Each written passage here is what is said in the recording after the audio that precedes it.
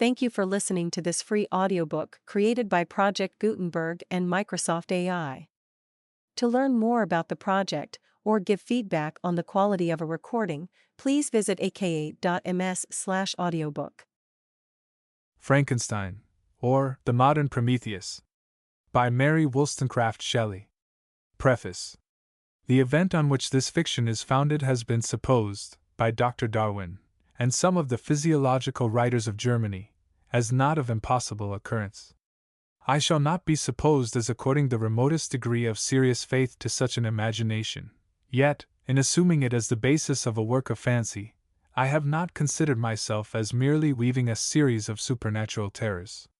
The event on which the interest of the story depends is exempt from the disadvantages of a mere tale of specters or enchantment. It was recommended by the novelty of the situations which it develops, and however impossible as a physical fact, affords a point of view to the imagination for the delineating of human passions more comprehensive and commanding than any which the ordinary relations of existing events can yield. I have thus endeavored to preserve the truth of the elementary principles of human nature, while I have not scrupled to innovate upon their combinations. The Iliad, the tragic poetry of Greece, Shakespeare, in The Tempest and Midsummer Night's Dream, and most especially Milton, in Paradise Lost, conform to this rule, and the most humble novelist, who seeks to confer or receive amusement from his labors, may, without presumption, apply to prose fiction a license, or rather a rule, from the adoption of which so many exquisite combinations of human feeling have resulted in the highest specimens of poetry. The circumstance on which my story rests was suggested in casual conversation.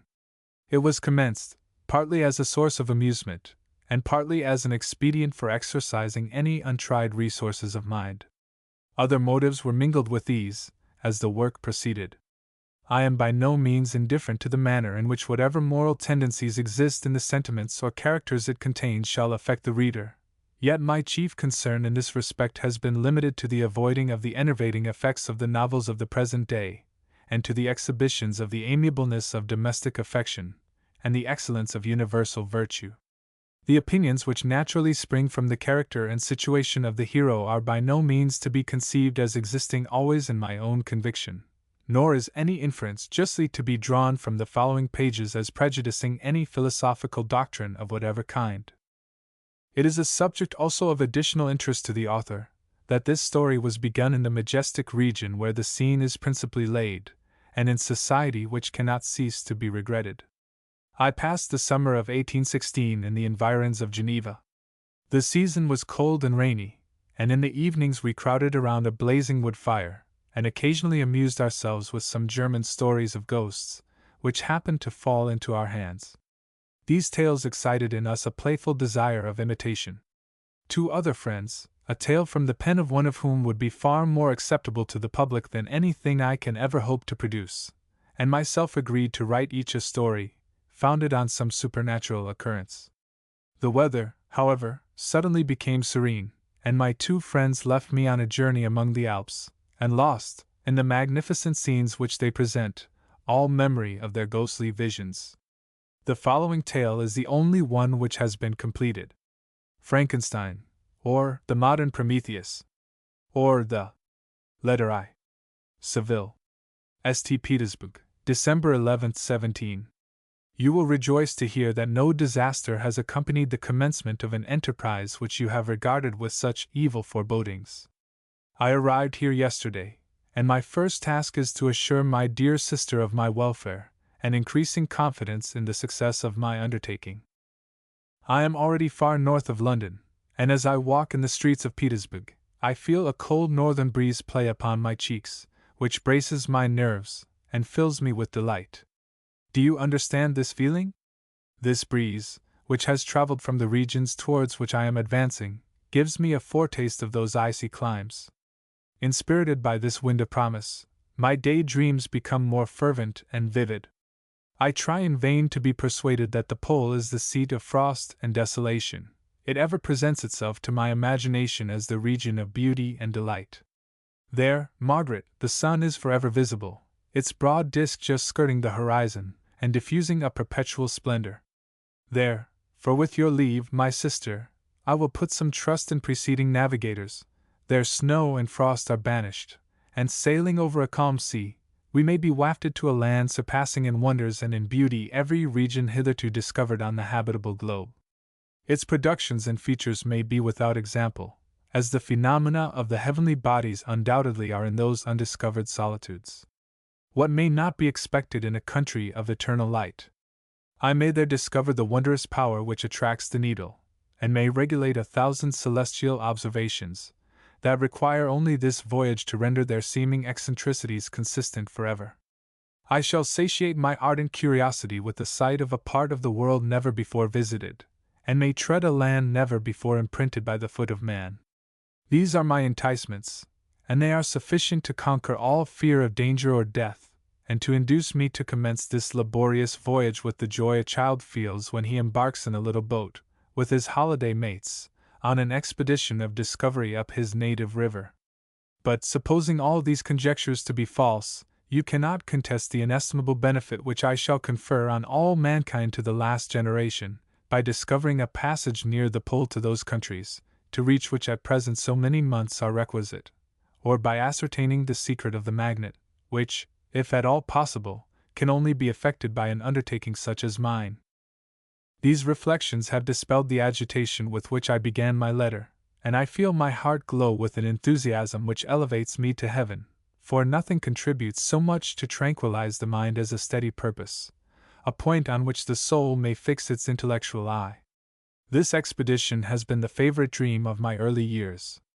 I have read with ardor the accounts of the various voyages which have been made in the prospect of arriving at the North Pacific Ocean through the seas which surround the pole. You may remember that a history of all the voyages made for purposes of discovery composed the whole of our good Uncle Thomas's library. My education was neglected, yet I was passionately fond of reading. These volumes were my study day and night, and my familiarity with them increased that regret which I had felt, as a child, on learning that my father's dying injunction had forbidden my uncle to allow me to embark in a seafaring life. These visions faded when I perused, for the first time, those poets whose effusions entranced my soul, and lifted it to heaven. I also became a poet, and for 1 year lived in a paradise of my own creation. I imagine that I also might obtain a niche in the temple where the names of Homer and Shakespeare are consecrated. You are well acquainted with my failure, and how heavily I bore the disappointment. But just at that time I inherited the fortune of my cousin, and my thoughts were turned into the channel of their earlier bent. 6 years have passed since I resolved on my present undertaking. I can, even now, remember the hour from which I dedicated myself to this great enterprise. I commenced by inuring my body to hardship. I accompanied the whale fishers on several expeditions to the North Sea. I voluntarily endured cold, famine, thirst, and want of sleep. I often worked harder than the common sailors during the day, and devoted my nights to the study of mathematics, the theory of medicine, and those branches of physical science from which a naval adventurer might derive the greatest practical advantage. Twice I actually hired myself as an undermate in a Greenland whaler, and acquitted myself to admiration. I must own I felt a little proud, when my captain offered me the second dignity in the vessel, and entreated me to remain with the greatest earnestness, so valuable did he consider my services. And now, dear Margaret, do I not deserve to accomplish some great purpose? My life might have been passed in ease and luxury, but I preferred glory to every enticement that wealth placed in my path. Oh, that some encouraging voice would answer in the affirmative! My courage and my resolution is firm, but my hopes fluctuate, and my spirits are often depressed. I am about to proceed on a long and difficult voyage, the emergencies of which will demand all my fortitude. I am required not only to raise the spirits of others, but sometimes to sustain my own, when theirs are failing. This is the most favorable period for traveling in Russia. They fly quickly over the snow in their sledges. The motion is pleasant, and, in my opinion, far more agreeable than that of an English stagecoach. The cold is not excessive, if you are wrapped in furs, a dress which I have already adopted, for there is a great difference between walking the deck and remaining seated motionless for hours, when no exercise prevents the blood from actually freezing in your veins. I have no ambition to lose my life on the post road between St. Petersburg and Archangel. I shall depart for the latter town in a fortnight or 3 weeks, and my intention is to hire a ship there, which can easily be done by paying the insurance for the owner, and to engage as many sailors as I think necessary among those who are accustomed to the whale fishing. I do not intend to sail until the month of June, and when shall I return? Ah, dear sister, how can I answer this question? If I succeed, many, many months, perhaps years, will pass before you and I may meet. If I fail, you will see me again soon, or never. Farewell, my dear, excellent Margaret. Heaven shower down blessings on you, and save me, that I may again and again testify my gratitude for all your love and kindness. Your affectionate brother, R. Walton. R. Walton. Letter 2. Seville. Archangel, March 28, 17. How slowly the time passes here, encompassed as I am by frost and snow, yet a second step is taken towards my enterprise. I have hired a vessel, and am occupied in collecting my sailors. Those whom I have already engaged appear to be men on whom I can depend, and are certainly possessed of dauntless courage. But I have one want which I have never yet been able to satisfy, and the absence of the object of which I now feel as a most severe evil. I have no friend, Margaret. When I am glowing with the enthusiasm of success, there will be none to participate my joy. If I am assailed by disappointment, no one will endeavor to sustain me in dejection. I shall commit my thoughts to paper, it is true, but that is a poor medium for the communication of feeling. I desire the company of a man who could sympathize with me, whose eyes would reply to mine. You may deem me romantic, my dear sister, but I bitterly feel the want of a friend. I have no one near me, gentle yet courageous, possessed of a cultivated as well as of a capacious mind, whose tastes are like my own, to approve or amend my plans. How would such a friend repair the faults of your poor brother? I am too ardent in execution, and too impatient of difficulties. But it is a still greater evil to me that I am self-educated. For the first 14 years of my life I ran wild on a common, and read nothing but our Uncle Thomas's books of voyages. At that age I became acquainted with the celebrated poets of our own country, but it was only when it had ceased to be in my power to derive its most important benefits from such a conviction, that I perceived the necessity of becoming acquainted with more languages than that of my native country. Now I am 28, and am in reality more illiterate than many schoolboys of 15. It is true that I have thought more, and that my day dreams are more extended and magnificent, but they want, as the painters call it, keeping, and I greatly need a friend who would have sense enough not to despise me as romantic, and affection enough for me to endeavor to regulate my mind. Well, these are useless complaints. I shall certainly find no friend on the wide ocean, nor even here in Archangel, among merchants and seamen. Yet some feelings, unallied to the dross of human nature, beat even in these rugged bosoms. My lieutenant, for instance, is a man of wonderful courage and enterprise. He is madly desirous of glory. He is an Englishman, and in the midst of national and professional prejudices, unsoftened by cultivation, retains some of the noblest endowments of humanity. I first became acquainted with him on board a whale vessel. Finding that he was unemployed in this city, I easily engaged him to assist in my enterprise. The master is a person of an excellent disposition, and is remarkable in the ship for his gentleness, and the mildness of his discipline. He is, indeed, of so amiable a nature that he will not hunt, a favorite, and almost the only amusement here, because he cannot endure to spill blood. He is, moreover, heroically generous.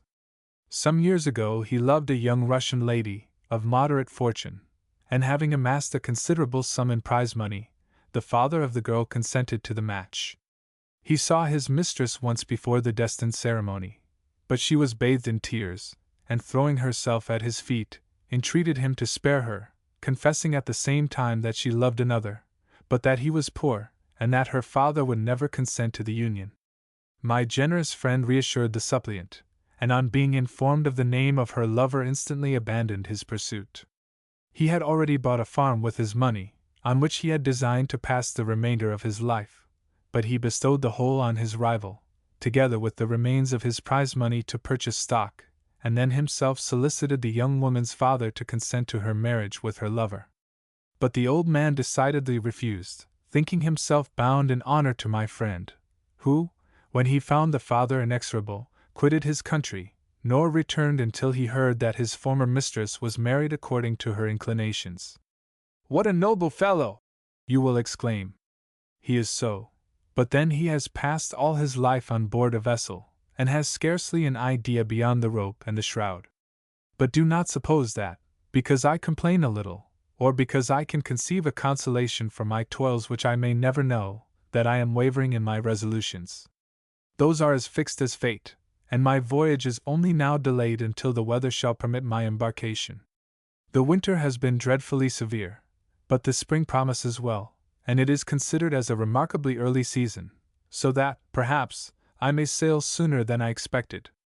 I shall do nothing rashly. You know me sufficiently to confide in my prudence and considerateness whenever the safety of others is committed to my care. I cannot describe to you my sensations on the near prospect of my undertaking. It is impossible to communicate to you a conception of the trembling sensation, half pleasurable and half fearful, with which I am preparing to depart. I am going to unexplored regions, to the land of mist and snow, but I shall kill no albatross. Therefore do not be alarmed for my safety. Shall I meet you again, after having traversed immense seas, and returned by the most southern cape of Africa or America? I dare not expect such success, yet I cannot bear to look on the reverse of the picture. Continue to write to me by every opportunity. I may receive your letters, though the chance is very doubtful, on some occasions when I need them most to support my spirits. I love you very tenderly. Remember me with affection, should you never hear from me again. Your affectionate brother, Robert Walton. Robert Walton. Letter 3. Seville. July 7th, 17. My dear sister. My dear sister. I write a few lines in haste, to say that I am safe, and well advanced on my voyage. This letter will reach England by a merchantman now on its homeward voyage from Archangel, more fortunate than I, who may not see my native land, perhaps, for many years. I am, however, in good spirits. My men are bold, and apparently firm of purpose, nor do the floating sheets of ice that continually pass us, indicating the dangers of the region towards which we are advancing, appear to dismay them. We have already reached a very high latitude, but it is the height of summer, and although not so warm as in England, the southern gales, which blow us speedily towards those shores which I so ardently desire to attain, breathe a degree of renovating warmth which I had not expected. No incidents have hitherto befallen us that would make a figure in a letter. 1 or 2 stiff gales, and the breaking of a mast, are accidents which experienced navigators scarcely remember to record, and I shall be well content if nothing worse happen to us during our voyage. Adieu, my dear Margaret. Be assured that for my own sake, as well as yours, I will not rashly encounter danger. I will be cool, persevering, and prudent. Remember me to all my English friends. Most affectionately yours, R. W. Letter 4. Seville. August 5th, 17. So strange an accident has happened to us, that I cannot forbear recording it, although it is very probable that you will see me before these papers can come into your possession. Last Monday, July 31st, we were nearly surrounded by ice, which closed in the ship on all sides, scarcely leaving her the sea room in which she floated. Our situation was somewhat dangerous, especially as we were compassed round by a very thick fog. We accordingly lay to, hoping that some change would take place in the atmosphere and weather. About 2 o'clock the mist cleared away, and we beheld, stretched out in every direction, vast and irregular plains of ice, which seemed to have no end. Some of my comrades groaned, and my own mind began to grow watchful with anxious thoughts, when a strange sight suddenly attracted our attention, and diverted our solicitude from our own situation. We perceived a low carriage, fixed on a sledge and drawn by dogs, pass on towards the north, at the distance of half a mile. A being which had the shape of a man, but apparently of gigantic stature, sat in the sledge, and guided the dogs. We watched the rapid progress of the traveler with our telescopes, until he was lost among the distant inequalities of the ice. This appearance excited our unqualified wonder. We were, as we believed, many hundred miles from any land. But this apparition seemed to denote that it was not, in reality, so distant as we had supposed. Shut in, however, by ice, it was impossible to follow his track, which we had observed with the greatest attention. About 2 hours after this occurrence, we heard the ground sea, and before night the ice broke, and freed our ship. We, however, lay to until the morning, fearing to encounter in the dark those large loose masses which float about after the breaking up of the ice. I profited of this time to rest for a few hours. In the morning, however, as soon as it was light, I went upon deck, and found all the sailors busy on one side of the vessel, apparently talking to someone in the sea. It was, in fact, a sledge like that we had seen before, which had drifted towards us in the night, on a large fragment of ice. Only one dog remained alive, but there was a human being within it, whom the sailors were persuading to enter the vessel. He was not, as the other travelers seemed to be, a savage inhabitant of some undiscovered island, but an European. When I appeared on deck, the master said, "Here is our captain, and he will not allow you to perish on the open sea." On perceiving me, the stranger addressed me in English, although with a foreign accent. "Before I come on board your vessel," said he, "will you have the kindness to inform me whither you are bound?" You may conceive my astonishment on hearing such a question addressed to me from a man on the brink of destruction, and to whom I should have supposed that my vessel would have been a resource which he would not have exchanged for the most precious wealth the earth can afford. I replied, however, that we were on a voyage of discovery towards the northern pole. Upon hearing this he appeared satisfied, and consented to come on board. Good God! Margaret, if you had seen the man who thus capitulated for his safety, your surprise would have been boundless. His limbs were nearly frozen, and his body dreadfully emaciated by fatigue and suffering. I never saw a man in so wretched a condition. We attempted to carry him into the cabin, but as soon as he had quitted the fresh air, he fainted. We accordingly brought him back to the deck, and restored him to animation by rubbing him with brandy, and forcing him to swallow a small quantity. As soon as he shewed signs of life, we wrapped him up in blankets, and placed him near the chimney of the kitchen stove. By slow degrees he recovered, and ate a little soup, which restored him wonderfully. 2 days passed in this manner before he was able to speak, and I often feared that his sufferings had deprived him of understanding. When he had in some measure recovered, I removed him to my own cabin, and attended on him as much as my duty would permit. I never saw a more interesting creature.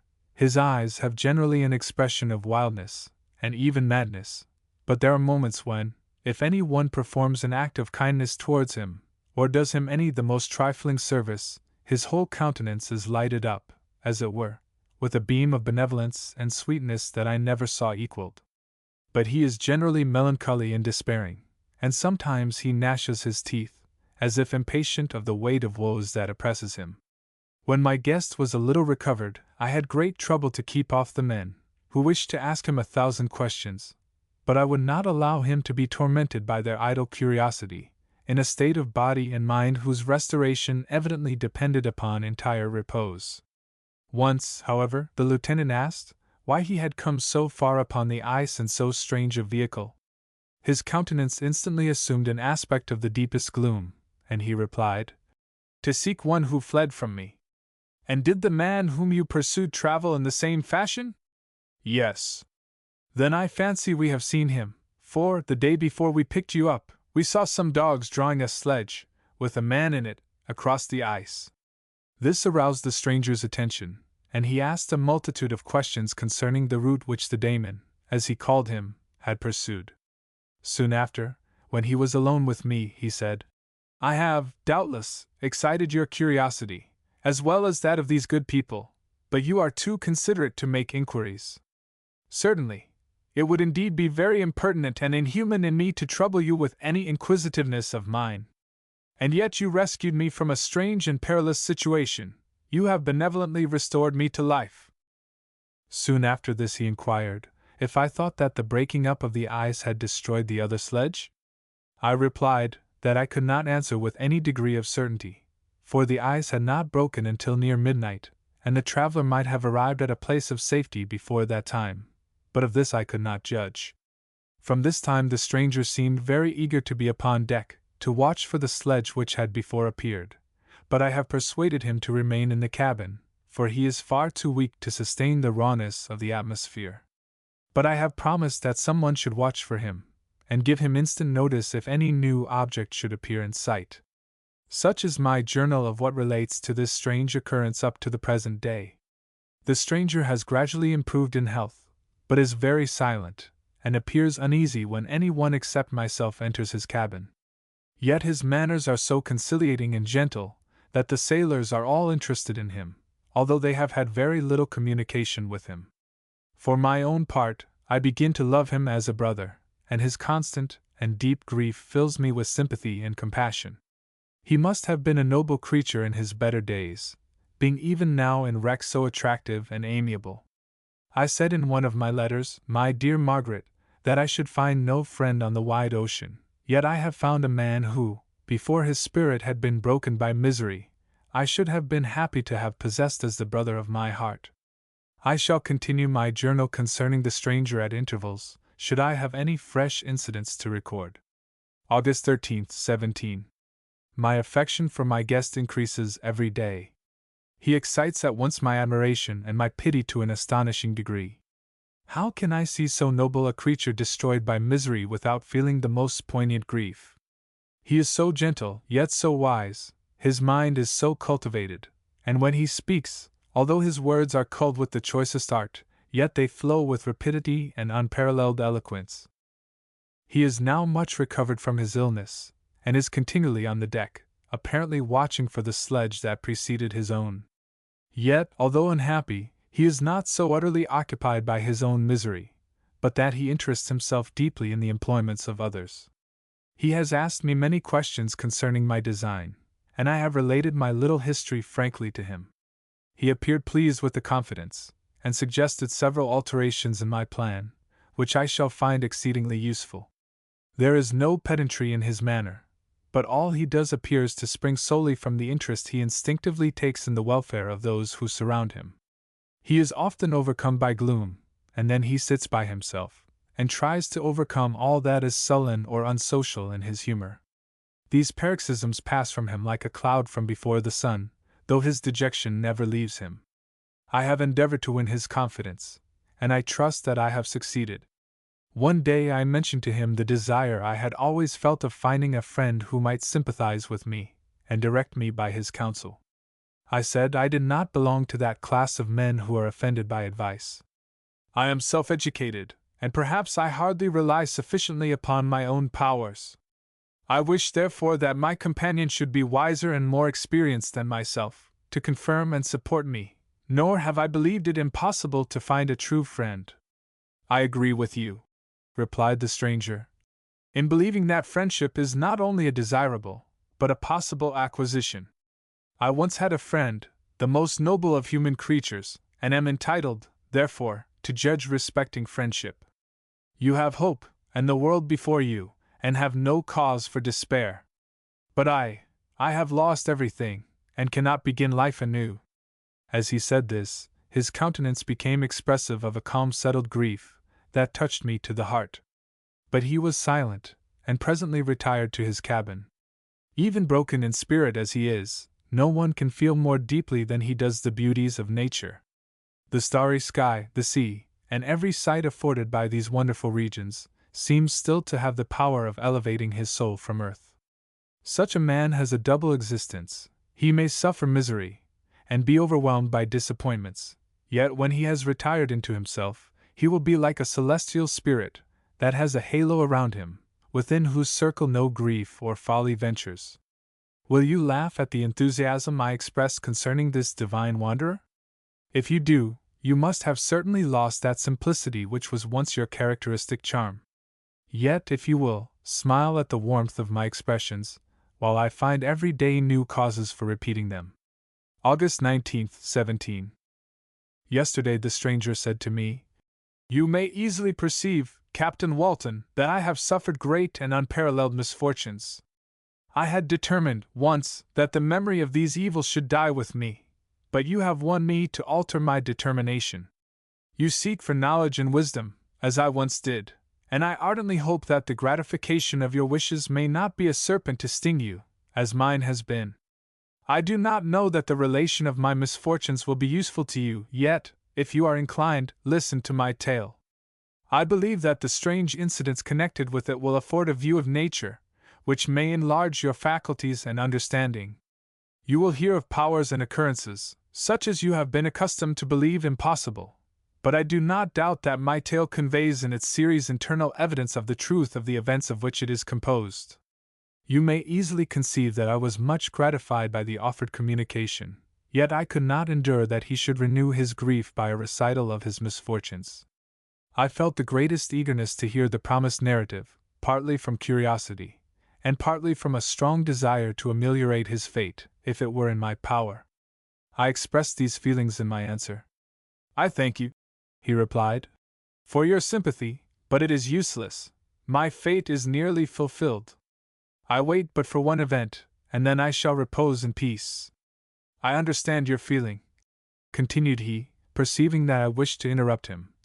"But you are mistaken, my friend, if thus you will allow me to name you. Nothing can alter my destiny. Listen to my history, and you will perceive how irrevocably it is determined." He then told me that he would commence his narrative the next day when I should be at leisure. This promise drew from me the warmest thanks. I have resolved every night, when I am not engaged, to record, as nearly as possible in his own words, what he has related during the day. If I should be engaged, I will at least make notes. This manuscript will doubtless afford you the greatest pleasure, but to me, who know him, and who hear it from his own lips, with what interest and sympathy shall I read it in some future day? Frankenstein, or The Modern Prometheus, or Chapter 1. I am by birth a Genevese, and my family is one of the most distinguished of that republic. My ancestors had been for many years councillors and syndics, and my father had filled several public situations with honor and reputation. He was respected by all who knew him for his integrity and indefatigable attention to public business. He passed his younger days perpetually occupied by the affairs of his country, and it was not until the decline of life that he thought of marrying and bestowing on the state sons who might carry his virtues and his name down to posterity. As the circumstances of his marriage illustrate his character, I cannot refrain from relating them. One of his most intimate friends was a merchant, who, from a flourishing state, fell, through numerous mischances, into poverty.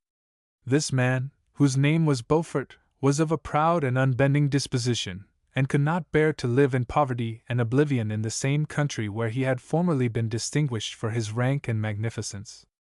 Having paid his debts, therefore, in the most honorable manner, he retreated with his daughter to the town of Lucerne, where he lived unknown and in wretchedness. My father loved Beaufort with the truest friendship, and was deeply grieved by his retreat in these unfortunate circumstances. He grieved also for the loss of his society, and resolved to seek him out, and endeavor to persuade him to begin the world again through his credit and assistance. Beaufort had taken effectual measures to conceal himself, and it was 10 months before my father discovered his abode. Overjoyed at this discovery, he hastened to the house, which was situated in a mean street, near the Rus. But when he entered, misery and despair alone welcomed him. Beaufort had saved but a very small sum of money from the wreck of his fortunes, but it was sufficient to provide him with sustenance for some months, and in the meantime he hoped to procure some respectable employment in a merchant's house. The interval was consequently spent in inaction. His grief only became more deep and rankling when he had leisure for reflection, and at length it took so fast hold of his mind that at the end of 3 months he lay on a bed of sickness, incapable of any exertion. His daughter attended him with the greatest tenderness, but she saw with despair that their little fund was rapidly decreasing, and that there was no other prospect of support. But Caroline Beaufort possessed a mind of an uncommon mold, and her courage rose to support her in her adversity. She procured plain work, she plaited straw, and by various means contrived to earn a pittance scarcely sufficient to support life. Several months passed in this manner. Her father grew worse, her time was more entirely occupied in attending him, her means of subsistence decreased, and in the 10th month her father died in her arms, leaving her an orphan and a beggar. This last blow overcame her, and she knelt by Beaufort's coffin, weeping bitterly, when my father entered the chamber. He came like a protecting spirit to the poor girl, who committed herself to his care, and after the interment of his friend he conducted her to Geneva, and placed her under the protection of a relation. 2 years after this event Caroline became his wife. When my father became a husband and a parent, he found his time so occupied by the duties of his new situation, that he relinquished many of his public employments, and devoted himself to the education of his children. Of these I was the eldest, and the destined successor to all his labors and utility. No creature could have more tender parents than mine. My improvement and health were their constant care, especially as I remained for several years their only child. But before I continue my narrative, I must record an incident which took place when I was 4 years of age. My father had a sister, whom he tenderly loved, and who had married early in life an Italian gentleman. Soon after her marriage, she had accompanied her husband into her native country, and for some years my father had very little communication with her. About the time I mentioned she died, and a few months afterwards he received a letter from her husband, acquainting him with his intention of marrying an Italian lady, and requesting my father to take charge of the infant Elizabeth, the only child of his deceased sister. "It is my wish," he said, "that you should consider her as your own daughter, and educate her thus. Her mother's fortune is secured to her, the documents of which I will commit to your keeping. Reflect upon this proposition, and decide whether you would prefer educating your niece yourself to her being brought up by a stepmother." My father did not hesitate, and immediately went to Italy, that he might accompany the little Elizabeth to her future home. I have often heard my mother say that she was at that time the most beautiful child she had ever seen, and shewed signs even then of a gentle and affectionate disposition. These indications, and a desire to bind as closely as possible the ties of domestic love, determined my mother to consider Elizabeth as my future wife, a design which she never found reason to repent. From this time Elizabeth Lavenza became my playfellow, and, as we grew older, my friend. She was docile and good-tempered, yet gay and playful as a summer insect. Although she was lively and animated, her feelings were strong and deep, and her disposition uncommonly affectionate. No one could better enjoy liberty, yet no one could submit with more grace than she did to constraint and caprice. Her imagination was luxuriant, yet her capability of application was great. Her person was the image of her mind. Her hazel eyes, although as lively as a bird's, possessed an attractive softness. Her figure was light and airy, and though capable of enduring great fatigue, she appeared the most fragile creature in the world. While I admired her understanding and fancy, I loved to tend on her, as I should on a favorite animal, and I never saw so much grace both of person and mind united to so little pretension. Every one adored Elizabeth. If the servants had any request to make, it was always through her intercession. We were strangers to any species of disunion and dispute, for although there was a great dissimilitude in our characters, there was an harmony in that very dissimilitude. I was more calm and philosophical than my companion, yet my temper was not so yielding. My application was of longer endurance, but it was not so severe whilst it endured. I delighted in investigating the facts relative to the actual world. She busied herself in following the aerial creations of the poets. The world was to me a secret, which I desired to discover. To her it was a vacancy, which she sought to people with imaginations of her own. My brothers were considerably younger than myself, but I had a friend in one of my schoolfellows, who compensated for this deficiency. Henry Clerval was the son of a merchant of Geneva, an intimate friend of my father. He was a boy of singular talent and fancy. I remember, when he was 9 years old, he wrote a fairy tale, which was the delight and amazement of all his companions. His favorite study consisted in books of chivalry and romance, and when very young, I can remember that we used to act plays composed by him out of these favorite books, the principal characters of which were Orlando, Robin Hood, Amatus, and St. George. No youth could have passed more happily than mine. My parents were indulgent, and my companions amiable. Our studies were never forced, and by some means we always had an end placed in view, which excited us to ardor in the prosecution of them. It was by this method, and not by emulation, that we were urged to application. Elizabeth was not incited to apply herself to drawing, that her companions might not outstrip her, but through the desire of pleasing her aunt by the representation of some favorite scene done by her own hand. We learned Latin and English, that we might read the writings in those languages, and so far from study being made odious to us through punishment, we loved application, and our amusements would have been the labors of other children. Perhaps we did not read so many books, or learn languages so quickly, as those who are disciplined according to the ordinary methods, but what we learned was impressed the more deeply on our memories. In this description of our domestic circle I include Henry Clerval, for he was constantly with us.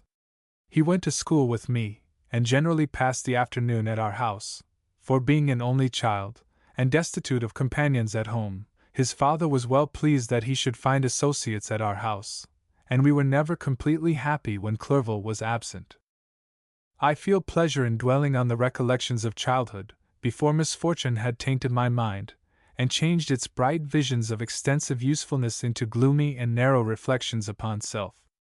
But in drawing the picture of my early days, I must not omit to record those events which led, by insensible steps, to my after tale of misery, for when I would account to myself for the birth of that passion, which afterwards ruled my destiny, I find it arise, like a mountain river, from ignoble and almost forgotten sources, but swelling as it proceeded, it became the torrent which, in its course, has swept away all my hopes and joys.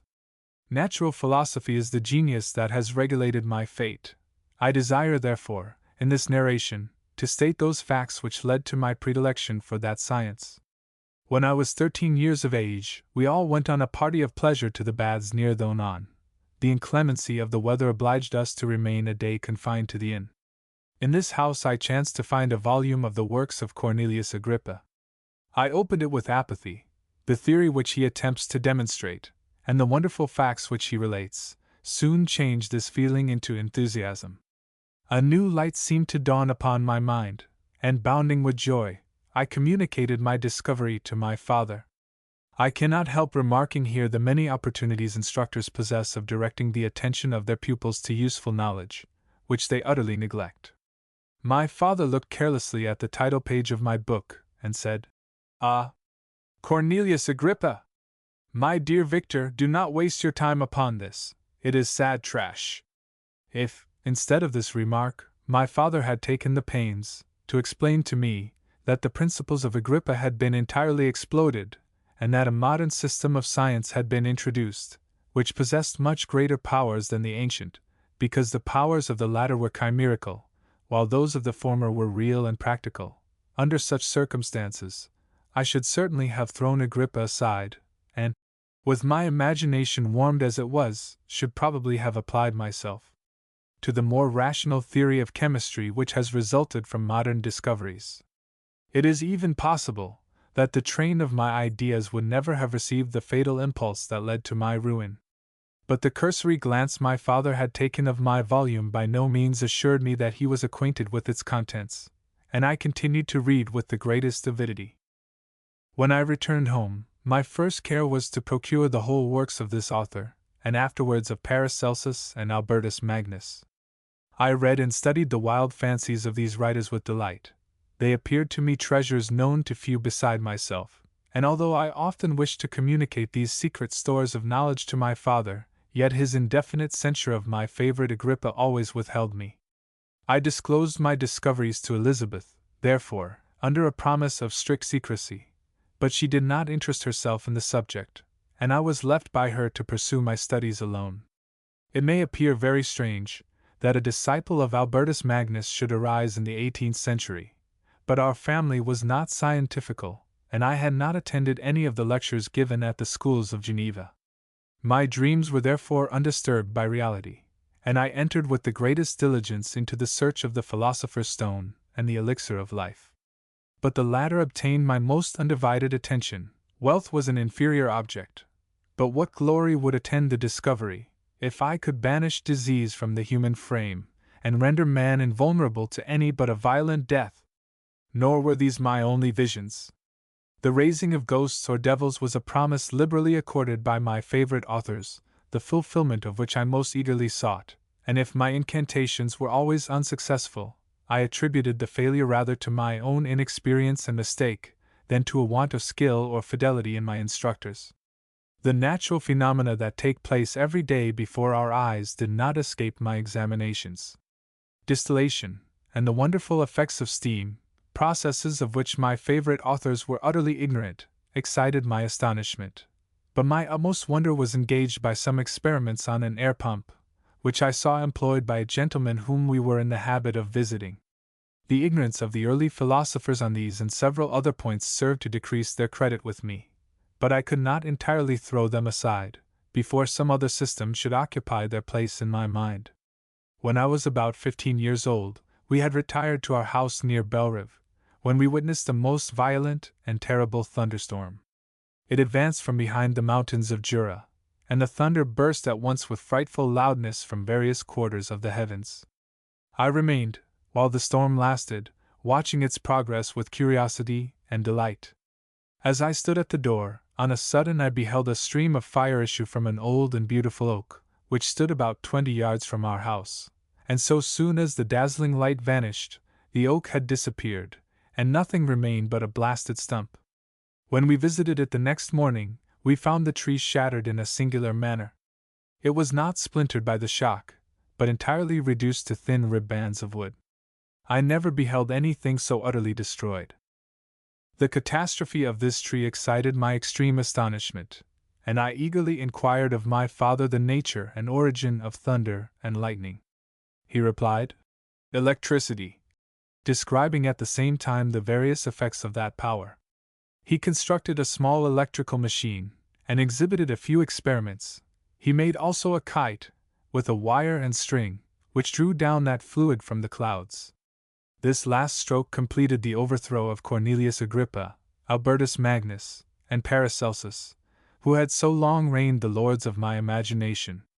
But by some fatality I did not feel inclined to commence the study of any modern system, and this disinclination was influenced by the following circumstance. My father expressed a wish that I should attend a course of lectures upon natural philosophy, to which I cheerfully consented. Some accident prevented my attending these lectures until the course was nearly finished. The lecture, being therefore one of the last, was entirely incomprehensible to me. The professor discoursed with the greatest fluency of potassium and boron, of sulfates and oxides, terms to which I could affix no idea, and I became disgusted with the science of natural philosophy, although I still read Pliny and Buffon with delight, authors, in my estimation, of nearly equal interest and utility. My occupations at this age were principally the mathematics, and most of the branches of study appertaining to that science. I was busily employed in learning languages. Latin was already familiar to me, and I began to read some of the easiest Greek authors without the help of a lexicon. I also perfectly understood English and German. This is the list of my accomplishments at the age of 17, and you may conceive that my hours were fully employed in acquiring and maintaining a knowledge of this various literature. Another task also devolved upon me, when I became the instructor of my brothers. Ernest was 6 years younger than myself, and was my principal pupil. He had been afflicted with ill health from his infancy, through which Elizabeth and I had been his constant nurses. His disposition was gentle, but he was incapable of any severe application. William, the youngest of our family, was yet an infant, and the most beautiful little fellow in the world. His lively blue eyes, dimpled cheeks, and endearing manners inspired the tenderest affection. Such was our domestic circle, from which care and pains seemed forever banished. My father directed our studies, and my mother partook of our enjoyments. Neither of us possessed the slightest preeminence over the other. The voice of command was never heard amongst us, but mutual affection engaged us all to comply with and obey the slightest desire of each other. Chapter 2. When I had attained the age of 17, my parents resolved that I should become a student at the University of Ingolstadt. I had hitherto attended the schools of Geneva, but my father thought it necessary, for the completion of my education, that I should be made acquainted with other customs than those of my native country. My departure was therefore fixed at an early date, but before the day resolved upon could arrive, the first misfortune of my life occurred, an omen, as it were, of my future misery. Elizabeth had caught the scarlet fever, but her illness was not severe, and she quickly recovered. During her confinement, many arguments had been urged to persuade my mother to refrain from attending upon her. She had, at first, yielded to our entreaties, but when she heard that her favorite was recovering, she could no longer debar herself from her society, and entered her chamber long before the danger of infection was past. The consequences of this imprudence were fatal. On the third day my mother sickened. Her fever was very malignant, and the looks of her attendants prognosticated the worst event. On her deathbed the fortitude and benignity of this admirable woman did not desert her. She joined the hands of Elizabeth and myself. "My children," she said, "my firmest hopes of future happiness were placed on the prospect of your union. This expectation will now be the consolation of your father. Elizabeth, my love, you must supply my place to your younger cousins. Alas! I regret that I am taken from you, and happy and beloved as I have been, is it not hard to quit you all? But these are not thoughts befitting me. I will endeavor to resign myself cheerfully to death, and will indulge a hope of meeting you in another world." She died calmly, and her countenance expressed affection even in death. I need not describe the feelings of those whose dearest ties are rent by that most irreparable evil, the void that presents itself to the soul, and the despair that is exhibited on the countenance.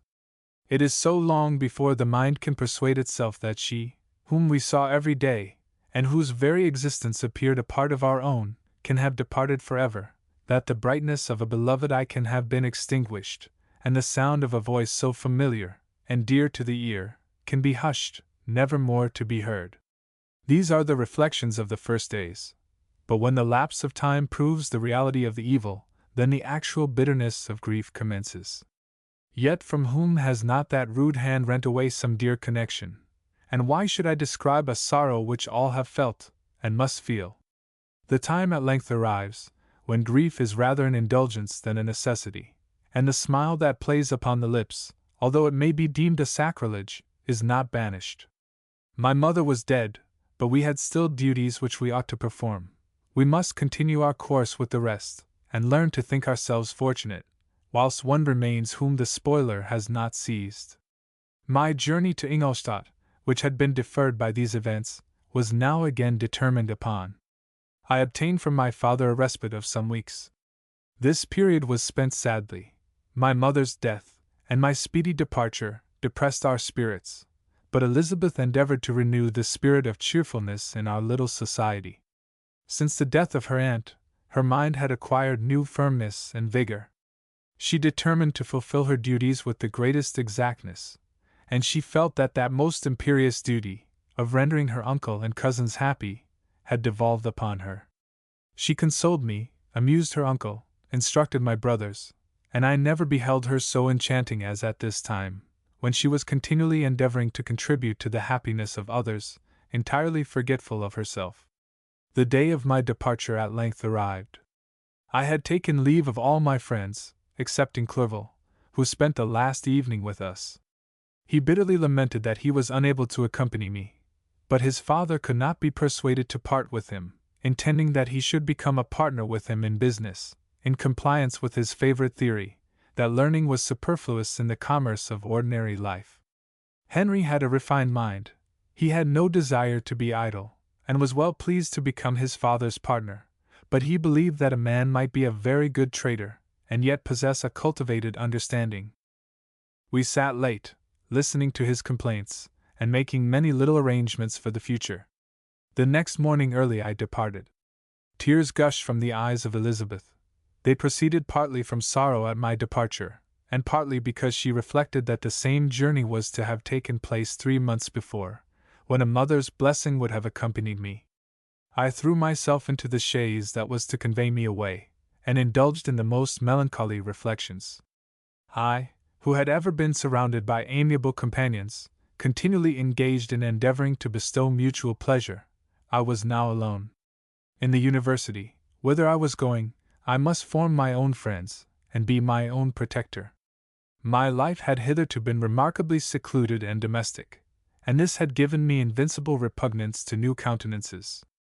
I loved my brothers, Elizabeth and Clerval. These were old familiar faces, but I believed myself totally unfitted for the company of strangers. Such were my reflections as I commenced my journey, but as I proceeded, my spirits and hopes rose. I ardently desired the acquisition of knowledge. I had often, when at home, thought it hard to remain during my youth cooped up in one place, and had longed to enter the world, and take my station among other human beings. Now my desires were complied with, and it would, indeed, have been folly to repent. I had sufficient leisure for these and many other reflections during my journey to Ingolstadt, which was long and fatiguing. At length the high white steeple of the town met my eyes. I alighted, and was conducted to my solitary apartment, to spend the evening as I pleased. The next morning I delivered my letters of introduction, and paid a visit to some of the principal professors, and among others to M. Krempe, professor of natural philosophy. He received me with politeness, and asked me several questions concerning my progress in the different branches of science appertaining to natural philosophy. I mentioned, it is true, with fear and trembling, the only authors I had ever read upon those subjects. The professor stared. "Have you," he said, "really spent your time in studying such nonsense?" I replied in the affirmative. "Every minute," continued M. Krempe with warmth, "every instant that you have wasted on those books is utterly and entirely lost. You have burdened your memory with exploded systems and useless names. Good God! In what desert land have you lived, where no one was kind enough to inform you that these fancies, which you have so greedily imbibed, are 1,000 years old, and as musty as they are ancient? I little expected in this enlightened and scientific age to find a disciple of Albertus Magnus and Paracelsus. My dear sir, you must begin your studies entirely anew." So saying, he stepped aside, and wrote down a list of several books treating of natural philosophy, which he desired me to procure, and dismissed me, after mentioning that in the beginning of the following week he intended to commence a course of lectures upon natural philosophy in its general relations, and that M. Waldman, a fellow professor, would lecture upon chemistry the alternate days that he missed. I returned home, not disappointed, for I had long considered those authors useless whom the professor had so strongly reprobated, but I did not feel much inclined to study the books which I procured at his recommendation. M. Krempe was a little squat man, with a gruff voice and repulsive countenance. The teacher, therefore, did not prepossess me in favor of his doctrine. Besides, I had a contempt for the uses of modern natural philosophy. It was very different when the masters of the science sought immortality and power. Such views, although futile, were grand, but now the scene was changed. The ambition of the inquirer seemed to limit itself to the annihilation of those visions on which my interest in science was chiefly founded. I was required to exchange chimeras of boundless grandeur for realities of little worth. Such were my reflections during the first 2 or 3 days spent almost in solitude. But as the ensuing week commenced, I thought of the information which M. Krempe had given me concerning the lectures. And although I could not consent to go and hear that little conceited fellow deliver sentences out of a pulpit, I recollected what he had said of M. Waldman, whom I had never seen, as he had hitherto been out of town. Partly from curiosity, and partly from idleness, I went into the lecturing room, which M. Waldman entered shortly after. This professor was very unlike his colleague. He appeared about 50 years of age, but with an aspect expressive of the greatest benevolence. A few gray hairs covered his temples, but those at the back of his head were nearly black. His person was short, but remarkably erect, and his voice the sweetest I had ever heard. He began his lecture by a recapitulation of the history of chemistry and the various improvements made by different men of learning, pronouncing with fervor the names of the most distinguished discoverers. He then took a cursory view of the present state of the science, and explained many of its elementary terms. After having made a few preparatory experiments, he concluded with a panegyric upon modern chemistry, the terms of which I shall never forget. "The ancient teachers of this science," said he, "promised impossibilities, and performed nothing. The modern masters promise very little. They know that metals cannot be transmuted, and that the elixir of life is a chimera. But these philosophers, whose hands seem only made to dabble in dirt, and their eyes to pore over the microscope or crucible, have indeed performed miracles. They penetrate into the recesses of nature, and shew how she works in her hiding places. They ascend into the heavens. They have discovered how the blood circulates, and the nature of the air we breathe. They have acquired new and almost unlimited powers. They can command the thunders of heaven, mimic the earthquake, and even mock the invisible world with its own shadows.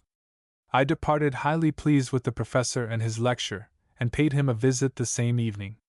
His manners in private were even more mild and attractive than in public, for there was a certain dignity in his mien during his lecture, which in his own house was replaced by the greatest affability and kindness. He heard with attention my little narration concerning my studies, and smiled at the names of Cornelius Agrippa and Paracelsus, but without the contempt that M. Krempe had exhibited. He said that these were men to whose indefatigable zeal modern philosophers were indebted for most of the foundations of their knowledge. They had left to us, as an easier task, to give new names, and arrange in connected classifications, the facts which they in a great degree had been the instruments of bringing to light. The labors of men of genius, however erroneously directed, scarcely ever fail in ultimately turning to the solid advantage of mankind. I listened to his statement, which was delivered without any presumption or affectation, and then added that his lecture had removed my prejudices against modern chemists, and I, at the same time, requested his advice concerning the books I ought to procure. "I am happy," said M. Waldman, "to have gained a disciple, and if your application equals your ability, I have no doubt of your success. Chemistry is that branch of natural philosophy in which the greatest improvements have been and may be made. It is on that account that I have made it my peculiar study, but at the same time I have not neglected the other branches of science. A man would make but a very sorry chemist if he attended to that department of human knowledge alone. If your wish is to become really a man of science, and not merely a petty experimentalist, I should advise you to apply to every branch of natural philosophy, including mathematics." He then took me into his laboratory, and explained to me the uses of his various machines, instructing me as to what I ought to procure, and promising me the use of his own, when I should have advanced far enough in the science not to derange their mechanism. He also gave me the list of books which I had requested, and I took my leave. Thus ended a day memorable to me. It decided my future destiny. Chapter 3. From this day natural philosophy, and particularly chemistry, in the most comprehensive sense of the term, became nearly my sole occupation. I read with ardor those works, so full of genius and discrimination, which modern inquirers have written on these subjects. I attended the lectures, and cultivated the acquaintance of the men of science of the university, and I found even in M. Krempe a great deal of sound sense and real information, combined, it is true, with a repulsive physiognomy and manners, but not on that account the less valuable. In M. Waldman I found a true friend. His gentleness was never tinged by dogmatism, and his instructions were given with an air of frankness and good nature that banished every idea of pedantry. It was, perhaps, the amiable character of this man that inclined me more to that branch of natural philosophy which he professed, than an intrinsic love for the science itself. But this state of mind had place only in the first steps towards knowledge. The more fully I entered into the science, the more exclusively I pursued it for its own sake. That application, which at first had been a matter of duty and resolution, now became so ardent and eager, that the stars often disappeared in the light of morning whilst I was yet engaged in my laboratory. As I applied so closely, it may be easily conceived that I improved rapidly. My ardor was indeed the astonishment of the students, and my proficiency that of the masters. Professor Krempe often asked me, with a sly smile, how Cornelius Agrippa went on, whilst M. Waldman expressed the most heartfelt exultation in my progress. 2 years passed in this manner, during which I paid no visit to Geneva, but was engaged, heart and soul, in the pursuit of some discoveries, which I hoped to make. None but those who have experienced them can conceive of the enticements of science. In other studies you go as far as others have gone before you, and there is nothing more to know, but in a scientific pursuit there is continual food for discovery and wonder. A mind of moderate capacity, which closely pursues one study, must infallibly arrive at great proficiency in that study, and I, who continually sought the attainment of one object of pursuit, and was solely wrapped up in this, improved so rapidly that, at the end of 2 years, I made some discoveries in the improvement of some chemical instruments, which procured me great esteem and admiration at the university.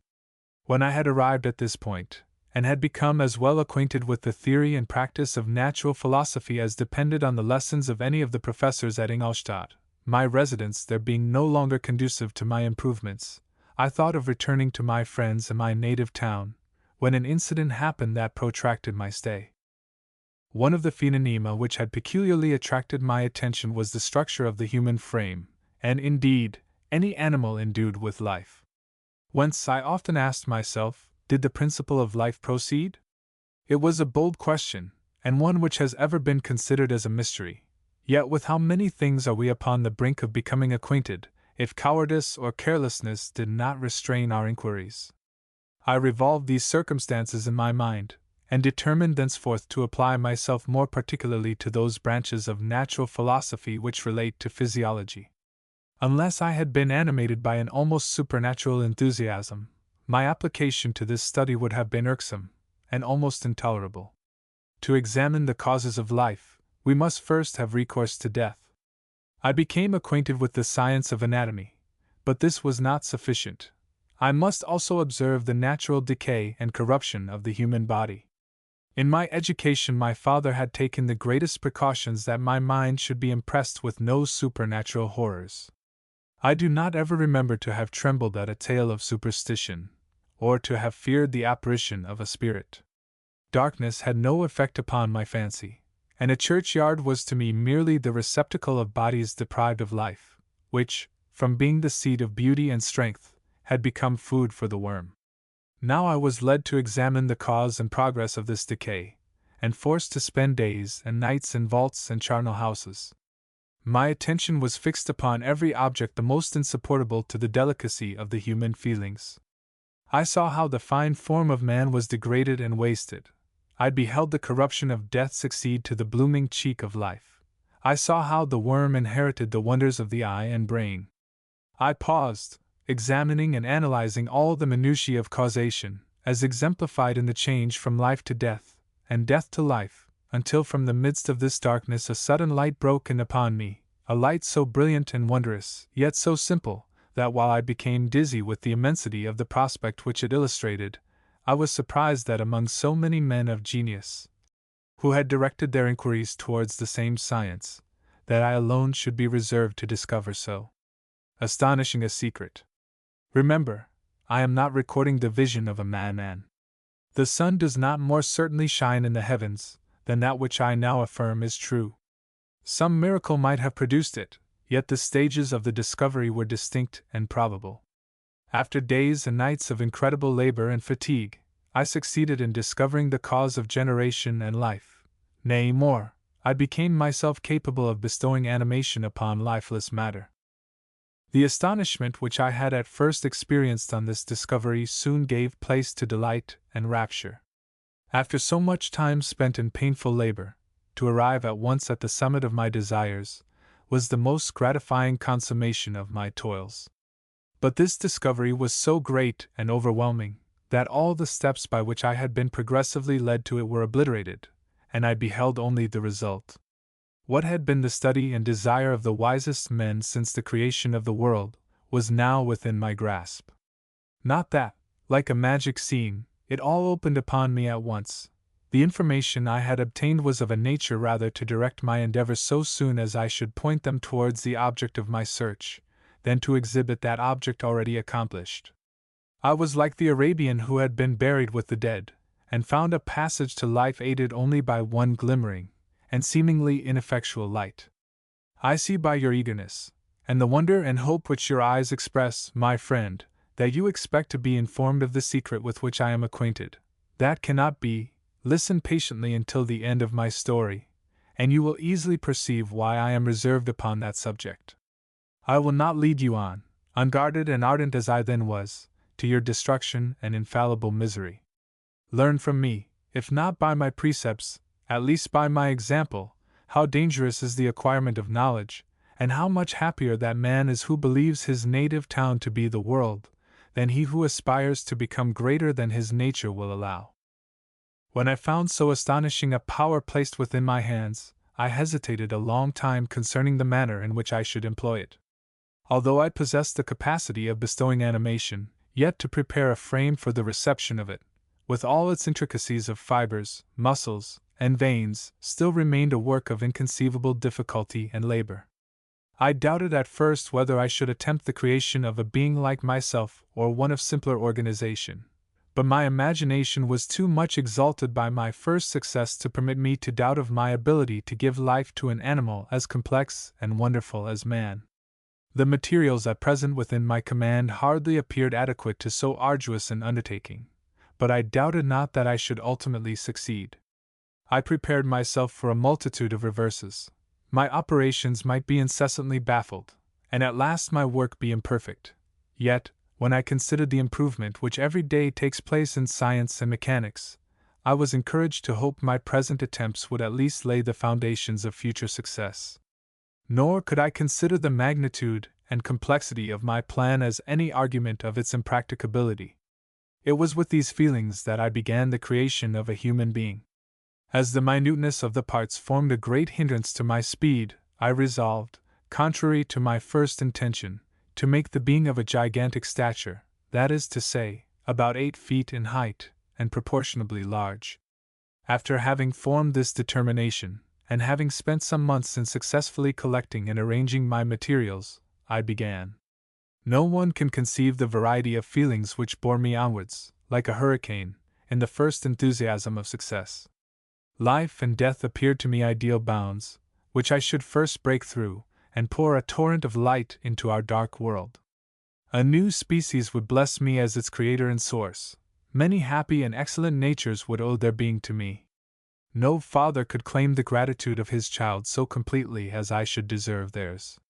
Pursuing these reflections, I thought that if I could bestow animation upon lifeless matter, I might in process of time, although I now found it impossible, renew life where death had apparently devoted the body to corruption. These thoughts supported my spirits, while I pursued my undertaking with unremitting ardor. My cheek had grown pale with study, and my person had become emaciated with confinement. Sometimes, on the very brink of certainty, I failed, yet still I clung to the hope which the next day or the next hour might realize. One secret which I alone possessed was the hope to which I had dedicated myself, and the moon gazed on my midnight labors, while, with unrelaxed and breathless eagerness, I pursued nature to her hiding places. Who shall conceive the horrors of my secret toil, as I dabbled among the unhallowed damps of the grave, or tortured the living animal to animate the lifeless clay? My limbs now tremble, and my eyes swim with the remembrance, but then a resistless, and almost frantic impulse urged me forward. I seemed to have lost all soul or sensation but for this one pursuit. It was indeed but a passing trance, that only made me feel with renewed acuteness so soon as, the unnatural stimulus ceasing to operate, I had returned to my old habits. I collected bones from charnel houses, and disturbed, with profane fingers, the tremendous secrets of the human frame. In a solitary chamber, or rather cell, at the top of the house, and separated from all the other apartments by a gallery and staircase, I kept my workshop of filthy creation. My eyeballs were starting from their sockets and attending to the details of my employment.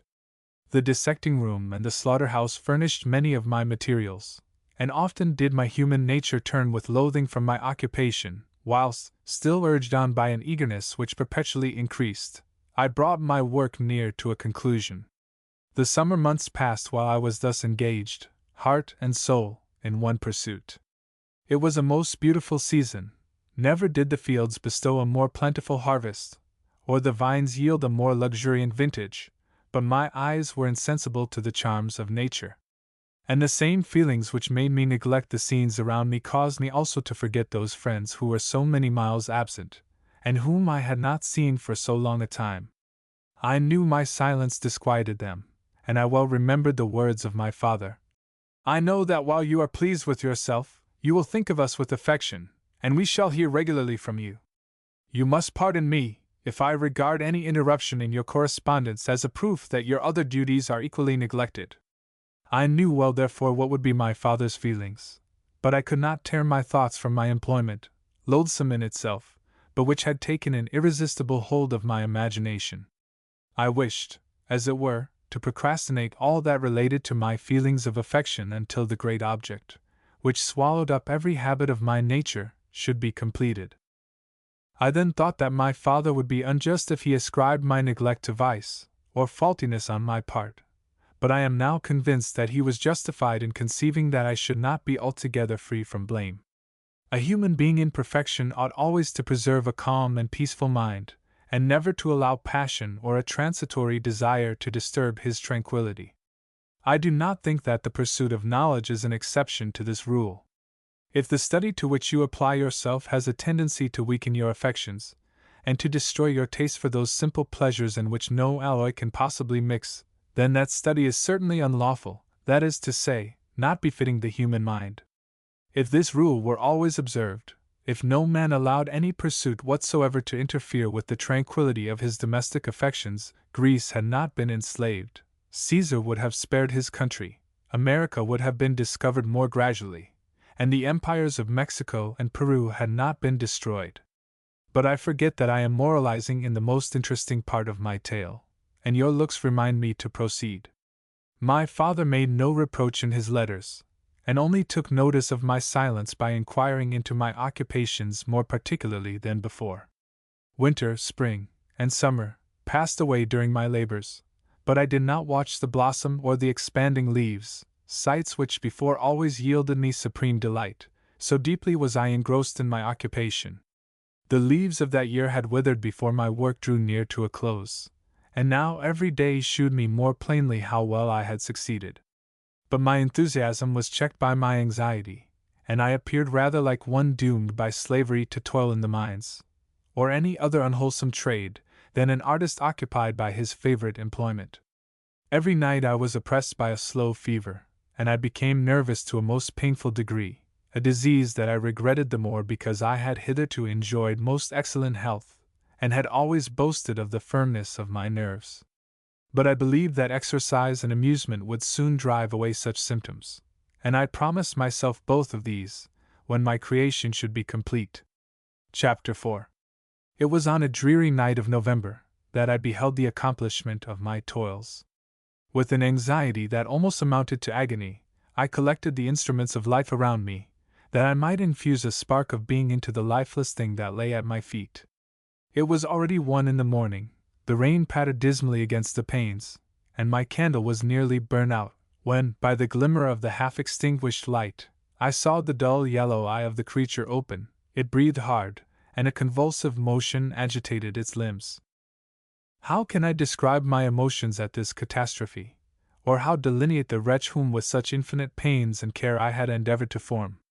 His limbs were in proportion, and I had selected his features as beautiful. Beautiful, great God! His yellow skin scarcely covered the work of muscles and arteries beneath. His hair was of a lustrous black, and flowing, his teeth of a pearly whiteness. But these luxuriances only formed a more horrid contrast with his watery eyes, that seemed almost of the same color as the dun white sockets in which they were set, his shriveled complexion, and straight black lips. The different accidents of life are not so changeable as the feelings of human nature. I had worked hard for nearly 2 years, for the sole purpose of infusing life into an inanimate body. For this I had deprived myself of rest and health. I had desired it with an ardor that far exceeded moderation, but now that I had finished, the beauty of the dream vanished, and breathless horror and disgust filled my heart. Unable to endure the aspect of the being I had created, I rushed out of the room, and continued a long time traversing my bedchamber, unable to compose my mind to sleep. At length lassitude succeeded to the tumult I had before endured, and I threw myself on the bed in my clothes, endeavoring to seek a few moments of forgetfulness. But it was in vain. I slept indeed, but I was disturbed by the wildest dreams. I thought I saw Elizabeth, in the bloom of health, walking in the streets of Ingolstadt. Delighted and surprised, I embraced her. But as I imprinted the first kiss on her lips, they became livid with the hue of death. Her features appeared to change, and I thought that I held the corpse of my dead mother in my arms. A shroud enveloped her form, and I saw the graveworms crawling in the folds of the flannel. I started from my sleep with horror. A cold dew covered my forehead, my teeth chattered, and every limb became convulsed, when, by the dim and yellow light of the moon, as it forced its way through the window shutters, I beheld the wretch, the miserable monster whom I had created. He held up the curtain of the bed, and his eyes, if eyes they may be called, were fixed on me. His jaws opened, and he muttered some inarticulate sounds, while a grin wrinkled his cheeks. He might have spoken, but I did not hear. One hand was stretched out, seemingly to detain me, but I escaped, and rushed downstairs.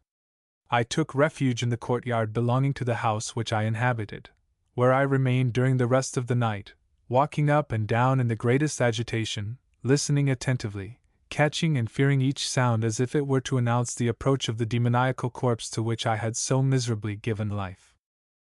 Oh! No mortal could support the horror of that countenance. A mummy again endued with animation could not be so hideous as that wretch. I had gazed on him while unfinished. He was ugly then, but when those muscles and joints were rendered capable of motion, it became a thing such as even Dante could not have conceived. I passed the night wretchedly. Sometimes my pulse beat so quickly and hardly that I felt the palpitation of every artery. At others, I nearly sank to the ground through languor and extreme weakness. Mingled with this horror, I felt the bitterness of disappointment. Dreams that had been my food and pleasant rest for so long a space were now become a hell to me, and the change was so rapid, the overthrow so complete. Morning, dismal and wet, at length dawned, and discovered to my sleepless and aching eyes the church of Ingolstadt, its white steeple and clock, which indicated the 6th hour. The porter opened the gates of the court, which had that night been my asylum, and I issued into the streets, pacing them with quick steps, as if I sought to avoid the wretch whom I feared every turning of the street would present to my view. I did not dare return to the apartment which I inhabited, but felt impelled to hurry on, although wetted by the rain, which poured from a black and comfortless sky. I continued walking in this manner for some time, endeavoring, by bodily exercise, to ease the load that weighed upon my mind. I traversed the streets, without any clear conception of where I was, or what I was doing. My heart palpitated in the sickness of fear, and I hurried on with irregular steps, not daring to look about me. Like one who, on a lonely road, doth walk in fear and dread, and, having once turned round, walks on, and turns no more his head, because he knows a frightful fiend doth close behind him tread. Continuing thus, I came at length opposite to the inn at which the various diligences and carriages usually stopped. Here I paused, I knew not why, but I remained some minutes with my eyes fixed on a coach that was coming towards me from the other end of the street. As it drew nearer, I observed that it was the Swiss diligence. It stopped just where I was standing, and on the door being opened, I perceived Henry Clerval, who, on seeing me, instantly sprung out. "My dear Frankenstein," exclaimed he, "how glad I am to see you! How fortunate that you should be here at the very moment of my alighting!" Nothing could equal my delight on seeing Clerval. His presence brought back to my thoughts my father, Elizabeth, and all those scenes of home so dear to my recollection. I grasped his hand, and in a moment forgot my horror and misfortune. I felt suddenly, and for the first time during many months, calm and serene joy. I welcomed my friend, therefore, in the most cordial manner, and we walked towards my college. Clerval continued talking for some time about our mutual friends, and his own good fortune in being permitted to come to Ingolstadt. "You may easily believe," said he, "how great was the difficulty to persuade my father that it was not absolutely necessary for a merchant not to understand anything except bookkeeping, and indeed, I believe I left him incredulous to the last, for his constant answer to my unwearied entreaties was the same as that of the Dutch schoolmaster in the Vicar of Wakefield. I have 10,000 florins a year without Greek, I eat heartily without Greek. But his affection for me at length overcame his dislike of learning, and he has permitted me to undertake a voyage of discovery to the land of knowledge. It gives me the greatest delight to see you, but tell me how you left my father, brothers, and Elizabeth. Very well, and very happy, only a little uneasy that they hear from you so seldom. By the by, I mean to lecture you a little upon their account myself. But my dear Frankenstein, continued he, stopping short, and gazing full in my face, I did not before remark how very ill you appear, so thin and pale, you look as if you had been watching for several nights. You have guessed right. I have lately been so deeply engaged in one occupation that I have not allowed myself sufficient rest, as you see, but I sincerely hope, that all these employments are now at an end, and that I am at length free. I trembled excessively. I could not endure to think of, and far less to allude to the occurrences of the preceding night. I walked with a quick pace, and we soon arrived at my college. I then reflected, and the thought made me shiver, that the creature whom I had left in my apartment might still be there, alive, and walking about. I dreaded to behold this monster, but I feared still more that Henry should see him. Entreating him therefore to remain a few minutes at the bottom of the stairs, I darted up towards my own room. My hand was already on the lock of the door before I recollected myself. I then paused, and a cold shivering came over me. I threw the door forcibly open, as children are accustomed to do when they expect a spectre to stand in waiting for them on the other side, but nothing appeared. I stepped fearfully in. The apartment was empty, and my bedroom was also freed from its hideous guest.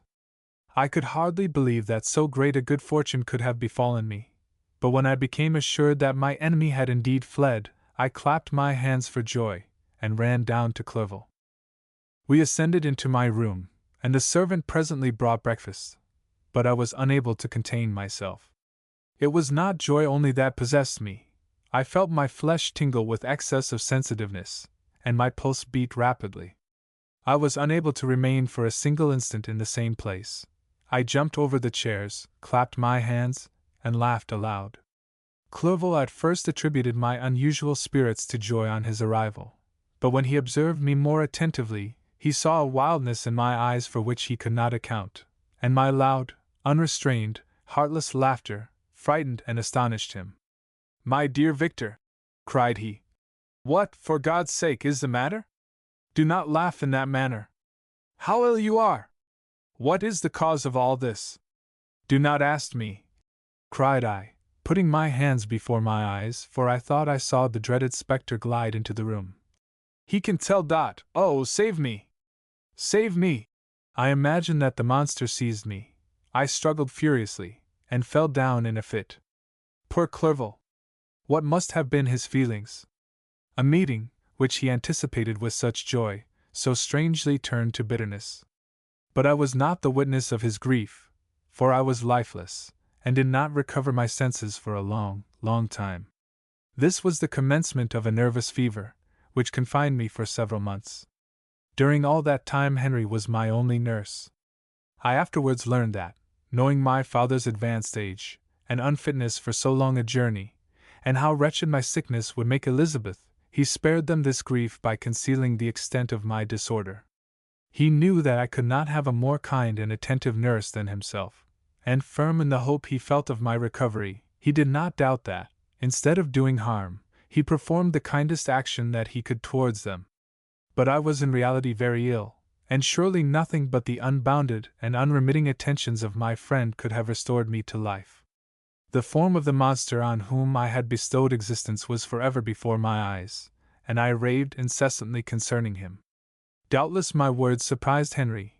He at first believed them to be the wanderings of my disturbed imagination, but the pertinacity with which I continually recurred to the same subject persuaded him that my disorder indeed owed its origin to some uncommon and terrible event. By very slow degrees, and with frequent relapses, that alarmed and grieved my friend, I recovered. I remember the first time I became capable of observing outward objects with any kind of pleasure. I perceived that the fallen leaves had disappeared, and that the young buds were shooting forth from the trees that shaded my window. It was a divine spring, and the season contributed greatly to my convalescence. I felt also sentiments of joy and affection revive in my bosom. My gloom disappeared, and in a short time I became as cheerful as before I was attacked by the fatal passion. "Dearest Clerval," exclaimed I, "how kind, how very good you are to me! This whole winter, instead of being spent in study, as you promised yourself, has been consumed in my sick room. How shall I ever repay you?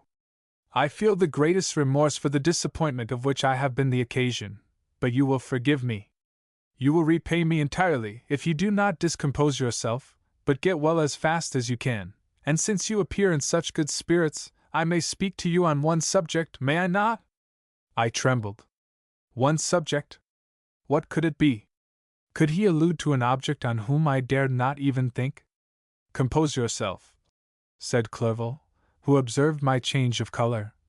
"I will not mention it if it agitates you, but your father and cousin would be very happy if they received a letter from you in your own handwriting.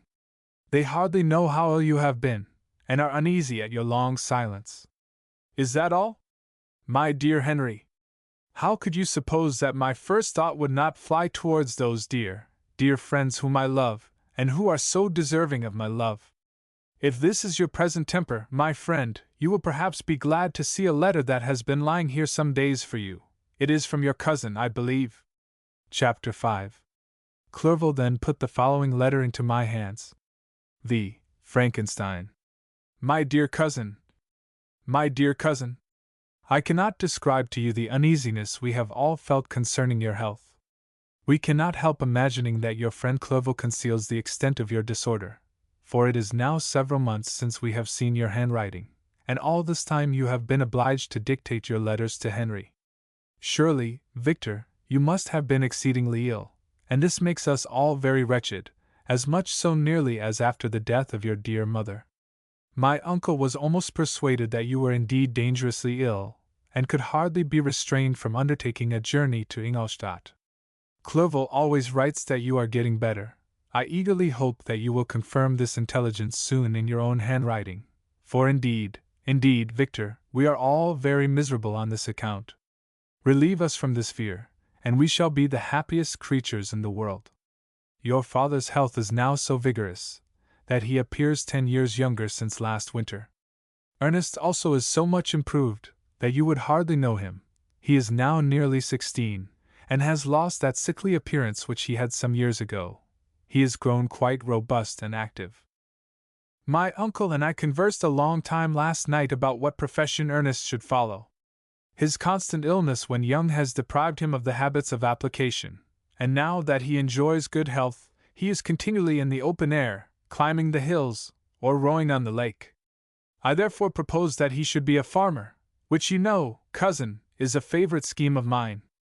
A farmer's is a very healthy, happy life, and the least hurtful, or rather the most beneficial profession of any. My uncle had an idea of his being educated as an advocate, that through his interest he might become a judge. But besides that he is not at all fitted for such an occupation, it is certainly more creditable to cultivate the earth for the sustenance of man, than to be the confidant, and sometimes the accomplice, of his vices, which is the profession of a lawyer.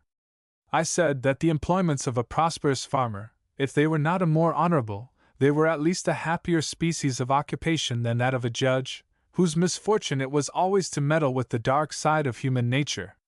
My uncle smiled and said that I ought to be an advocate myself, which put an end to the conversation on that subject.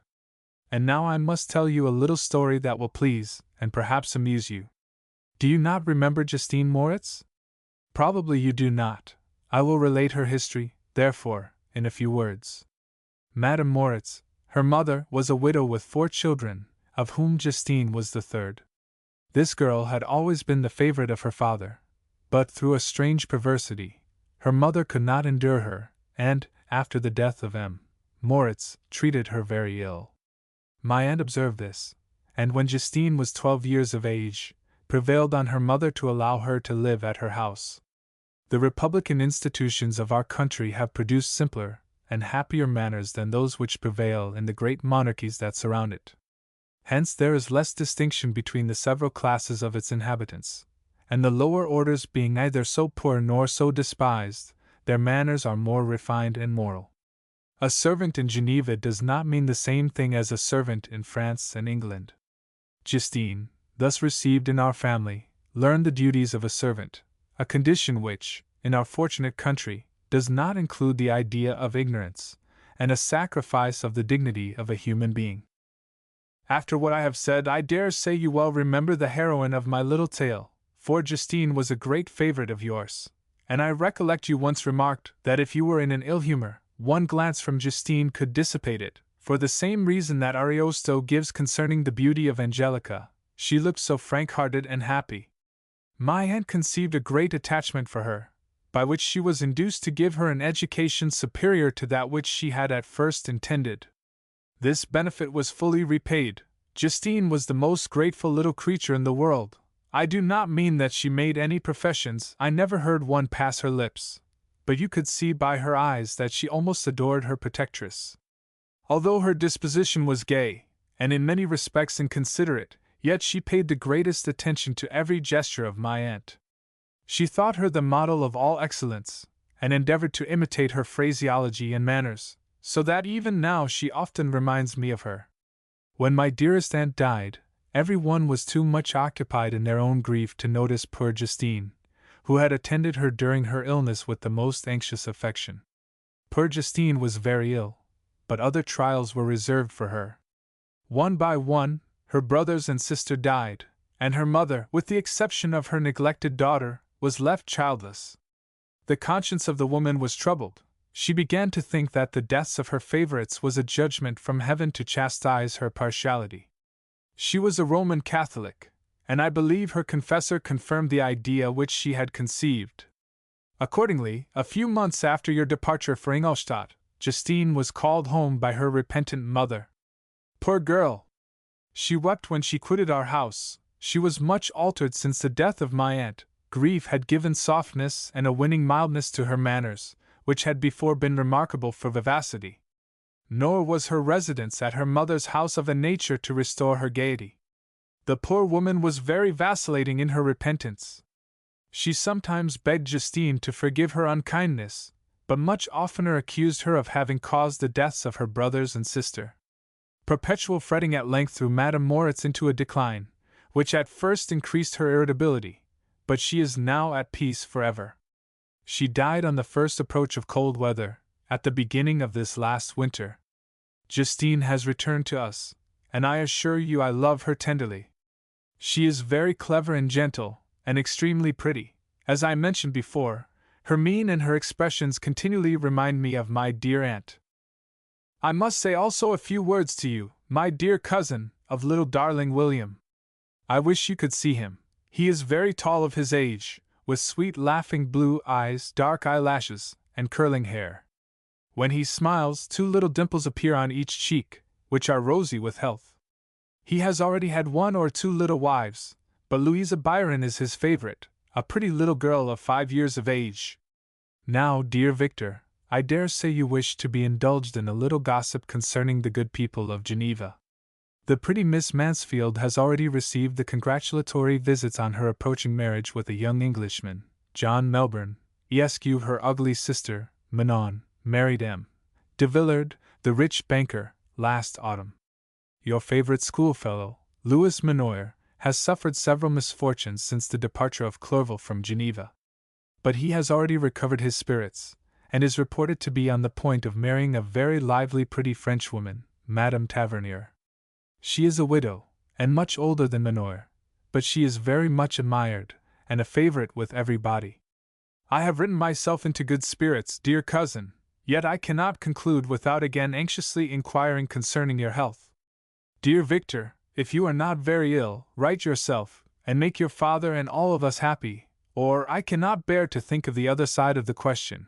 My tears already flow. Adieu, my dearest cousin. Elizabeth Lavenza. Elizabeth Lavenza. Geneva, March 18th, 17. Dear, dear Elizabeth, I exclaimed when I had read her letter. I will write instantly, and relieve them from the anxiety they must feel. I wrote, and this exertion greatly fatigued me, but my convalescence had commenced, and proceeded regularly. In another fortnight I was able to leave my chamber. One of my first duties on my recovery was to introduce Clerval to the several professors of the university.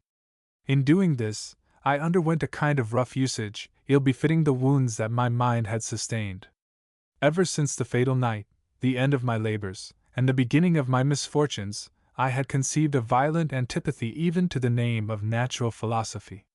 When I was otherwise quite restored to health, the sight of a chemical instrument would renew all the agony of my nervous symptoms. Henry saw this, and had removed all my apparatus from my view. He had also changed my apartment, for he perceived that I had acquired a dislike for the room which had previously been my laboratory. But these cares of Clerval were made of no avail when I visited the professors. Waldman inflicted torture when he praised, with kindness and warmth, the astonishing progress I had made in the sciences. He soon perceived that I disliked the subject, but not guessing the real cause, he attributed my feelings to modesty, and changed the subject from my improvement to the science itself, with a desire, as I evidently saw, of drawing me out. What could I do? He meant to please, and he tormented me. I felt as if he had placed carefully, one by one, in my view those instruments which were to be afterwards used in putting me to a slow and cruel death. I writhed under his words, yet dared not exhibit the pain I felt. Clerval, whose eyes and feelings were always quick in discerning the sensations of others, declined the subject, alleging, in excuse, his total ignorance, and the conversation took a more general turn. I thanked my friend from my heart, but I did not speak. I saw plainly that he was surprised, but he never attempted to draw my secret from me, and although I loved him with a mixture of affection and reverence that knew no bounds, yet I could never persuade myself to confide to him that event which was so often present to my recollection, but which I feared the detail to another would only impress more deeply. Krempe was not equally docile, and in my condition at that time, of almost insupportable sensitiveness, his harsh blunt encomiums gave me even more pain than the benevolent approbation of Waldman. "D.N. the fellow!" cried he. "Why, Clerval, I assure you he has outstripped us all. I stare if you please, but it is nevertheless true.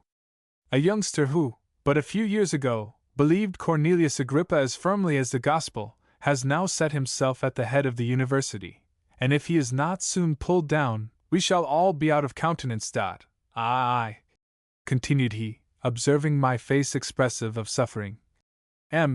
Frankenstein is modest, an excellent quality in a young man. Young men should be diffident of themselves, you know, Clerval. I was myself when young, but that wears out in a very short time.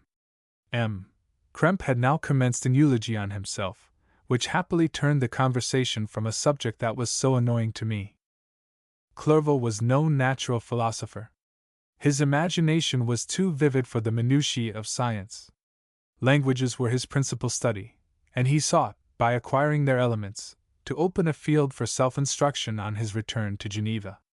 Persian, Arabic, and Hebrew gained his attention after he had made himself perfectly master of Greek and Latin. For my own part, idleness had ever been irksome to me, and now that I wished to fly from reflection, and hated my former studies, I felt great relief in being the fellow pupil with my friend, and found not only instruction but consolation in the works of the Orientalists.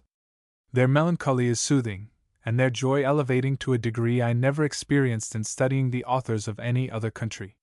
When you read their writings, life appears to consist in a warm sun and garden of roses, in the smiles and frowns of a fair enemy, and the fire that consumes your own heart. How different from the manly and heroical poetry of Greece and Rome! Summer passed away in these occupations, and my return to Geneva was fixed for the latter end of autumn. But being delayed by several accidents, winter and snow arrived, the roads were deemed impassable, and my journey was retarded until the ensuing spring. I felt this delay very bitterly, for I longed to see my native town and my beloved friends. My return had only been delayed so long from an unwillingness to leave Clerval in a strange place, before he had become acquainted with any of its inhabitants. The winter, however, was spent cheerfully, and although the spring was uncommonly late, when it came, its beauty compensated for its dilatoriness. The month of May had already commenced, and I expected the letter daily which was to fix the date of my departure, when Henry proposed a pedestrian tour in the environs of Ingolstadt that I might bid a personal farewell to the country I had so long inhabited. I acceded with pleasure to this proposition. I was fond of exercise, and Clerval had always been my favorite companion in the rambles of this nature that I had taken among the scenes of my native country. We passed a fortnight in these perambulations. My health and spirits had long been restored, and they gained additional strength from the salubrious air I breathed, the natural incidents of our progress, and the conversation of my friend. Study had before secluded me from the intercourse of my fellow creatures, and rendered me unsocial, but Clerval called forth the better feelings of my heart. He again taught me to love the aspect of nature, and the cheerful faces of children. Excellent friend! How sincerely did you love me, and endeavor to elevate my mind, until it was on a level with your own. A selfish pursuit had cramped and narrowed me, until your gentleness and affection warmed and opened my senses. I became the same happy creature who, a few years ago, loving and beloved by all, had no sorrow or care. When happy, inanimate nature had the power of bestowing on me the most delightful sensations. A serene sky and verdant fields filled me with ecstasy. The present season was indeed divine. The flowers of spring bloomed in the hedges, while those of summer were already in bud. I was undisturbed by thoughts which during the preceding year had pressed upon me, notwithstanding my endeavors to throw them off, with an invincible burden. Henry rejoiced in my gaiety, and sincerely sympathized in my feelings.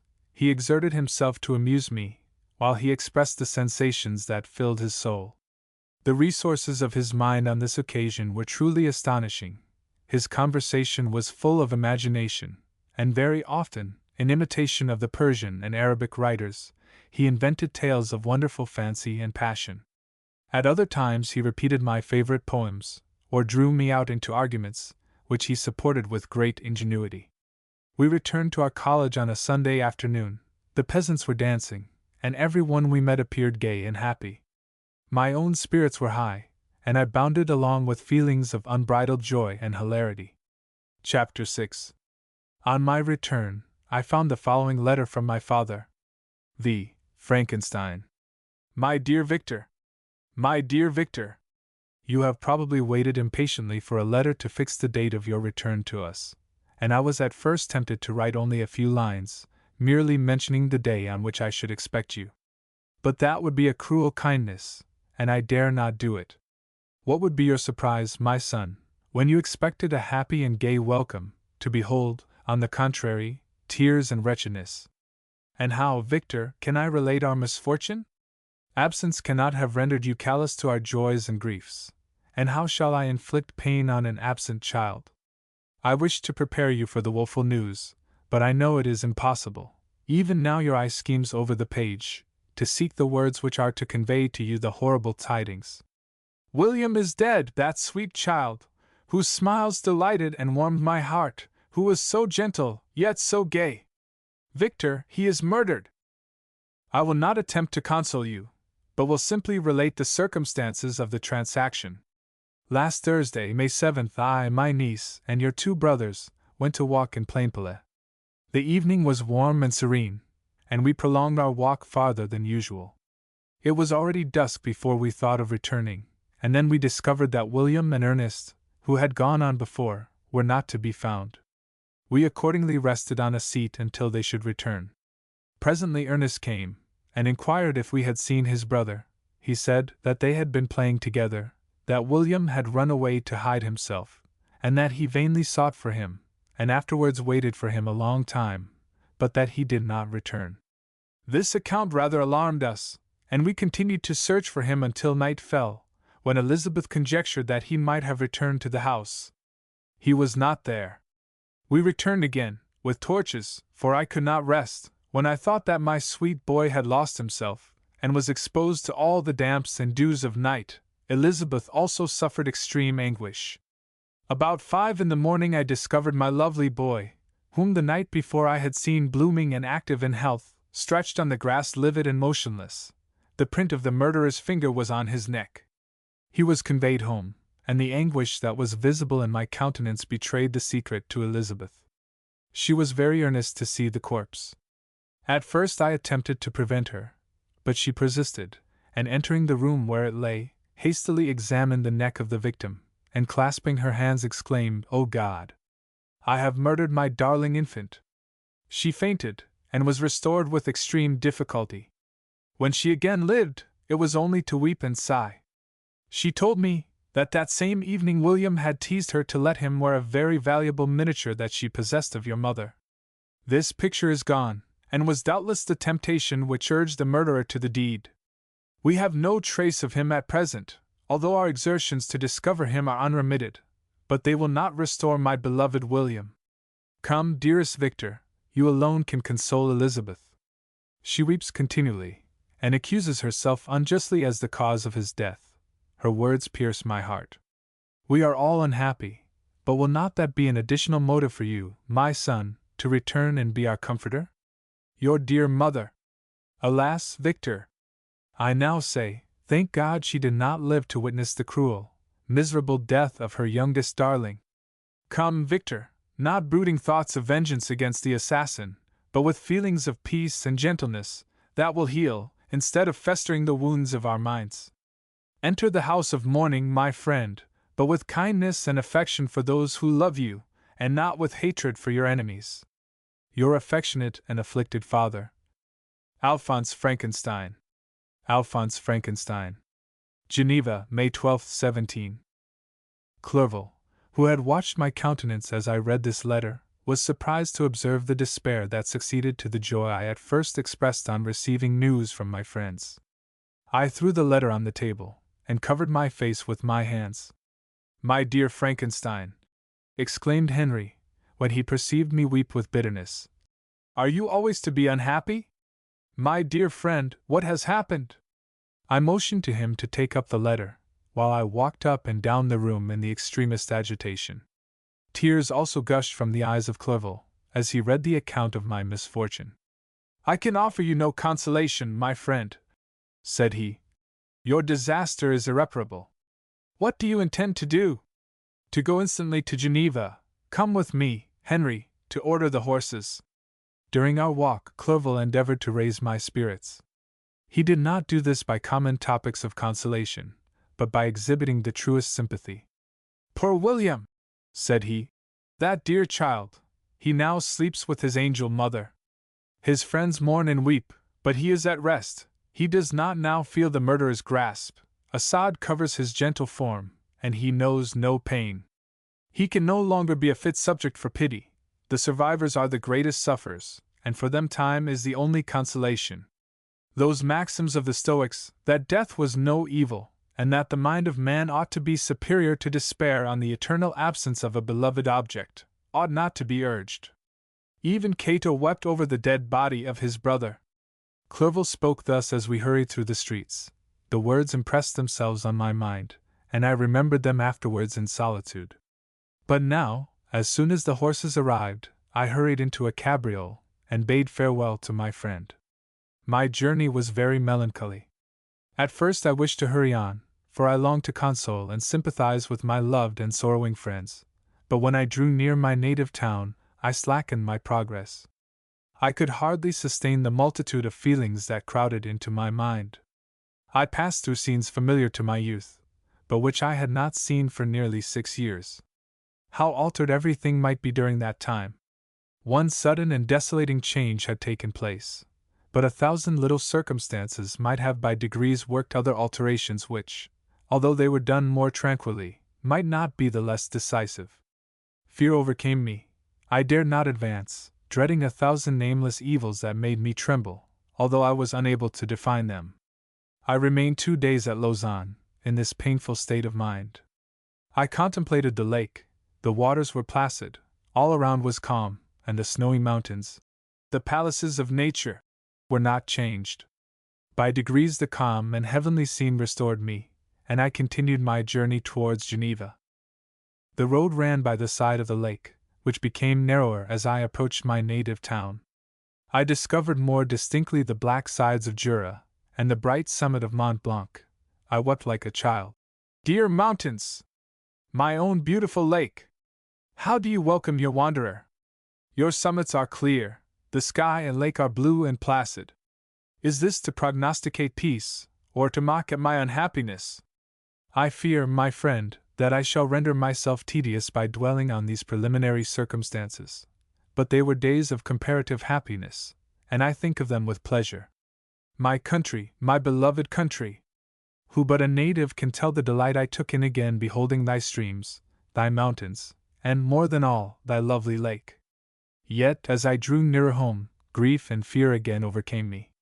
Night also closed around, and when I could hardly see the dark mountains, I felt still more gloomily. The picture appeared a vast and dim scene of evil, and I foresaw obscurely that I was destined to become the most wretched of human beings. Alas! I prophesied truly, and failed only in one single circumstance, that in all the misery I imagined and dreaded, I did not conceive the 100th part of the anguish I was destined to endure. It was completely dark when I arrived in the environs of Geneva. The gates of the town were already shut, and I was obliged to pass the night at Sechren, a village half a league to the east of the city. The sky was serene, and, as I was unable to rest, I resolved to visit the spot where my poor William had been murdered. As I could not pass through the town, I was obliged to cross the lake in a boat to arrive at Plainpalais. During this short voyage I saw the lightnings playing on the summit of Mont Blanc in the most beautiful figures. The storm appeared to approach rapidly, and on landing, I ascended a low hill, that I might observe its progress. It advanced, the heavens were clouded, and I soon felt the rain coming slowly in large drops, but its violence quickly increased. I quitted my seat, and walked on, although the darkness and storm increased every minute, and the thunder burst with a terrific crash over my head. It was echoed from Salive, the Jura, and the Alps of Savoy. Vivid flashes of lightning dazzled my eyes, illuminating the lake, making it appear like a vast sheet of fire. Then for an instant everything seemed of a pitchy darkness, until the eye recovered itself from the preceding flash. The storm, as is often the case in Switzerland, appeared at once in various parts of the heavens. The most violent storm hung exactly north of the town, over that part of the lake which lies between the promontory of Bellerive and the village of Copet. Another storm enlightened Jura with faint flashes, and another darkened and sometimes disclosed the Mole, a peaked mountain to the east of the lake. While I watched the storm, so beautiful yet terrific, I wandered on with a hasty step. This noble war in the sky elevated my spirits. I clasped my hands, and exclaimed aloud, "William, dear angel! This is thy funeral, this thy dirge!"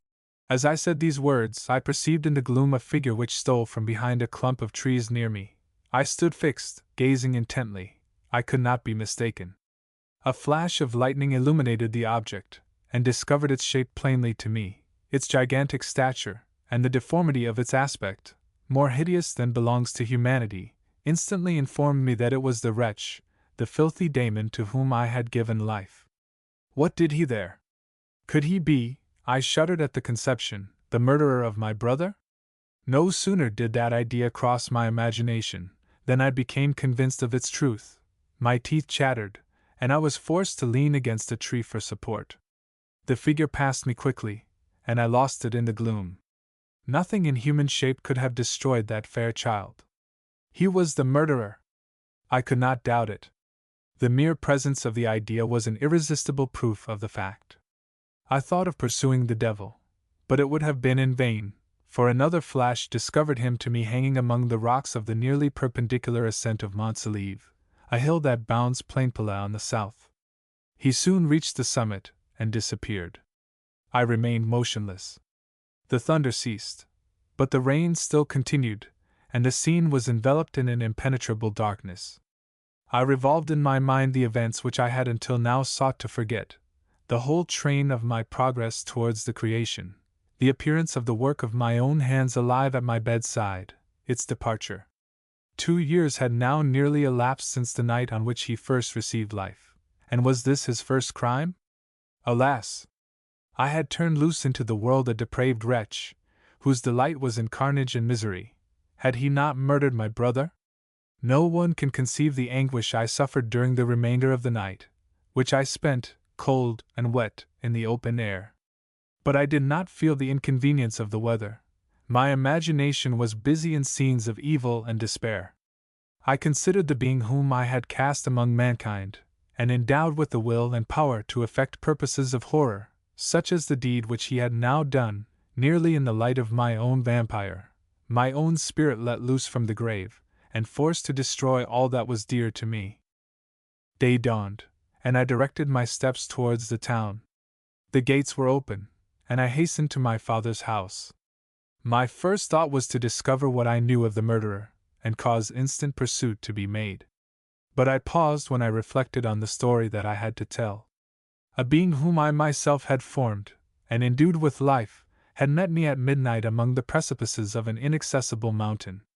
I remembered also the nervous fever with which I had been seized just at the time that I dated my creation, and which would give an air of delirium to a tale otherwise so utterly improbable. I well knew that if any other had communicated such a relation to me, I should have looked upon it as the ravings of insanity. Besides, the strange nature of the animal would elude all pursuit, even if I were so far credited as to persuade my relatives to commence it. Besides, of what use would be pursuit? Who could arrest a creature capable of scaling the overhanging sides of Mont Saleve? These reflections determined me, and I resolved to remain silent. It was about 5 in the morning when I entered my father's house. I told the servants not to disturb the family, and went into the library to attend their usual hour of rising. 6 years had elapsed, passed as a dream but for one indelible trace, and I stood in the same place where I had last embraced my father before my departure for Ingolstadt. Beloved and respectable parent! He still remained to me. I gazed on the picture of my mother, which stood over the mantelpiece. It was an historical subject, painted at my father's desire, and represented Caroline Beaufort in an agony of despair, kneeling by the coffin of her dead father. Her garb was rustic, and her cheek pale, but there was an air of dignity and beauty that hardly permitted the sentiment of pity. Below this picture was a miniature of William, and my tears flowed when I looked upon it. While I was thus engaged, Ernest entered. He had heard me arrive, and hastened to welcome me. He expressed a sorrowful delight to see me. "Welcome, my dearest Victor," said he. "Ah, I wish you had come 3 months ago, and then you would have found us all joyous and delighted. But we are now unhappy, and I am afraid tears instead of smiles will be your welcome. Our father looks so sorrowful. This dreadful event seems to have revived in his mind his grief on the death of Mamma. Poor Elizabeth also is quite inconsolable." Ernest began to weep as he said these words. "Do not," said I, "welcome me thus. Try to be more calm, that I may not be absolutely miserable the moment I enter my father's house after so long an absence. But tell me, how does my father support his misfortunes? And how is my poor Elizabeth? She indeed requires consolation. She accused herself of having caused the death of my brother, and that made her very wretched. But since the murderer has been discovered—" "The murderer discovered! Good God! How can that be? Who could attempt to pursue him? It is impossible. One might as well try to overtake the winds, or confine a mountain stream with a straw. I do not know what you mean, but we were all very unhappy when she was discovered. No one would believe it at first, and even now Elizabeth will not be convinced, notwithstanding all the evidence. Indeed, who would credit that Justine Moritz, who was so amiable, and fond of all the family, could all at once become so extremely wicked? Justine Moritz! Poor girl, is she the accused? But it is wrongfully. Every one knows that. No one believes it, surely, Ernest? No one did at first, but several circumstances came out that have almost forced conviction upon us, and her own behavior has been so confused as to add to the evidence of facts a weight that, I fear, leaves no hope for doubt. But she will be tried today, and you will then hear all."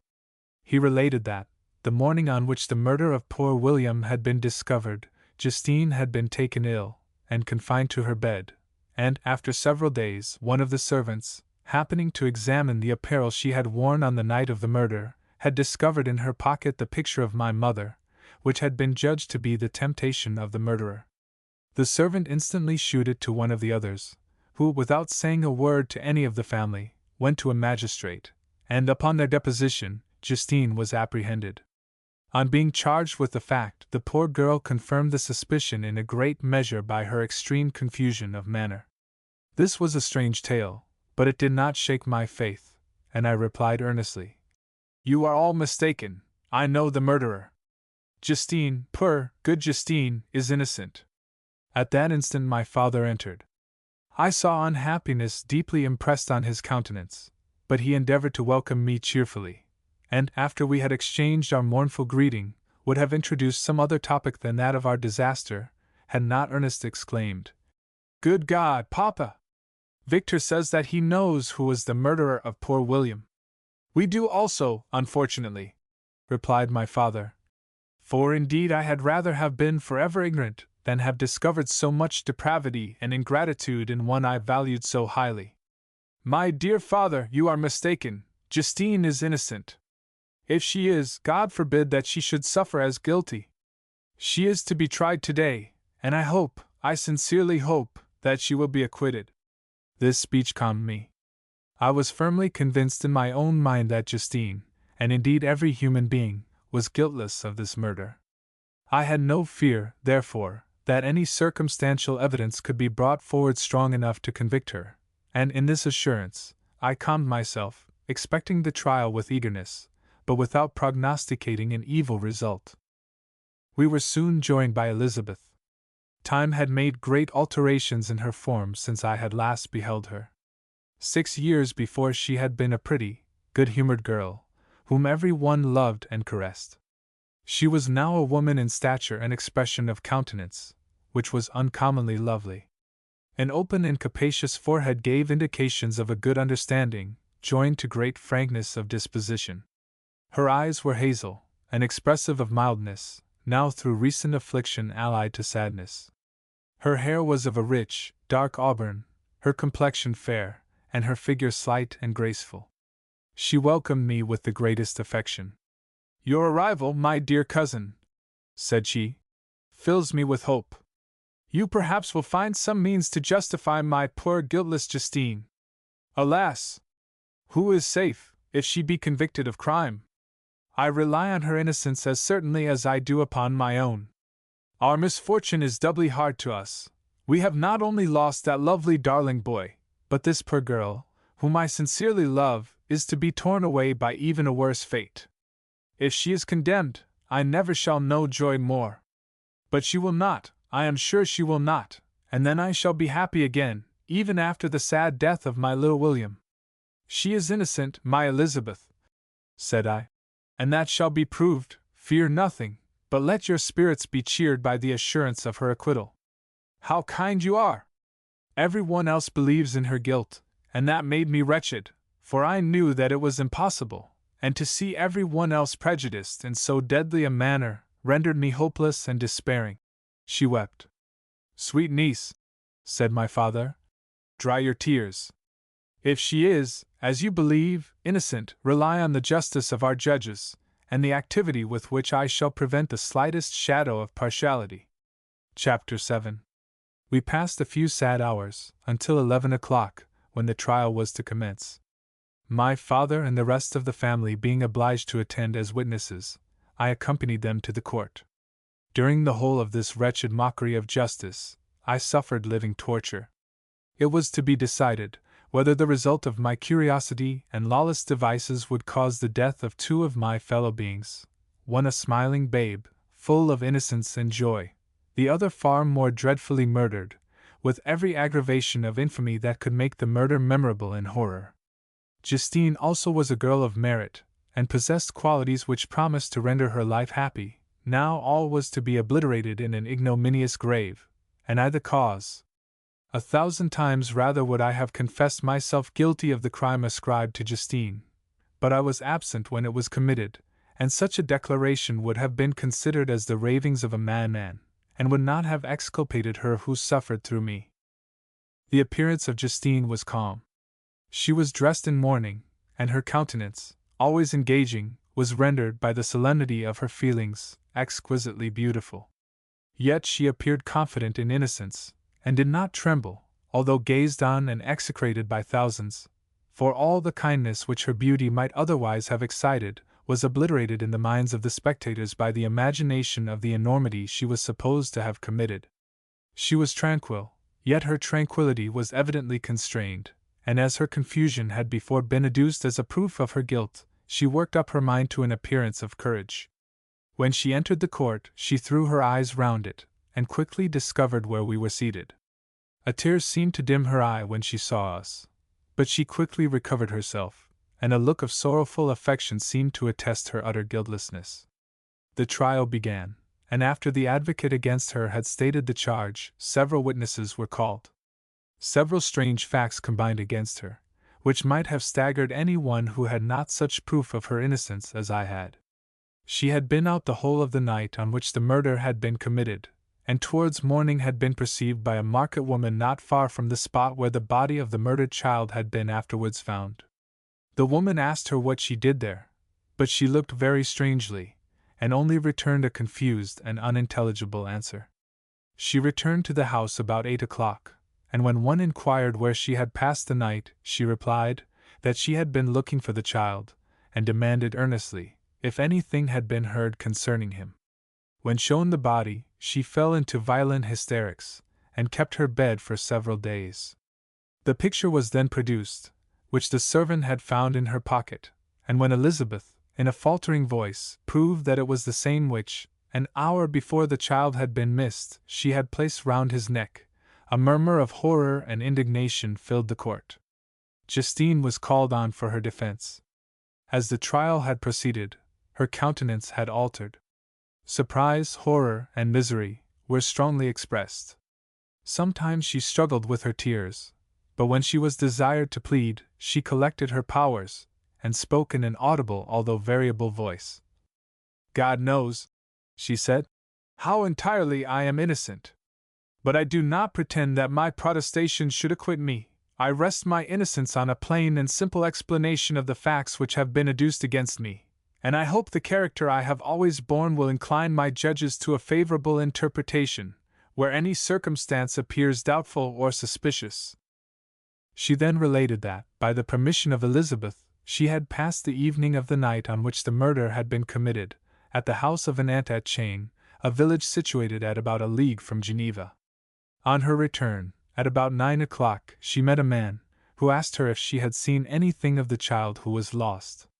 She was alarmed by this account, and passed several hours in looking for him, when the gates of Geneva were shut, and she was forced to remain several hours of the night in a barn belonging to a cottage, being unwilling to call up the inhabitants, to whom she was well known. Unable to rest or sleep, she quitted her asylum early, that she might again endeavor to find my brother. If she had gone near the spot where his body lay, it was without her knowledge. That she had been bewildered when questioned by the market woman was not surprising, since she had passed a sleepless night, and the fate of poor William was yet uncertain. Concerning the picture she could give no account. "I know," continued the unhappy victim, "how heavily and fatally this one circumstance weighs against me, but I have no power of explaining it, and when I have expressed my utter ignorance, I am only left to conjecture concerning the probabilities by which it might have been placed in my pocket. But here also I am checked. I believe that I have no enemy on earth, and none surely would have been so wicked as to destroy me wantonly. Did the murderer place it there? I know of no opportunity afforded him for so doing, or if I had, why should he have stolen the jewel, to part with it again so soon? I commit my cause to the justice of my judges, yet I see no room for hope. I beg permission to have a few witnesses examined concerning my character, and if their testimony shall not overweigh my supposed guilt, I must be condemned, although I would pledge my salvation on my innocence." Several witnesses were called, who had known her for many years, and they spoke well of her, but fear, and hatred of the crime of which they supposed her guilty, rendered them timorous, and unwilling to come forward. Elizabeth saw even this last resource, her excellent dispositions and irreproachable conduct, about to fail the accused, when, although violently agitated, she desired permission to address the court. "I am," said she, "the cousin of the unhappy child who was murdered, or rather his sister, for I was educated by and have lived with his parents ever since, and even long before his birth. It may therefore be judged indecent in me to come forward on this occasion. But when I see a fellow creature about to perish through the cowardice of her pretended friends, I wish to be allowed to speak, that I may say what I know of her character. I am well acquainted with the accused. I have lived in the same house with her, at one time for 5, and at another for nearly 2 years. During all that period she appeared to me the most amiable and benevolent of human creatures. She nursed Madame Frankenstein, my aunt, in her last illness with the greatest affection and care, and afterwards attended her own mother during a tedious illness, in a manner that excited the admiration of all who knew her. After which she again lived in my uncle's house, where she was beloved by all the family.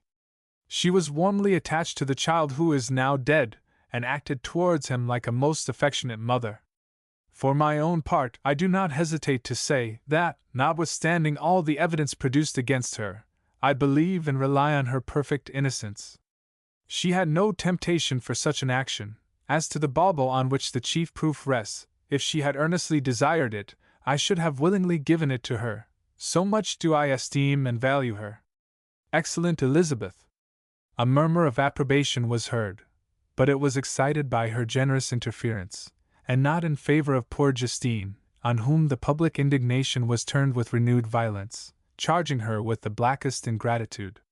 She herself wept as Elizabeth spoke, but she did not answer. My own agitation and anguish was extreme during the whole trial. I believed in her innocence. I knew it. Could the Daemon, who had, I did not for a minute doubt, murdered my brother, also in his hellish sport have betrayed the innocent to death and ignominy? I could not sustain the horror of my situation, and when I perceived that the popular voice, and the countenances of the judges, had already condemned my unhappy victim, I rushed out of the court in agony. The tortures of the accused did not equal mine. She was sustained by innocence, but the fangs of remorse tore my bosom, and would not forego their hold. I passed a night of unmingled wretchedness. In the morning I went to the court.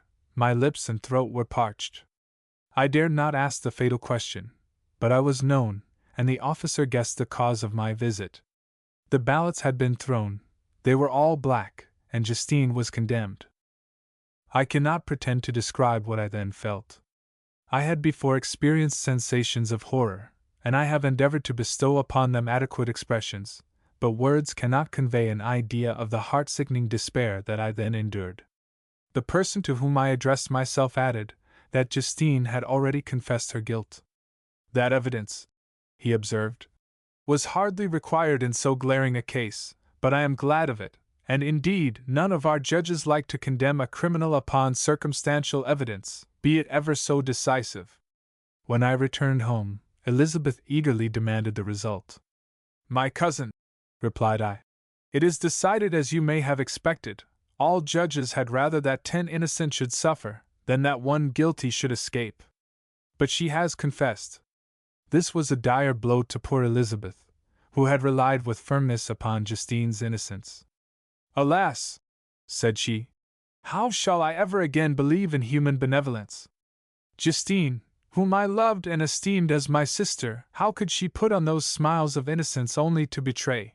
Her mild eyes seemed incapable of any severity or ill humor, and yet she has committed a murder.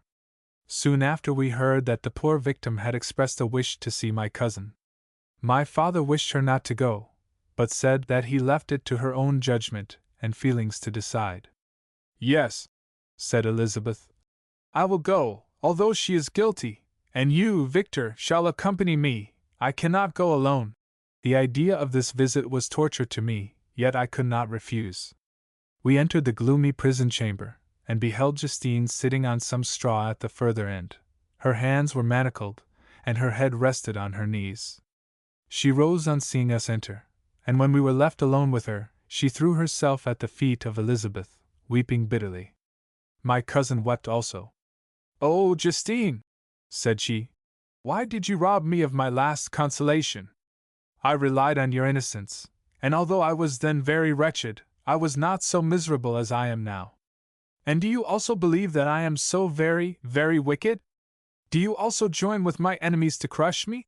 Her voice was suffocated with sobs. Rise, my poor girl, said Elizabeth. Why do you kneel, if you are innocent? I am not one of your enemies.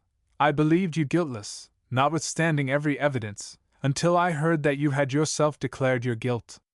That report, you say, is false, and be assured, dear Justine, that nothing can shake my confidence in you for a moment, but your own confession. I did confess, but I confessed a lie. I confessed that I might obtain absolution, but now that falsehood lies heavier at my heart than all my other sins. The God of heaven forgive me! Ever since I was condemned, my confessor has besieged me. He threatened and menaced, until I almost began to think that I was the monster that he said I was. He threatened excommunication and hell fire in my last moments, if I continued obdurate. Dear lady, I had none to support me. All looked on me as a wretch doomed to ignominy and perdition. What could I do? In an evil hour I subscribed to a lie, and now only am I truly miserable. She paused, weeping, and then continued. I thought with horror, my sweet lady, that you should believe your Justine, whom your blessed aunt had so highly honored, and whom you loved, was a creature capable of a crime which none but the devil himself could have perpetrated. Dear William! Dearest blessed child! I soon shall see you again in heaven, where we shall all be happy, and that consoles me, going as I am to suffer ignominy and death. Oh, Justine! Forgive me for having for one moment distrusted you. Why did you confess? But do not mourn, my dear girl. I will everywhere proclaim your innocence, and force belief. Yet you must die, you, my playfellow, my companion, my more than sister. I never can survive so horrible a misfortune. Dear, sweet Elizabeth, do not weep. You ought to raise me with thoughts of a better life, and elevate me from the petty cares of this world of injustice and strife. Do not you, excellent friend, drive me to despair. I will try to comfort you, but this, I fear, is an evil too deep and poignant to admit of consolation, for there is no hope. Yet heaven bless thee, my dearest Justine, with resignation, and a confidence elevated beyond this world. Oh! How I hate its shoes and mockeries! When one creature is murdered, another is immediately deprived of life in a slow, torturing manner. Then the executioners, their hands yet reeking with the blood of innocence, believe that they have done a great deed. They call this retribution. Hateful name! When that word is pronounced, I know greater and more horrid punishments are going to be inflicted than the gloomiest tyrant has ever invented to satiate his utmost revenge. Yet this is not consolation for you, my Justine, unless indeed that you may glory in escaping from so miserable a den. Alas! I would I were in peace with my aunt and my lovely William, escaped from a world which is hateful to me, and the visages of men which I abhor. Justine smiled languidly. This, dear lady, is despair, and not resignation. I must not learn the lesson that you would teach me. Talk of something else, something that will bring peace, and not increase of misery. During this conversation I had retired to a corner of the prison room, where I could conceal the horrid anguish that possessed me. Despair! Who dared talk of that? The poor victim, who on the morrow was to pass the dreary boundary between life and death, felt not as I did, such deep and bitter agony. I gnashed my teeth, and ground them together, uttering a groan that came from my inmost soul. Justine started. When she saw who it was, she approached me and said, Dear sir, you are very kind to visit me. You, I hope, do not believe that I am guilty. I could not answer. No, Justine, said Elizabeth. He is more convinced of your innocence than I was, for even when he heard that you had confessed, he did not credit it. I truly thank him. In these last moments I feel the sincerest gratitude towards those who think of me with kindness. How sweet is the affection of others to such a wretch as I am! It removes more than half my misfortune, and I feel as if I could die in peace, now that my innocence is acknowledged by you, dear lady, and your cousin. Thus the poor sufferer tried to comfort others and herself. She indeed gained the resignation she desired. But I, the true murderer, felt the never-dying worm alive in my bosom, which allowed of no hope or consolation. Elizabeth also wept, and was unhappy, but hers also was the misery of innocence, which, like a cloud that passes over the fair moon, for a while hides, but cannot tarnish its brightness. Anguish and despair had penetrated into the core of my heart. I bore a hell within me, which nothing could extinguish. We stayed several hours with Justine, and it was with great difficulty that Elizabeth could tear herself away. "I wish," cried she, "that I were to die with you. I cannot live in this world of misery." Justine assumed an air of cheerfulness, while she with difficulty repressed her bitter tears. She embraced Elizabeth, and said, in a voice of half-suppressed emotion, "Farewell, sweet lady, dearest Elizabeth, my beloved and only friend. May heaven in its bounty bless and preserve you. May this be the last misfortune that you will ever suffer.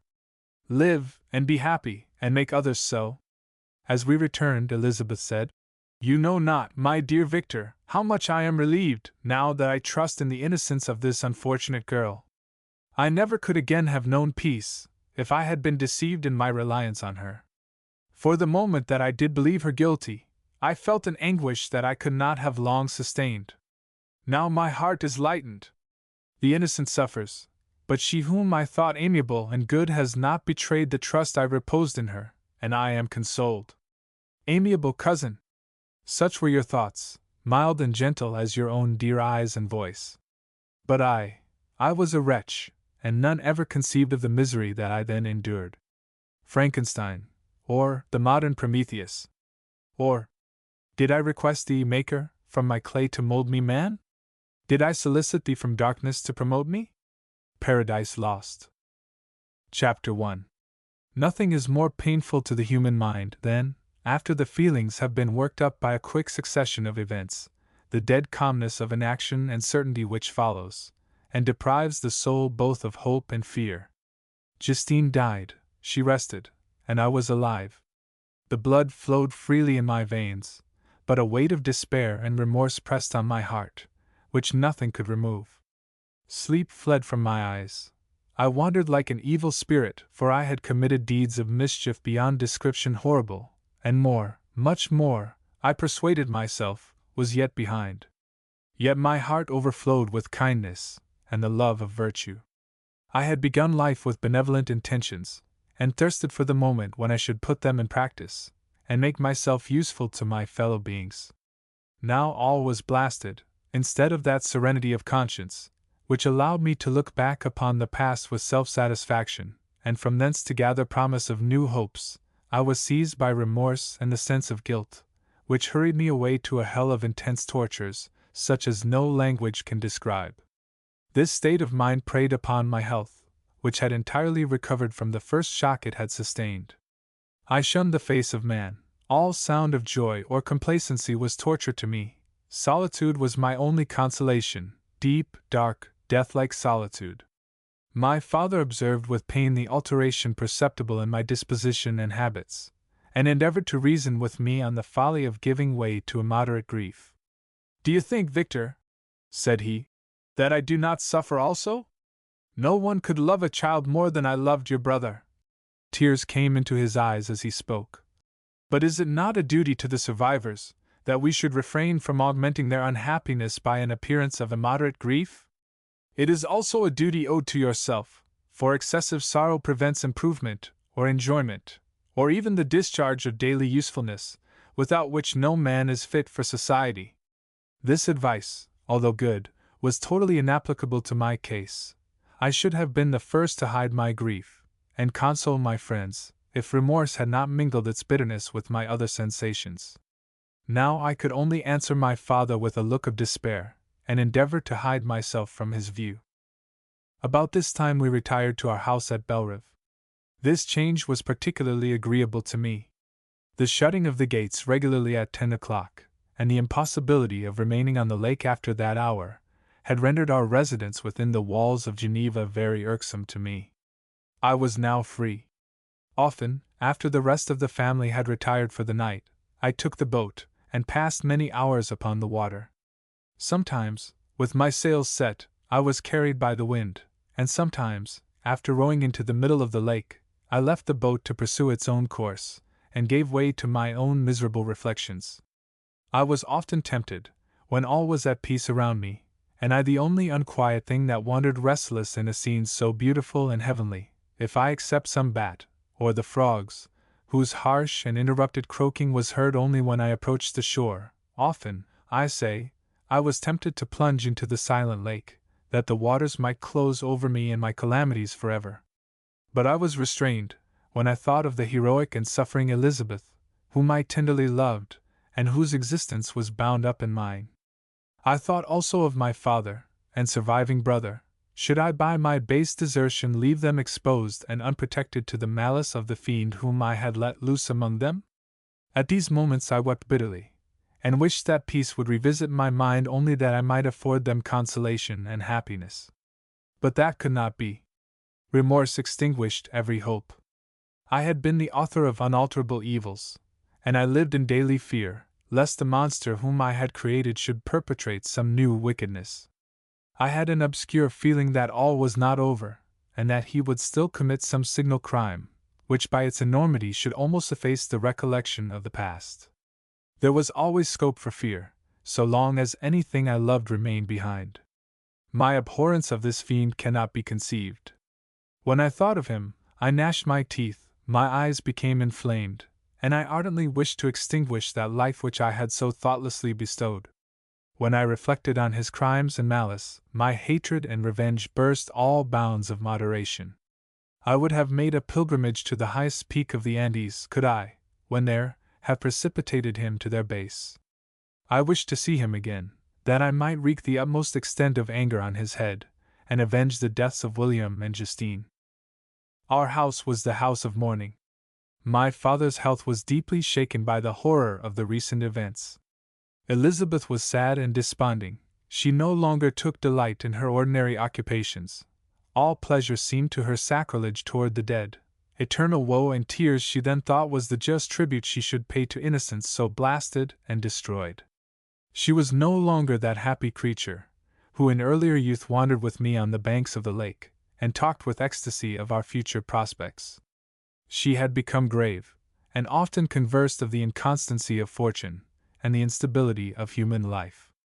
When I reflect, my dear cousin, said she, on the miserable death of Justine Moritz, I no longer see the world and its works as they before appeared to me.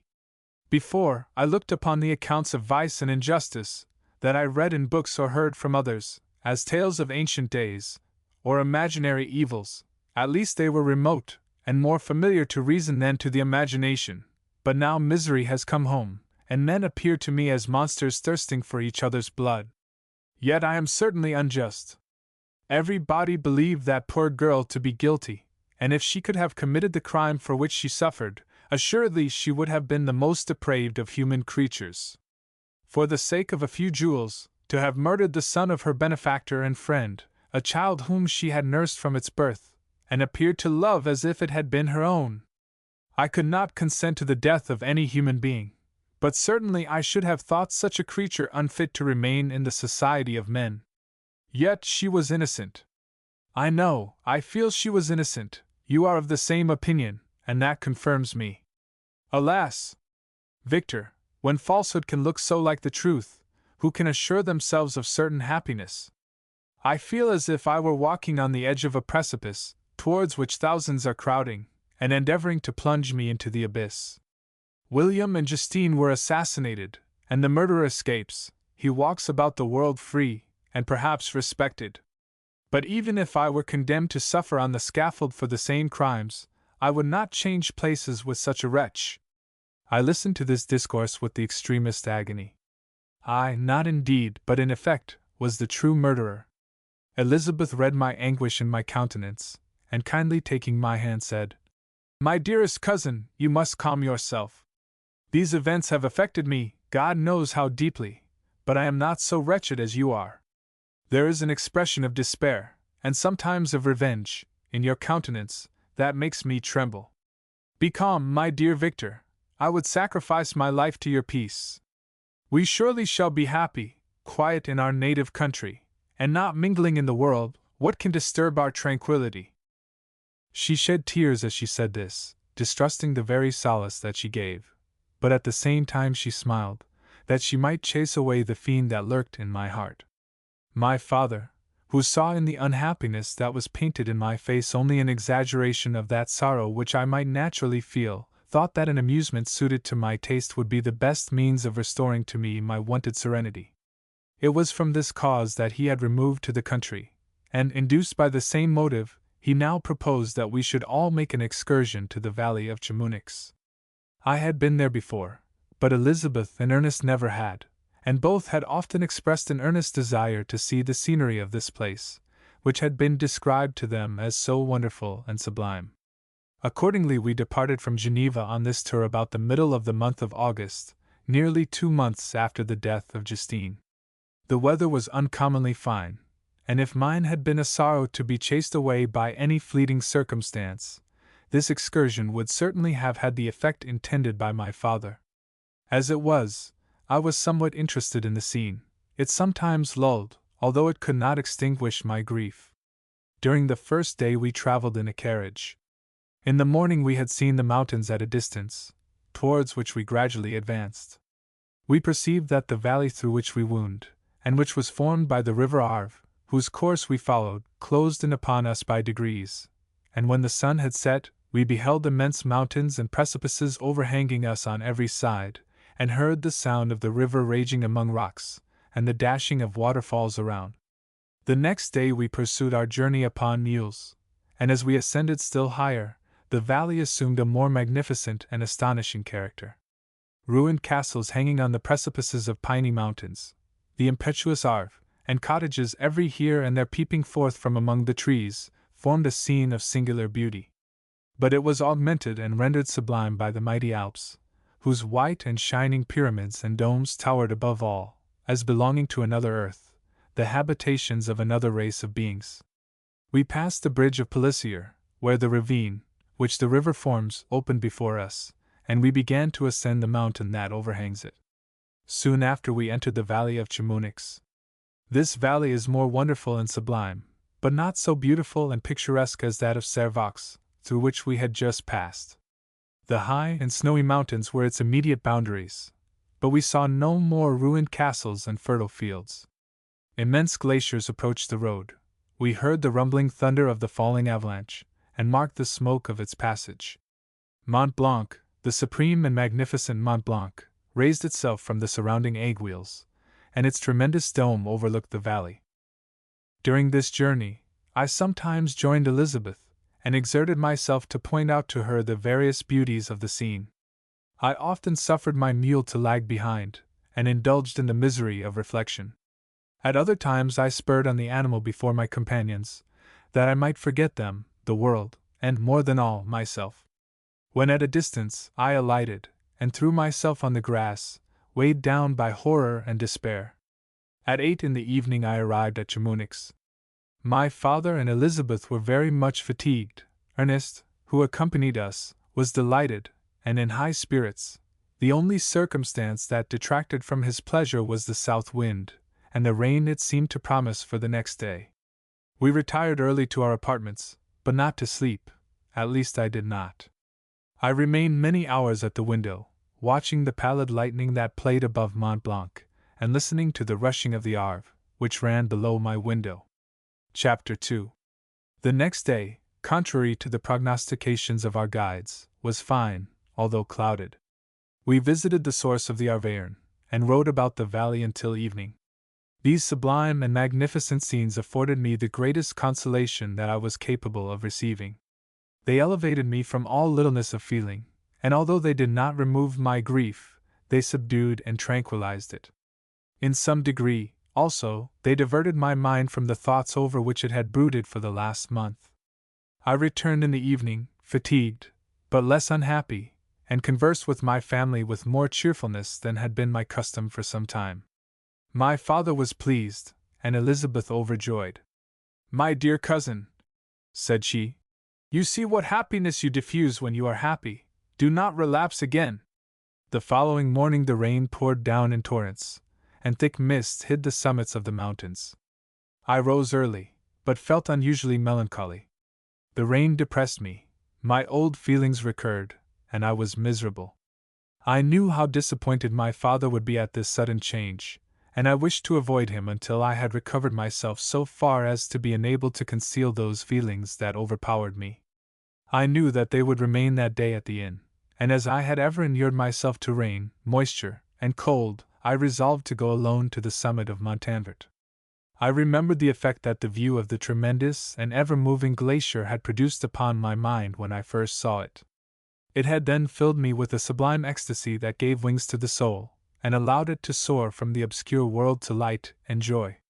The sight of the awful and majestic in nature had indeed always the effect of solemnizing my mind, and causing me to forget the passing cares of life.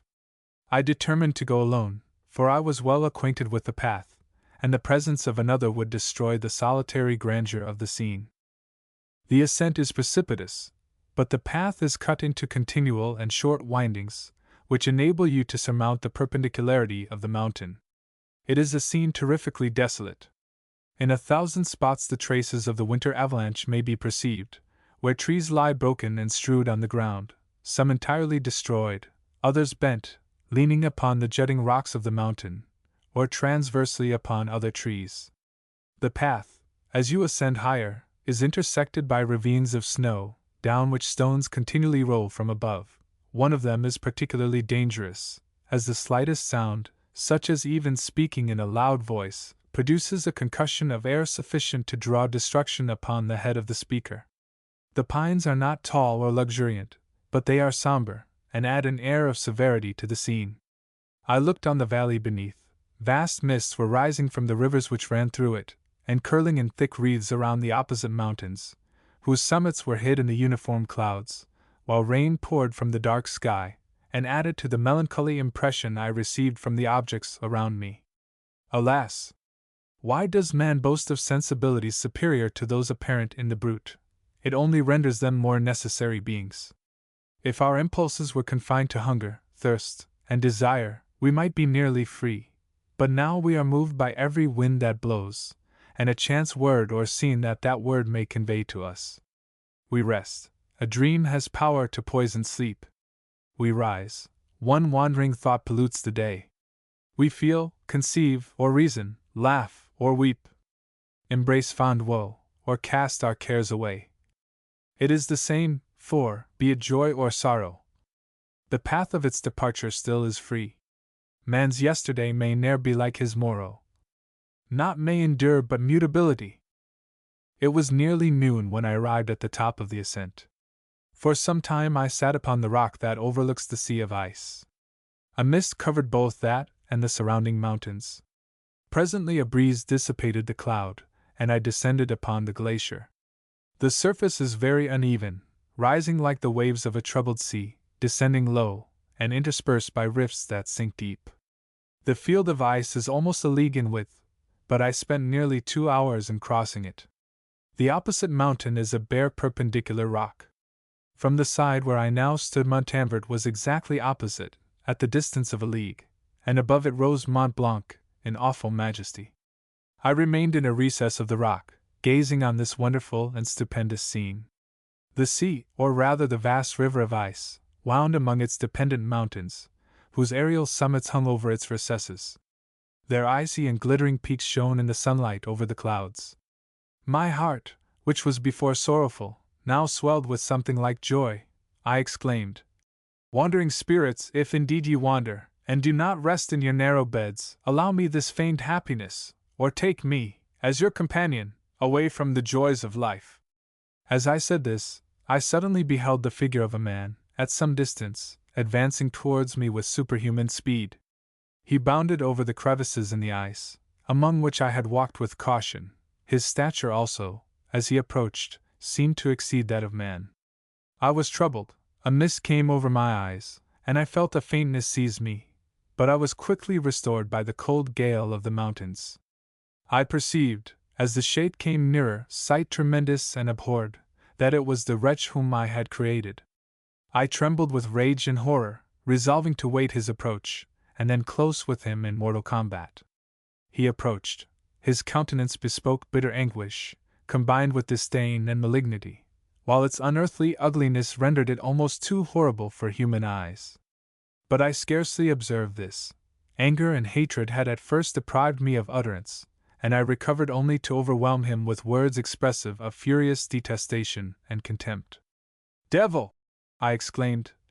"Do you dare approach me? And do not you fear the fierce vengeance of my arm wreaked on your miserable head? Begone, vile insect! Or rather stay, that I may trample you to dust!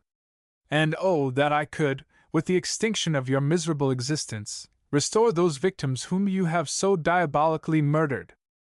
"I expected this reception," said the daemon. "All men hate the wretched. How then must I be hated, who am miserable beyond all living things?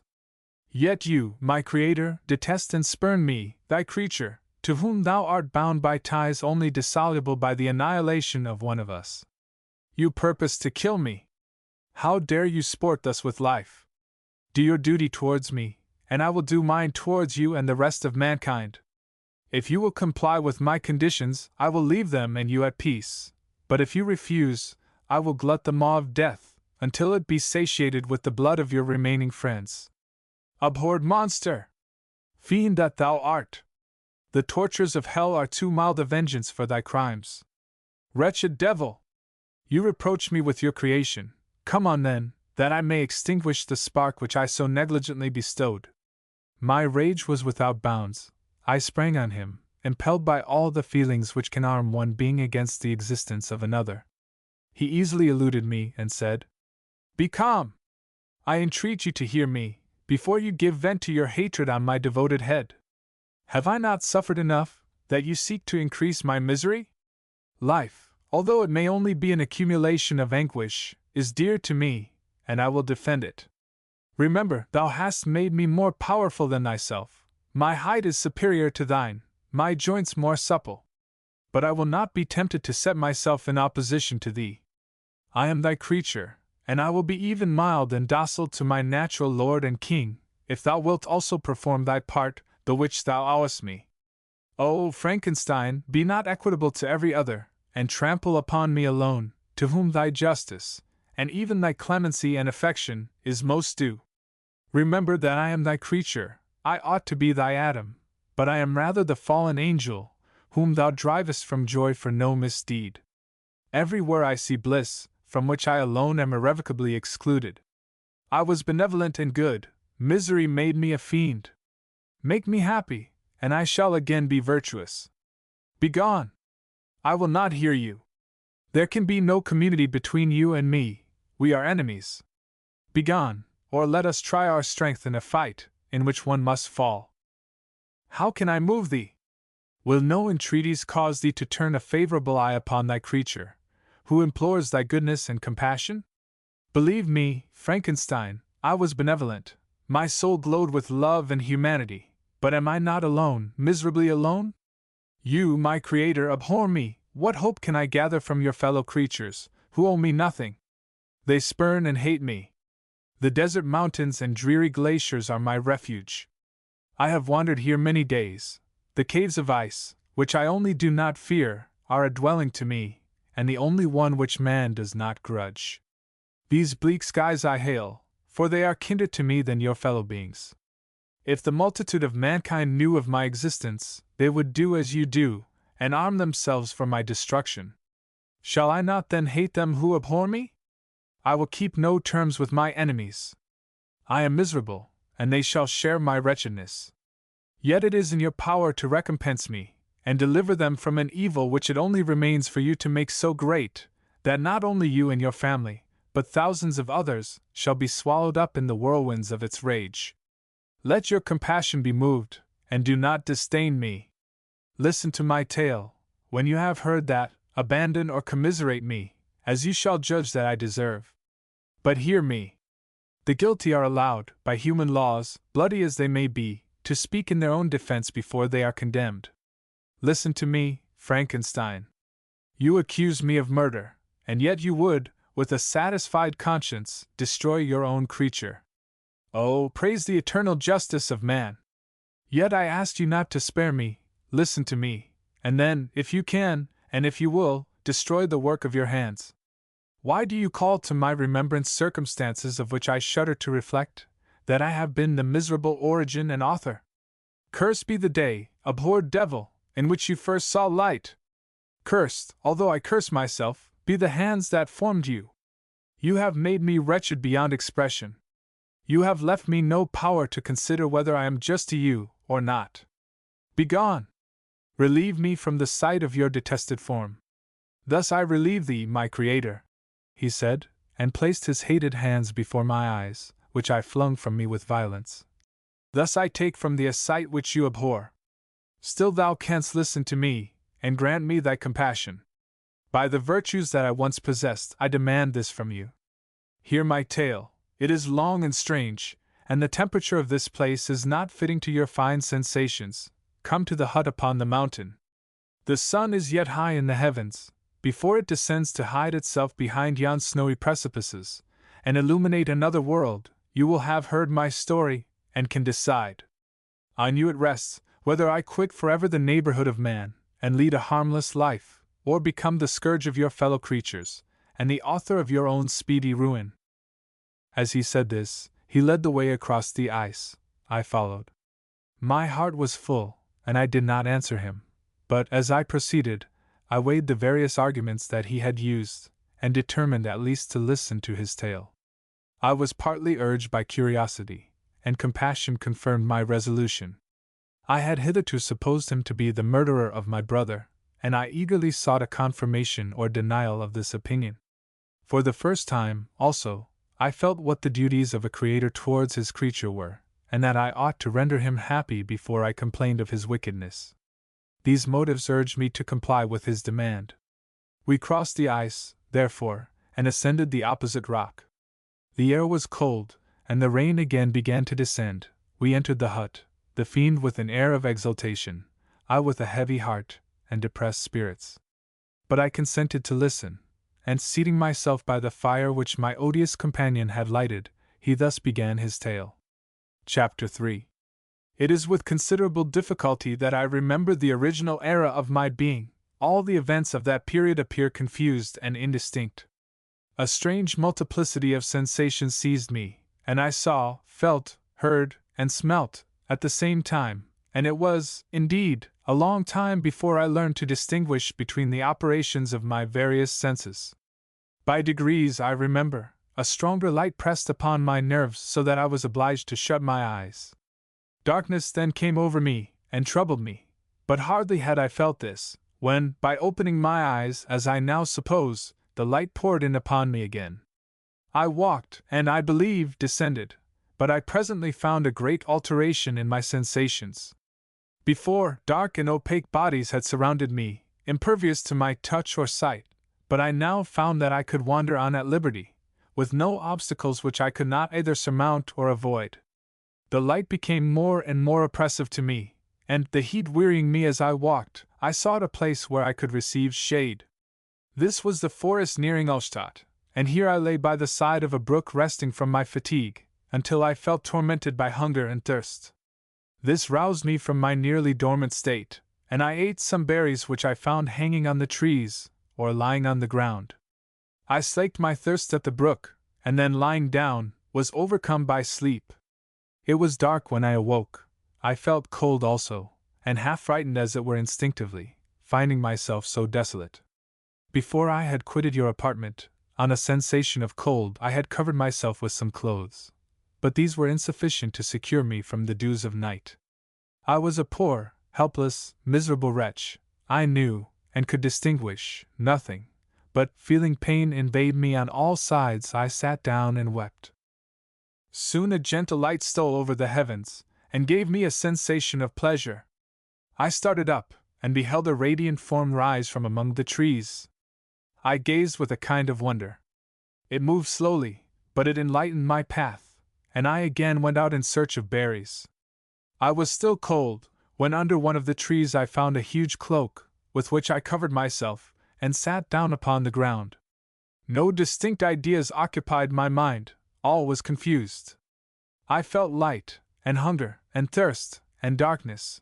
Innumerable sounds rung in my ears, and on all sides various scents saluted me. The only object that I could distinguish was the bright moon, and I fixed my eyes on that with pleasure.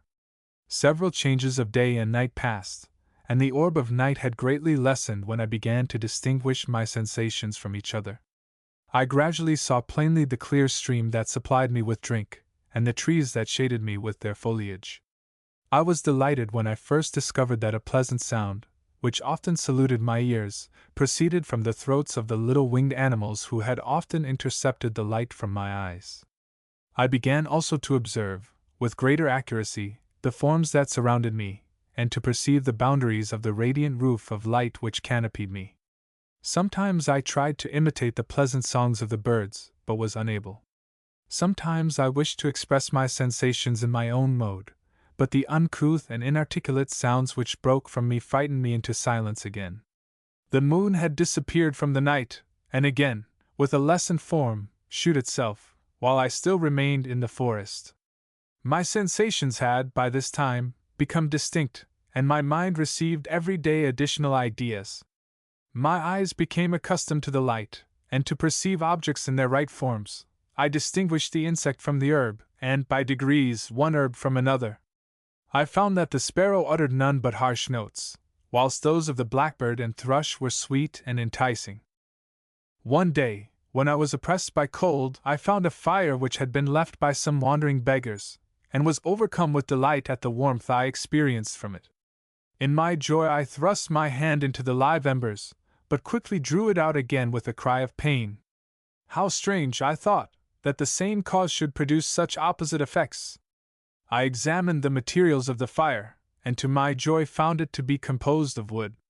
I quickly collected some branches, but they were wet, and would not burn. I was pained at this, and sat still watching the operation of the fire. The wet wood which I had placed near the heat dried, and itself became inflamed. I reflected on this, and by touching the various branches, I discovered the cause, and busied myself in collecting a great quantity of wood, that I might dry it, and have a plentiful supply of fire. When night came on, and brought sleep with it, I was in the greatest fear lest my fire should be extinguished. I covered it carefully with dry wood and leaves, and placed wet branches upon it, and then, spreading my cloak, I lay on the ground, and sunk into sleep. It was morning when I awoke, and my first care was to visit the fire. I uncovered it, and a gentle breeze quickly fanned it into a flame. I observed this also, and contrived a fan of branches, which roused the embers when they were nearly extinguished. When night came again, I found, with pleasure, that the fire gave light as well as heat, and that the discovery of this element was useful to me in my food, for I found some of the offals that the travelers had left had been roasted, and tasted much more savory than the berries I gathered from the trees. I tried, therefore, to dress my food in the same manner, placing it on the live embers.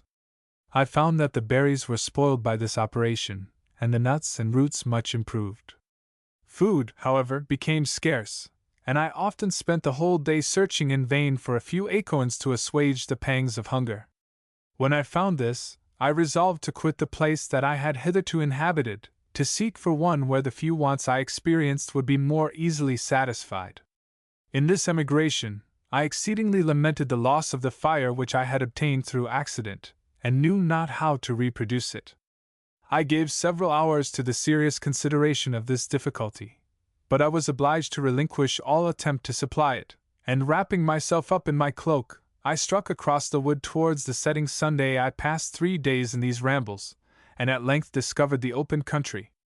A great fall of snow had taken place the night before, and the fields were of one uniform white. The appearance was disconsolate, and I found my feet chilled by the cold damp substance that covered the ground. It was about 7 in the morning, and I longed to obtain food and shelter. At length I perceived a small hut, on a rising ground, which had doubtless been built for the convenience of some shepherd. This was a new sight to me, and I examined the structure with great curiosity. Finding the door open, I entered. An old man sat in it, near a fire, over which he was preparing his breakfast. He turned on hearing a noise, and perceiving me, shrieked loudly, and quitting the hut, ran across the fields with a speed of which his debilitated form hardly appeared capable. His appearance, different from any I had ever before seen, and his flight somewhat surprised me. But I was enchanted by the appearance of the hut. Here the snow and rain could not penetrate, the ground was dry, and it presented to me then as exquisite and divine a retreat as pandemonium appeared to the demons of hell after their sufferings in the lake of fire. I greedily devoured the remnants of the shepherd's breakfast, which consisted of bread, cheese, milk, and wine. The latter, however, I did not like. Then, overcome by fatigue, I lay down among some straw, and fell asleep. It was noon when I awoke, and allured by the warmth of the sun, which shone brightly on the white ground, I determined to recommence my travels, and depositing the remains of the peasant's breakfast in a wallet I found, I proceeded across the fields for several hours, until at sunset I arrived at a village. How miraculous did this appear! The huts, the neater cottages, and stately houses, engaged my admiration by turns. The vegetables in the gardens, the milk and cheese that I saw placed at the windows of some of the cottages, allured my appetite. One of the best of these I entered, but I had hardly placed my foot within the door, before the children shrieked, and one of the women fainted. The whole village was roused, some fled, some attacked me, until, grievously bruised by stones and many other kinds of missile weapons, I escaped to the open country, and fearfully took refuge in a low hovel, quite bare, and making a wretched appearance after the palaces I had beheld in the village. This hovel, however, joined a cottage of a neat and pleasant appearance, but, after my late dearly bought experience, I dared not enter it. My place of refuge was constructed of wood, but so low that I could with difficulty sit upright in it. No wood, however, was placed on the earth, which formed the floor, but it was dry, and although the wind entered it by innumerable chinks, I found it an agreeable asylum from the snow and rain. Here then I retreated, and lay down, happy to have found a shelter, however miserable, from the inclemency of the season, and still more from the barbarity of man. As soon as morning dawned, I crept from my kennel, that I might view the adjacent cottage, and discover if I could remain in the habitation I had found. It was situated against the back of the cottage, and surrounded on the sides which were exposed by a pigsty and a clear pool of water. One part was open, and by that I had crept in, but now I covered every crevice by which I might be perceived with stones and wood, yet in such a manner that I might move them on occasion to pass out. All the light I enjoyed came through the sty, and that was sufficient for me. Having thus arranged my dwelling, and carpeted it with clean straw, I retired, for I saw the figure of a man at a distance, and I remembered too well my treatment the night before, to trust myself in his power. I had first, however, provided for my sustenance for that day, by a loaf of coarse bread, which I purloined, and a cup with which I could drink, more conveniently than from my hand, of the pure water which flowed by my retreat. The floor was a little raised, so that it was kept perfectly dry, and by its vicinity to the chimney of the cottage it was tolerably warm. Being thus provided, I resolved to reside in this hovel, until something should occur which might alter my determination. It was indeed a paradise, compared to the bleak forest, my former residence, the rain-dropping branches, and dank earth. I ate my breakfast with pleasure, and was about to remove a plank to procure myself a little water, when I heard a step, and, looking through a small chink, I beheld a young creature, with a pail on her head, passing before my hovel. The girl was young and of gentle demeanor, unlike what I have since found cottagers and farmhouse servants to be. Yet she was meanly dressed, a coarse blue petticoat and a linen jacket being her only garb.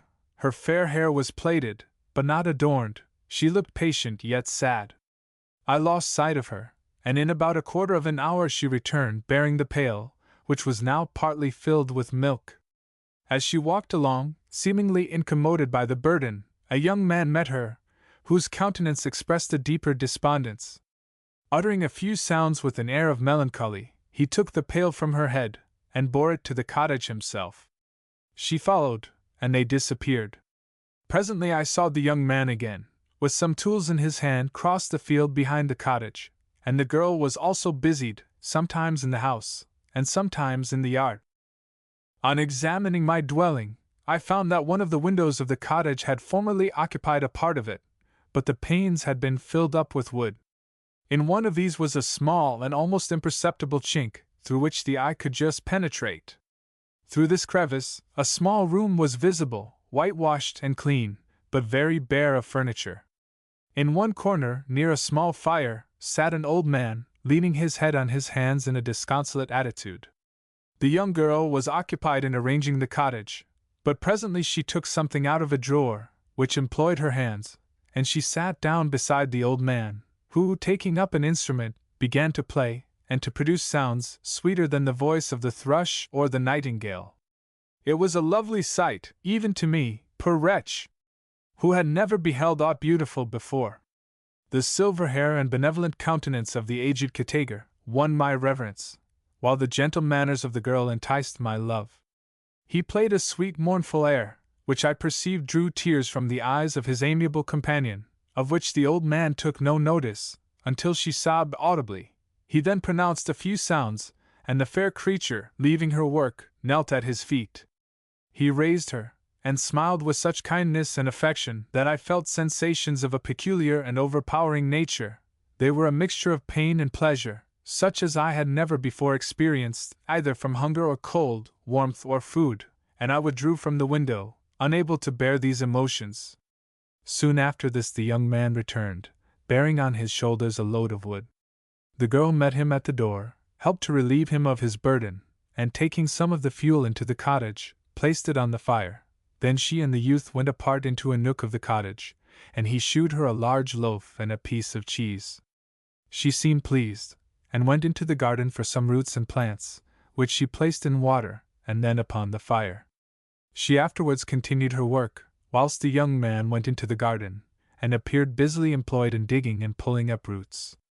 After he had been employed thus about an hour, the young woman joined him, and they entered the cottage together. The old man had, in the meantime, been pensive, but on the appearance of his companions, he assumed a more cheerful air, and they sat down to eat. The meal was quickly dispatched. The young woman was again occupied in arranging the cottage. The old man walked before the cottage in the sun for a few minutes, leaning on the arm of the youth. Nothing could exceed in beauty the contrast between these two excellent creatures. One was old, with silver hairs and a countenance beaming with benevolence and love. The younger was slight and graceful in his figure, and his features were molded with the finest symmetry, yet his eyes and attitude expressed the utmost sadness and despondency. The old man returned to the cottage, and the youth, with tools different from those he had used in the morning, directed his steps across the fields. Night quickly shut in, but to my extreme wonder, I found that the cottagers had a means of prolonging light, by the use of tapers, and was delighted to find that the setting of the sun did not put an end to the pleasure I experienced in watching my human neighbors. In the evening, the young girl and her companion were employed in various occupations which I did not understand, and the old man again took up the instrument, which produced the divine sounds that had enchanted me in the morning. So soon as he had finished, the youth began, not to play, but to utter sounds that were monotonous, and neither resembling the harmony of the old man's instrument, or the songs of the birds. I since found that he read aloud, but at that time I knew nothing of the science of words or letters. The family, after having been thus occupied for a short time, extinguished their lights, and retired, as I conjectured, to rest. Chapter 4. I lay on my straw, but I could not sleep. I thought of the occurrences of the day. What chiefly struck me was the gentle manners of these people, and I longed to join them, but dared not. I remembered too well the treatment I had suffered the night before from the barbarous villagers, and resolved, whatever course of conduct I might hereafter think it right to pursue, that for the present I would remain quietly in my hovel, watching, and endeavoring to discover the motives which influenced their actions. The cottagers arose the next morning before the sun. The young woman arranged the cottage, and prepared the food, and the youth departed after the first meal. This day was passed in the same routine as that which preceded it. The young man was constantly employed out of doors, and the girl in various laborious occupations within. The old man, whom I soon perceived to be blind, employed his leisure hours on his instrument, or in contemplation. Nothing could exceed the love and respect which the younger cottagers exhibited towards their venerable companion. They performed towards him every little office of affection and duty with gentleness, and he rewarded them by his benevolent smiles. They were not entirely happy. The young man and his companion often went apart, and appeared to weep. I saw no cause for their unhappiness, but I was deeply affected by it. If such lovely creatures were miserable, it was less strange that I, an imperfect and solitary being, should be wretched. Yet why were these gentle beings unhappy? They possessed a delightful house, for such it was in my eyes, and every luxury. They had a fire to warm them when chill, and delicious viands when hungry. They were dressed in excellent clothes, and still more, they enjoyed one another's company and speech, interchanging each day looks of affection and kindness. What did their tears imply? Did they really express pain? I was at first unable to solve these questions, but perpetual attention and time explained to me many appearances which were at first enigmatic. A considerable period elapsed before I discovered one of the causes of the uneasiness of this amiable family. It was poverty, and they suffered that evil in a very distressing degree. Their nourishment consisted entirely of the vegetables of their garden, and the milk of one cow, who gave very little during the winter, when its masters could scarcely procure food to support it. They often, I believe, suffered the pangs of hunger very poignantly, especially the two younger cottagers, for several times they placed food before the old man, when they reserved none for themselves. This trait of kindness moved me sensibly. I had been accustomed, during the night, to steal a part of their store for my own consumption, but when I found that in doing this I inflicted pain on the cottagers, I abstained, and satisfied myself with berries, nuts, and roots, which I gathered from a neighboring wood. I discovered also another means through which I was enabled to assist their labors. I found that the youth spent a great part of each day in collecting wood for the family fire, and during the night, I often took his tools, the use of which I quickly discovered, and brought home firing sufficient for the consumption of several days.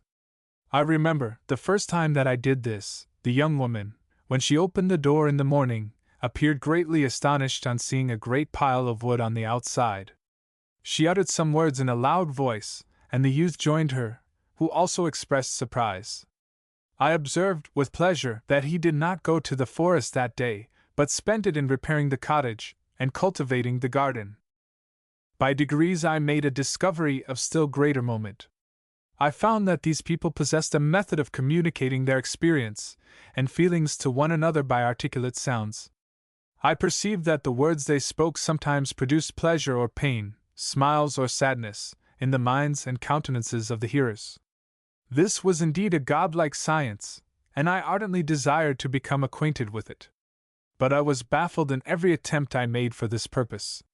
Their pronunciation was quick, and the words they uttered, not having any apparent connection with visible objects, I was unable to discover any clue by which I could unravel the mystery of their reference. By great application, however, and after having remained during the space of several revolutions of the moon in my hovel, I discovered the names that were given to some of the most familiar objects of discourse. I learned and applied the words fire, milk, bread, and wood. I learned also the names of the cottagers themselves. The youth and his companion had each of them several names, but the old man had only one, which was father. The girl was called sister or Agatha, and the youth Felix, brother or son. I cannot describe the delight I felt when I learned the ideas appropriated to each of these sounds, and was able to pronounce them. I distinguished several other words, without being able as yet to understand or apply them, such as good, dearest, unhappy. I spent the winter in this manner. The gentle manners and beauty of the cottagers greatly endeared them to me. When they were unhappy, I felt depressed. When they rejoiced, I sympathized in their joys. I saw few human beings beside them, and if any other happened to enter the cottage, their harsh manners and rude gait only enhanced to me the superior accomplishments of my friends.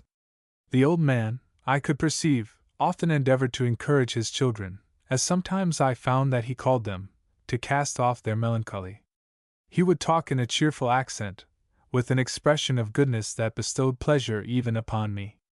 Agatha listened with respect, her eyes sometimes filled with tears, which she endeavored to wipe away unperceived, but I generally found that her countenance and tone were more cheerful after having listened to the exhortations of her father. It was not thus with Felix. He was always the saddest of the group, and, even to my unpracticed senses, he appeared to have suffered more deeply than his friends. But if his countenance was more sorrowful, his voice was more cheerful than that of his sister, especially when he addressed the old man.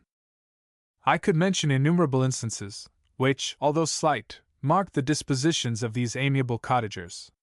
In the midst of poverty and want, Felix carried with pleasure to his sister the first little white flower that peeped out from beneath the snowy ground. Early in the morning, before she had risen, he cleared away the snow that obstructed her path to the milk-house, drew water from the well, and brought the wood from the outhouse, where, to his perpetual astonishment, he found his store always replenished by an invisible hand.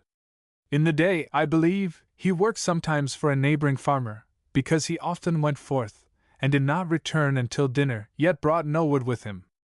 At other times he worked in the garden, but, as there was little to do in the frosty season, he read to the old man and Agatha.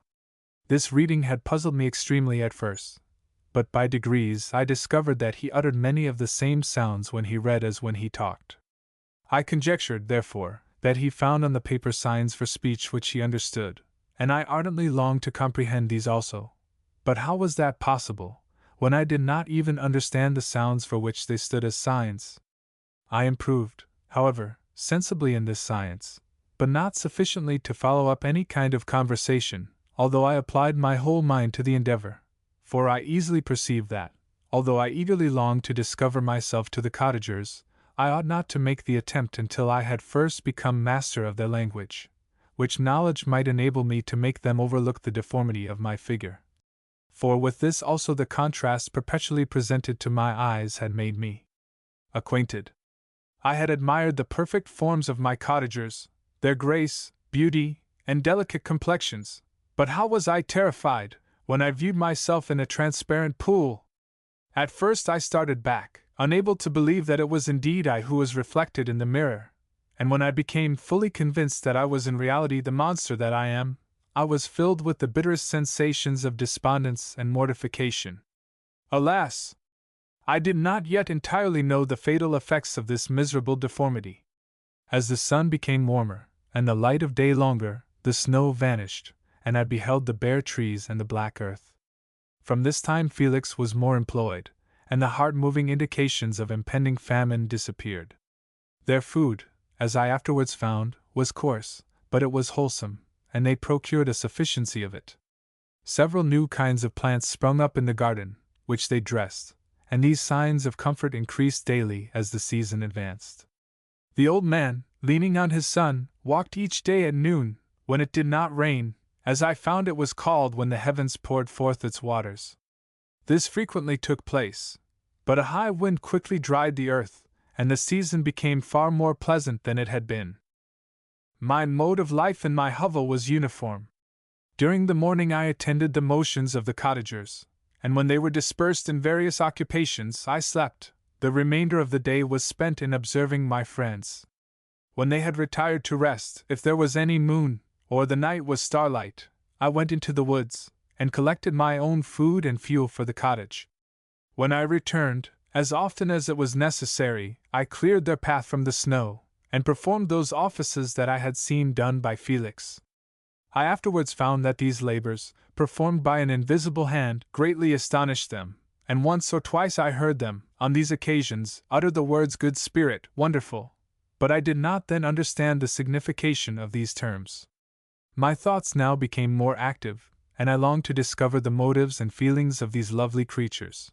I was inquisitive to know why Felix appeared so miserable, and Agatha so sad. I thought, foolish wretch, that it might be in my power to restore happiness to these deserving people. When I slept, or was absent, the forms of the venerable blind father, the gentle Agatha, and the excellent Felix, flitted before me. I looked upon them as superior beings, who would be the arbiters of my future destiny. I formed in my imagination 1,000 pictures of presenting myself to them, and their reception of me. I imagined that they would be disgusted, until, by my gentle demeanor and conciliating words, I should first win their favor, and afterwards their love. These thoughts exhilarated me, and led me to apply with fresh ardor to the acquiring the art of language. My organs were indeed harsh, but supple, and although my voice was very unlike the soft music of their tones, yet I pronounced such words as I understood with tolerable ease. It was as the ass and the lapdog, yet surely the gentle ass, whose intentions were affectionate, although his manners were rude, deserved better treatment than blows and execration. The pleasant showers and genial warmth of spring greatly altered the aspect of the earth. Men, who before this change seemed to have been hid in caves, dispersed themselves, and were employed in various arts of cultivation. The birds sang in more cheerful notes, and the leaves began to bud forth on the trees. Happy, happy earth! Fit habitation for gods, which, so short a time before, was bleak, damp, and unwholesome. My spirits were elevated by the enchanting appearance of nature. The past was blotted from my memory, the present was tranquil, and the future gilded by bright rays of hope and anticipations of joy. Chapter 5. I now hasten to the more moving part of my story. I shall relate events that impressed me with feelings which, from what I was, have made me what I am. Spring advanced rapidly, the weather became fine, and the skies cloudless. It surprised me that what before was desert and gloomy should now bloom with the most beautiful flowers and verdure. My senses were gratified and refreshed by 1,000 scents of delight, and 1,000 sights of beauty. It was on one of these days, when my cottagers periodically rested from labor, the old man played on his guitar, and the children listened to him. I observed that the countenance of Felix was melancholy beyond expression. He sighed frequently, and once his father paused in his music, and I conjectured by his manner that he inquired the cause of his son's sorrow. Felix replied in a cheerful accent, and the old man was recommencing his music, when someone tapped at the door. It was a lady on horseback, accompanied by a countryman as a guide. The lady was dressed in a dark suit, and covered with a thick black veil. Agatha asked a question, to which the stranger only replied by pronouncing, in a sweet accent, the name of Felix. Her voice was musical, but unlike that of either of my friends. On hearing this word, Felix came up hastily to the lady, who, when she saw him, threw up her veil, and I beheld a countenance of angelic beauty and expression. Her hair of a shining raven black, and curiously braided, her eyes were dark, but gentle, although animated, her features of a regular proportion, and her complexion wondrously fair, each cheek tinged with a lovely pink. Felix seemed ravished with delight when he saw her, every trait of sorrow vanished from his face, and it instantly expressed a degree of ecstatic joy, of which I could hardly have believed it capable. His eyes sparkled, as his cheek flushed with pleasure, and at that moment I thought him as beautiful as the stranger. She appeared affected by different feelings. Wiping a few tears from her lovely eyes, she held out her hand to Felix, who kissed it rapturously, and called her, as well as I could distinguish, his sweet Arabian. She did not appear to understand him, but smiled. He assisted her to dismount, and dismissing her guide, conducted her into the cottage. Some conversation took place between him and his father, and the young stranger knelt at the old man's feet, and would have kissed his hand, but he raised her, and embraced her affectionately. I soon perceived that although the stranger uttered articulate sounds, and appeared to have a language of her own, she was either understood by, or herself understood, the cottagers. They made many signs which I did not comprehend, but I saw that her presence diffused gladness through the cottage, dispelling their sorrow as the sun dissipates the morning mists. Felix seemed peculiarly happy, and with smiles of delight welcomed his Arabian. Agatha, the ever-gentle Agatha, kissed the hands of the lovely stranger, and pointing to her brother, made signs which appeared to me to mean that he had been sorrowful until she came. Some hours passed thus, while they, by their countenances, expressed joy, the cause of which I did not comprehend. Presently I found, by the frequent recurrence of one sound which the stranger repeated after them, that she was endeavoring to learn their language, and the idea instantly occurred to me that I should make use of the same instructions to the same end. The stranger learned about 20 words at the first lesson. Most of them indeed were those which I had before understood, but I profited by the others. As night came on, Agatha and the Arabian retired early. When they separated, Felix kissed the hand of the stranger, and said, "Good night, sweet Safie." He sat up much longer, conversing with his father, and, by the frequent repetition of her name, I conjectured that their lovely guest was the subject of their conversation. I ardently desired to understand them, and bent every faculty towards that purpose, but found it utterly impossible. The next morning Felix went out to his work, and after the usual occupations of Agatha were finished, the Arabian sat at the feet of the old man, and taking his guitar, played some airs so entrancingly beautiful that they at once drew tears of sorrow and delight from my eyes. She sang, and her voice flowed in a rich cadence, swelling or dying away, like a nightingale of the woods. When she had finished, she gave the guitar to Agatha, who at first declined it. She played a simple air, and her voice accompanied it in sweet accents, but unlike the wondrous strain of the stranger. The old man appeared enraptured, and said some words, which Agatha endeavored to explain to Safie, and by which he appeared to wish to express that she bestowed on him the greatest delight by her music. The days now passed as peaceably as before, with the sole alteration that joy had taken place of sadness in the countenances of my friends. Safie was always gay and happy. She and I improved rapidly in the knowledge of language, so that in 2 months I began to comprehend most of the words uttered by my protectors. In the meanwhile also the black ground was covered with herbage, and the green banks interspersed with innumerable flowers, sweet to the scent and the eyes, stars of pale radiance among the moonlight woods. The sun became warmer, the nights clear and balmy, and my nocturnal rambles were an extreme pleasure to me, although they were considerably shortened by the late setting and early rising of the sun. For I never ventured abroad during daylight, fearful of meeting with the same treatment as I had formerly endured in the first village which I entered.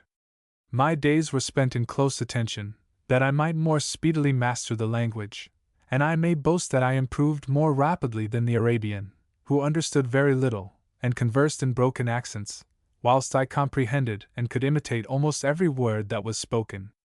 While I improved in speech, I also learned the science of letters, as it was taught to the stranger, and this opened before me a wide field for wonder and delight.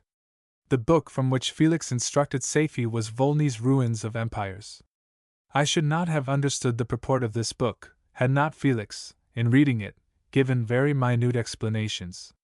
He had chosen this work, he said, because the declamatory style was framed in imitation of the Eastern authors.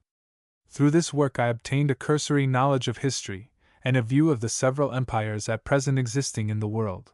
It gave me an insight into the manners, governments, and religions of the different nations of the earth.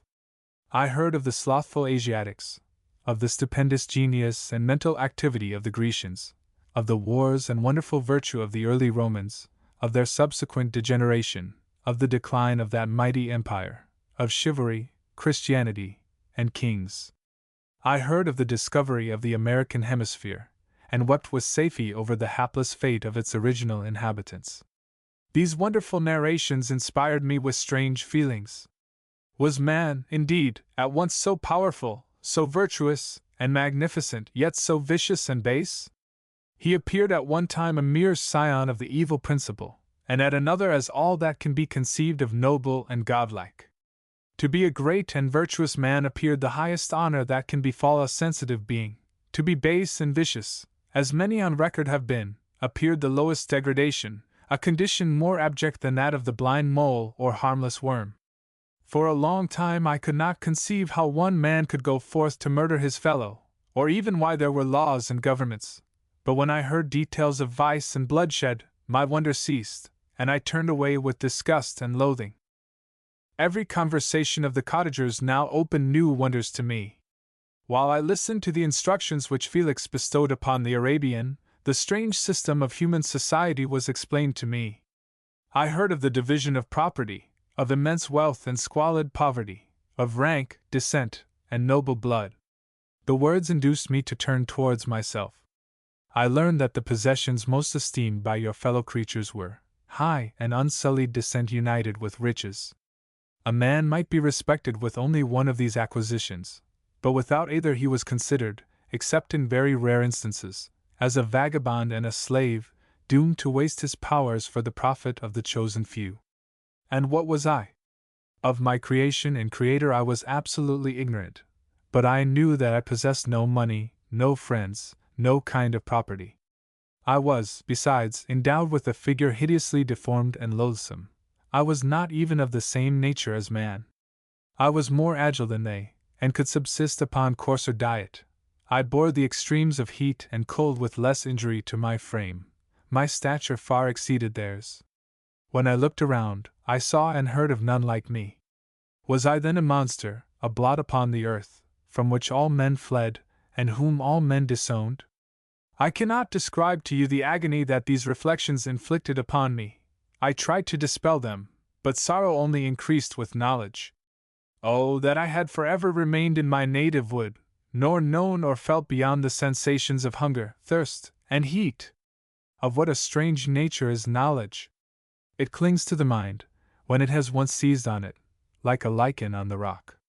I wished sometimes to shake off all thought and feeling, but I learned that there was but one means to overcome the sensation of pain, and that was death, a state which I feared yet did not understand. I admired virtue and good feelings, and loved the gentle manners and amiable qualities of my cottagers, but I was shut out from intercourse with them, except through means which I obtained by stealth, when I was unseen and unknown, and which rather increased than satisfied the desire I had of becoming one among my fellows. The gentle words of Agatha, and the animated smiles of the charming Arabian, were not for me. The mild exhortations of the old man, and the lively conversation of the loved Felix, were not for me. Miserable, unhappy wretch!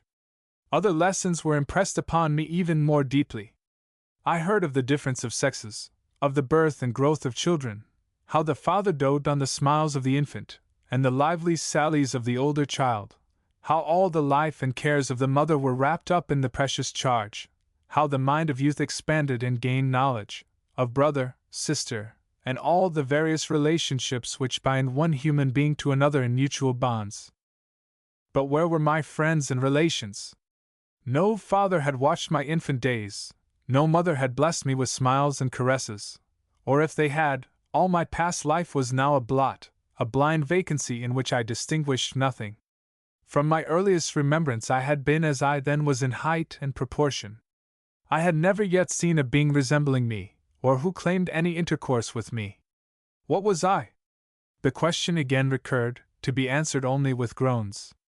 I will soon explain to what these feelings tended, but allow me now to return to the cottagers, whose story excited in me such various feelings of indignation, delight, and wonder, but which all terminated in additional love and reverence for my protectors, for so I loved, in an innocent, half-painful self-deceit, to call them. Chapter 6. Some time elapsed before I learned the history of my friends. It was one which could not fail to impress itself deeply on my mind, unfolding as it did a number of circumstances each interesting and wonderful to one so utterly inexperienced as I was. The name of the old man was de Lacy. He was descended from a good family in France, where he had lived for many years in affluence, respected by his superiors, and beloved by his equals. His son was bred in the service of his country, and Agatha had ranked with ladies of the highest distinction. A few months before my arrival, they had lived in a large and luxurious city, called Paris, surrounded by friends, and possessed of every enjoyment which virtue, refinement of intellect, or taste, accompanied by a moderate fortune, could afford. The father of Safie had been the cause of their ruin. He was a Turkish merchant, and had inhabited Paris for many years, when, for some reason which I could not learn, he became obnoxious to the government. He was seized and cast into prison the very day that Safie arrived from Constantinople to join him. He was tried, and condemned to death. The injustice of his sentence was very flagrant. All Paris was indignant, and it was judged that his religion and wealth, rather than the crime alleged against him, had been the cause of his condemnation. Felix had been present at the trial. His horror and indignation were uncontrollable, when he heard the decision of the court. He made, at that moment, a solemn vow to deliver him, and then looked around for the means. After many fruitless attempts to gain admittance to the prison, he found a strongly grated window in an unguarded part of the building, which lighted the dungeon of the unfortunate Mahometan, who, loaded with chains, waited in despair the execution of the barbarous sentence. Felix visited the grate at night, and made known to the prisoner his intentions in his favor. The Turk, amazed and delighted, endeavored to kindle the zeal of his deliverer by promises of reward and wealth. Felix rejected his offers with contempt, yet when he saw the lovely Safie, who was allowed to visit her father, and who, by her gestures, expressed her lively gratitude, the youth could not help owning to his own mind that the captive possessed a treasure which would fully reward his toil and hazard.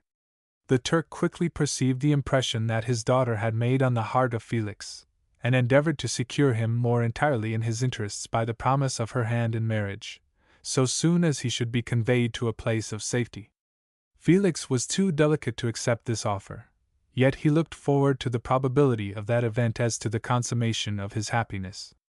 During the ensuing days, while the preparations were going forward for the escape of the merchant, the zeal of Felix was warmed by several letters that he received from this lovely girl, who found means to express her thoughts in the language of her lover by the aid of an old man, a servant of her father's, who understood French. She thanked him in the most ardent terms for his intended services towards her father, and at the same time she gently deplored her own fate. I have copies of these letters, for I found means, during my residence in the hovel, to procure the implements of writing, and the letters were often in the hands of Felix or Agatha. Before I depart, I will give them to you, they will prove the truth of my tale. But at present, as the sun is already far declined, I shall only have time to repeat the substance of them to you. Safie related that her mother was a Christian Arab, seized and made a slave by the Turks. Recommended by her beauty, she had won the heart of the father of Safie, who married her. The young girl spoke in high and enthusiastic terms of her mother, who, born in freedom, spurned the bondage to which she was now reduced. She instructed her daughter in the tenets of her religion, and taught her to aspire to higher powers of intellect, and an independence of spirit, forbidden to the female followers of Mahomet. This lady died, but her lessons were indelibly impressed on the mind of Safie, who sickened at the prospect of again returning to Asia, and of being immured within the walls of a harem, allowed only to occupy herself with puerile amusements, ill-suited to the temper of her soul, now accustomed to grand ideas and a noble emulation for virtue. The prospect of marrying a Christian, and remaining in a country where women were allowed to take a rank in society, was enchanting to her. The day for the execution of the Turk was fixed, but on the night previous to it, he had quitted prison, and before morning was distant many leagues from Paris. Felix had procured passports in the name of his father, sister, and himself. He had previously communicated his plan to the former, who aided the deceit by quitting his house, under the pretense of a journey, and concealed himself, with his daughter, in an obscure part of Paris. Felix conducted the fugitives through France to Lyons, and across Mont Cenis to Leghorn, where the merchant had decided to wait a favorable opportunity of passing into some part of the Turkish dominions. Safie resolved to remain with her father until the moment of his departure, before which time the Turk renewed his promise that she should be united to his deliverer, and Felix remained with them in expectation of that event, and in the meantime he enjoyed the society of the Arabian, who exhibited towards him the simplest and tenderest affection. They conversed with one another through the means of an interpreter, and sometimes with the interpretation of looks, and Safie sang to him the divine airs of her native country. The Turk allowed this intimacy to take place, and encouraged the hopes of the youthful lovers, while in his heart he had formed far other plans. He loathed the idea that his daughter should be united to a Christian, but he feared the resentment of Felix if he should appear lukewarm, for he knew that he was still in the power of his deliverer, if he should choose to betray him to the Italian state which they inhabited. He revolved 1,000 plans by which he should be enabled to prolong the deceit until it might be no longer necessary, and secretly to take his daughter with him when he departed. His plans were greatly facilitated by the news which arrived from Paris. The government of France were greatly enraged at the escape of their victim, and spared no pains to detect and punish his deliverer. The plot of Felix was quickly discovered, and de Lacy and Agatha were thrown into prison. The news reached Felix, and roused him from his dream of pleasure. His blind and aged father, and his gentle sister, lay in a noisome dungeon, while he enjoyed the free air, and the society of her whom he loved. This idea was torture to him. He quickly arranged with the Turk, that if the latter should find a favorable opportunity for escape before Felix could return to Italy, Safie should remain as a boarder at a convent at Leghorn, and then, quitting the lovely Arabian, he hastened to Paris, and delivered himself up to the vengeance of the law, hoping to free de Lacy and Agatha by this proceeding. He did not succeed. They remained confined for 5 months before the trial took place, the result of which deprived them of their fortune, and condemned them to a perpetual exile from their native country. They found a miserable asylum in the cottage in Germany, where I discovered them. Felix soon learned that the treacherous Turk, for whom he and his family endured such unheard of oppression, on discovering that his deliverer was thus reduced to poverty and impotence, became a traitor to good feeling and honor, and had quitted Italy with his daughter, insultingly sending Felix a pittance of money to aid him, as he said, in some plan of future maintenance. Such were the events that preyed on the heart of Felix, and rendered him, when I first saw him, the most miserable of his family. He could have endured poverty, and when this distress had been the meed of his virtue, he would have gloried in it, but the ingratitude of the Turk, and the loss of his beloved Safie, were misfortunes more bitter and irreparable. The arrival of the Arabian now infused new life into his soul. When the news reached Leghorn that Felix was deprived of his wealth and rank, the merchant commanded his daughter to think no more of her lover, but to prepare to return with him to her native country. The generous nature of Safie was outraged by this command. She attempted to expostulate with her father, but he left her angrily, reiterating his tyrannical mandate.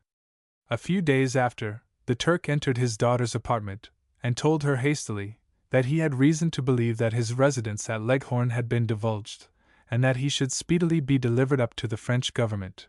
He had, consequently, hired a vessel to convey him to Constantinople, for which city he should sail in a few hours. He intended to leave his daughter under the care of a confidential servant, to follow at her leisure with the greater part of his property, which had not yet arrived at Leghorn. When alone, Safie resolved in her own mind the plan of conduct that it would become her to pursue in this emergency. A residence in Turkey was abhorrent to her. Her religion and feelings were alike adverse to it.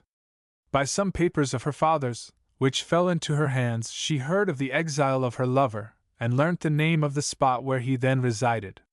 She hesitated some time, but at length she formed her determination. Taking with her some jewels that belonged to her, and a small sum of money, she quitted Italy, with an attendant, a native of Leghorn, but who understood the common language of Turkey, and departed for Germany. She arrived in safety at a town about 20 leagues from the cottage of de Lacy, when her attendant fell dangerously ill. Safie nursed her with the most devoted affection, but the poor girl died, and the Arabian was left alone, unacquainted with the language of the country, and utterly ignorant of the customs of the world. She fell, however, into good hands. The Italian had mentioned the name of the spot for which they were bound, and, after her death, the woman of the house in which they had lived took care that Safie should arrive in safety at the cottage of her lover. Chapter 7. Such was the history of my beloved cottagers. It impressed me deeply. I learned, from the views of social life which it developed, to admire their virtues, and to deprecate the vices of mankind. As yet I looked upon crime as a distant evil. Benevolence and generosity were ever present before me, inciting within me a desire to become an actor in the busy scene where so many admirable qualities were called forth and displayed. But in giving an account of the progress of my intellect, I must not omit a circumstance which occurred in the beginning of the month of August of the same year. One night, during my accustomed visit to the neighboring wood, where I collected my own food, and brought home firing for my protectors, I found on the ground a leathern portmanteau, containing several articles of dress and some books. I eagerly seized the prize, and returned with it to my hovel. Fortunately, the books were written in the language the elements of which I had acquired at the cottage. They consisted of Paradise Lost, a volume of Plutarch's Lives, and the Sorrows of Werther.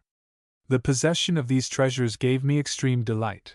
I now continually studied and exercised my mind upon these histories, whilst my friends were employed in their ordinary occupations. I can hardly describe to you the effect of these books.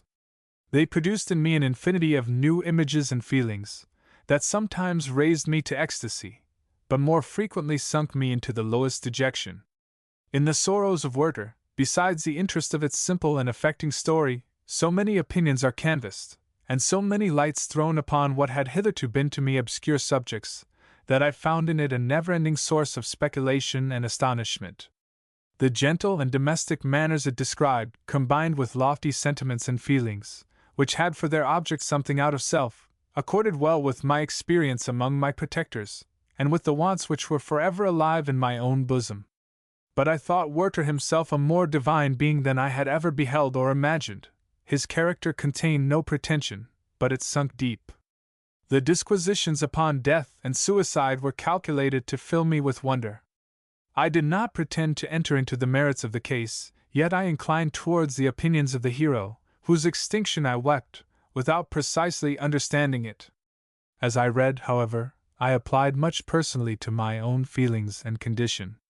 I found myself similar, yet at the same time strangely unlike the beings concerning whom I read, and to whose conversation I was a listener. I sympathized with, and partly understood them, but I was unformed in mind. I was dependent on none, and related to none. The path of my departure was free, and there was none to lament my annihilation. My person was hideous, and my stature gigantic. What did this mean? Who was I? What was I? Whence did I come? What was my destination? These questions continually recurred, but I was unable to solve them. The volume of Plutarch's Lives which I possessed contained the histories of the first founders of the ancient republics. This book had a far different effect upon me from the Sorrows of Werther. I learned from Werther's imaginations despondency and gloom, but Plutarch taught me high thoughts. He elevated me above the wretched sphere of my own reflections, to admire and love the heroes of past ages. Many things I read surpassed my understanding and experience. I had a very confused knowledge of kingdoms, wide extents of country, mighty rivers, and boundless seas. But I was perfectly unacquainted with towns, and large assemblages of men. The cottage of my protectors had been the only school in which I had studied human nature, but this book developed new and mightier scenes of action. I read of men concerned in public affairs governing or massacring their species. I felt the greatest ardor for virtue rise within me, and abhorrence for vice, as far as I understood the signification of those terms, relative as they were, as I applied them, to pleasure and pain alone. Induced by these feelings, I was of course led to admire peaceable lawgivers, Numa, Solon, and Lycurgus, in preference to Romulus and Theseus. The patriarchal lives of my protectors caused these impressions to take a firm hold on my mind. Perhaps, if my first introduction to humanity had been made by a young soldier, burning for glory and slaughter, I should have been imbued with different sensations. But Paradise Lost excited different and far deeper emotions. I read it, as I had read the other volumes which had fallen into my hands, as a true history. It moved every feeling of wonder and awe that the picture of an omnipotent God warring with his creatures was capable of exciting.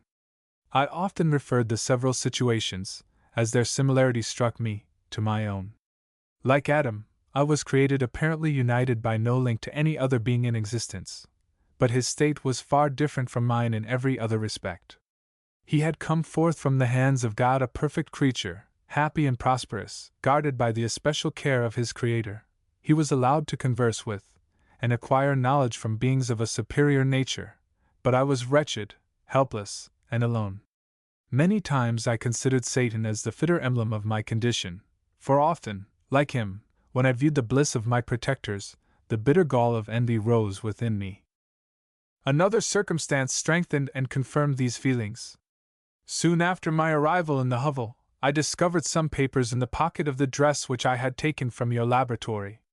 At first I had neglected them, but now that I was able to decipher the characters in which they were written, I began to study them with diligence. It was your journal of the 4 months that preceded my creation. You minutely described in these papers every step you took in the progress of your work. This history was mingled with accounts of domestic occurrences. You, doubtless, recollect these papers. Here they are. Everything is related in them which bears reference to my accursed origin. The whole detail of that series of disgusting circumstances which produced it is set in view. The minutest description of my odious and loathsome person is given, in language which painted your own horrors, and rendered mine ineffaceable. I sickened as I read. Hateful day when I received life, I exclaimed in agony. Cursed Creator! Why did you form a monster so hideous that even you turned from me in disgust? God in pity made man beautiful and alluring, after his own image, but my form is a filthy type of yours, more horrid from its very resemblance. Satan had his companions, fellow devils, to admire and encourage him, but I am solitary and detested. These were the reflections of my hours of despondency and solitude.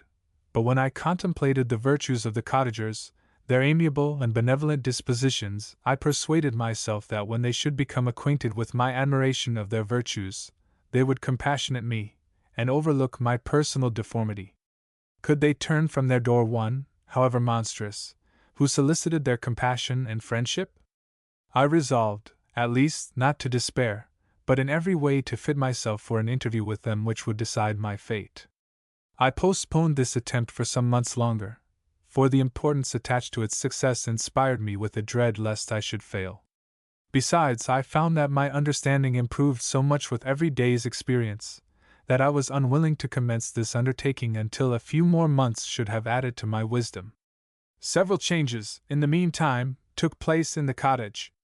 The presence of safety diffused happiness among its inhabitants, and I also found that a greater degree of plenty reigned there. Felix and Agatha spent more time in amusement and conversation, and were assisted in their labors by servants.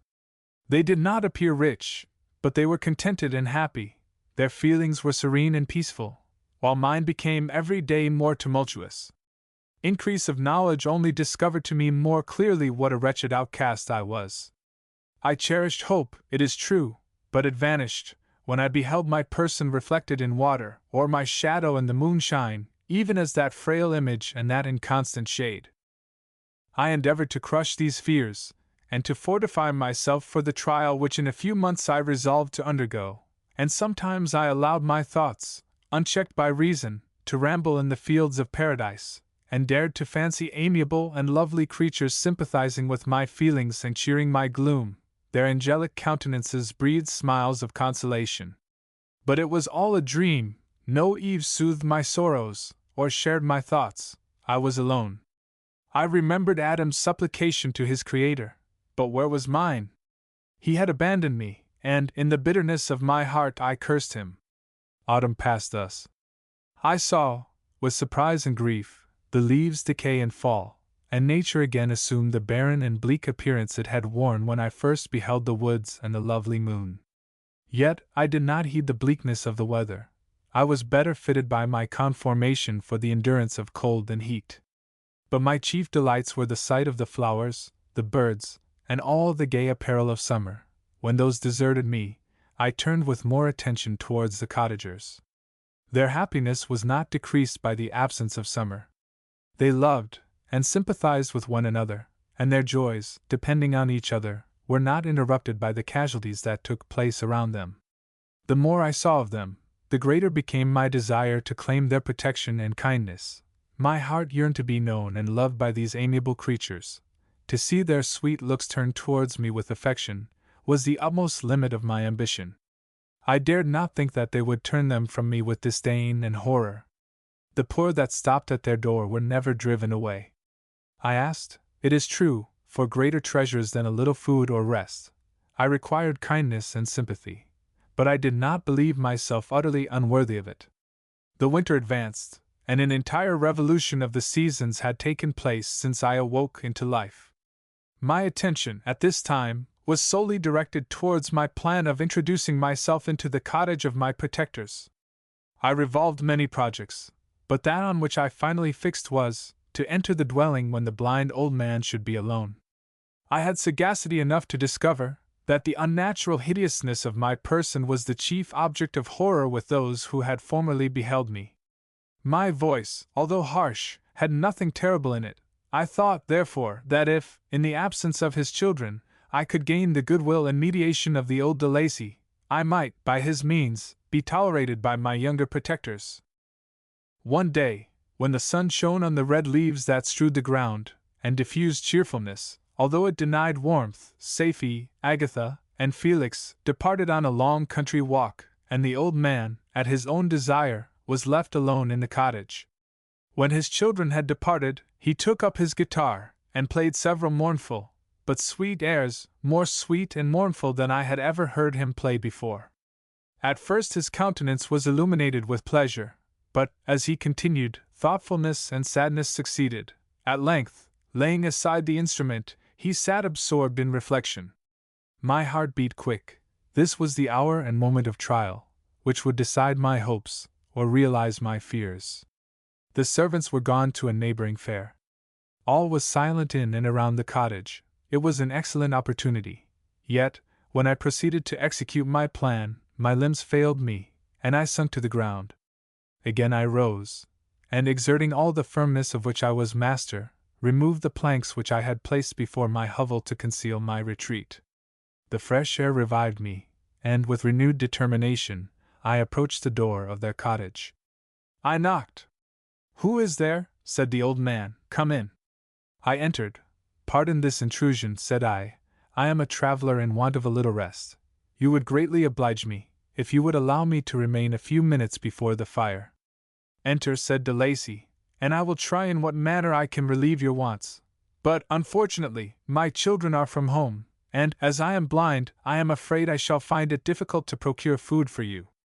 "Do not trouble yourself, my kind host, I have food. It is warmth and rest only that I need." I sat down, and a silence ensued. I knew that every minute was precious to me, yet I remained irresolute in what manner to commence the interview, when the old man addressed me. "By your language, stranger, I suppose you are my countryman. Are you French?" "No, but I was educated by a French family, and understand that language only. I am now going to claim the protection of some friends, whom I sincerely love, and of whose favor I have some hopes." "Are these Germans?" "No, they are French. But let us change the subject. I am an unfortunate and deserted creature. I look around, and I have no relation or friend upon earth. These amiable people to whom I go have never seen me, and know little of me. I am full of fears, for if I fail there, I am an outcast in the world forever. Do not despair. To be friendless is indeed to be unfortunate, but the hearts of men, when unprejudiced by any obvious self-interest, are full of brotherly love and charity. Rely, therefore, on your hopes, and if these friends are good and amiable, do not despair. They are kind, they are the most excellent creatures in the world, but, unfortunately, they are prejudiced against me. I have good dispositions, my life has been hitherto harmless, and in some degree beneficial, but a fatal prejudice clouds their eyes, and where they ought to see a feeling and kind friend, they behold only a detestable monster. That is indeed unfortunate. But if you are really blameless, cannot you undeceive them? I am about to undertake that task, and it is on that account that I feel so many overwhelming terrors. I tenderly love these friends. I have, unknown to them, been for many months in the habits of daily kindness towards them, but they believe that I wish to injure them, and it is that prejudice which I wish to overcome. Where do these friends reside? Near this spot." The old man paused, and then continued, "If you will unreservedly confide to me the particulars of your tale, I perhaps may be of use in undeceiving them. I am blind, and cannot judge of your countenance, but there is something in your words which persuades me that you are sincere. I am poor, and in exile, but it will afford me true pleasure to be in any way serviceable to a human creature." "Excellent man! I thank you, and accept your generous offer. You raise me from the dust by this kindness, and I trust that, by your aid, I shall not be driven from the society and sympathy of your fellow creatures. Heaven forbid! Even if you were really criminal, for that can only drive you to desperation, and not instigate you to virtue. I also am unfortunate. I and my family have been condemned, although innocent. Judge, therefore, if I do not feel for your misfortunes. How can I thank you, my best and only benefactor? From your lips first have I heard the voice of kindness directed towards me. I shall be forever grateful, and your present humanity assures me of success with those friends whom I am on the point of meeting. May I know the names and residence of those friends?" I paused. This, I thought, was the moment of decision, which was to rob me of, or bestow happiness on me forever. I struggled vainly for firmness sufficient to answer him, but the effort destroyed all my remaining strength. I sank on the chair, and sobbed aloud. At that moment I heard the steps of my younger protectors. I had not a moment to lose. But seizing the hand of the old man, I cried, "Now is the time, save and protect me. You and your family are the friends whom I seek. Do not you desert me in the hour of trial!" "Great God!" exclaimed the old man, "who are you?" At that instant the cottage door was opened, and Felix, Safie, and Agatha entered. Who can describe their horror and consternation on beholding me? Agatha fainted, and Safie, unable to attend to her friend, rushed out of the cottage.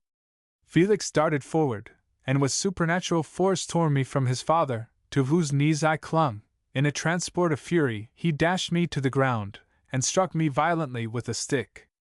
I could have torn him limb from limb, as the lion rends the antelope.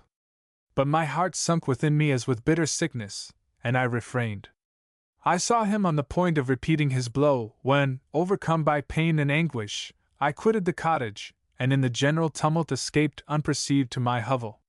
Chapter 8. Cursed, cursed Creator! Why did I live?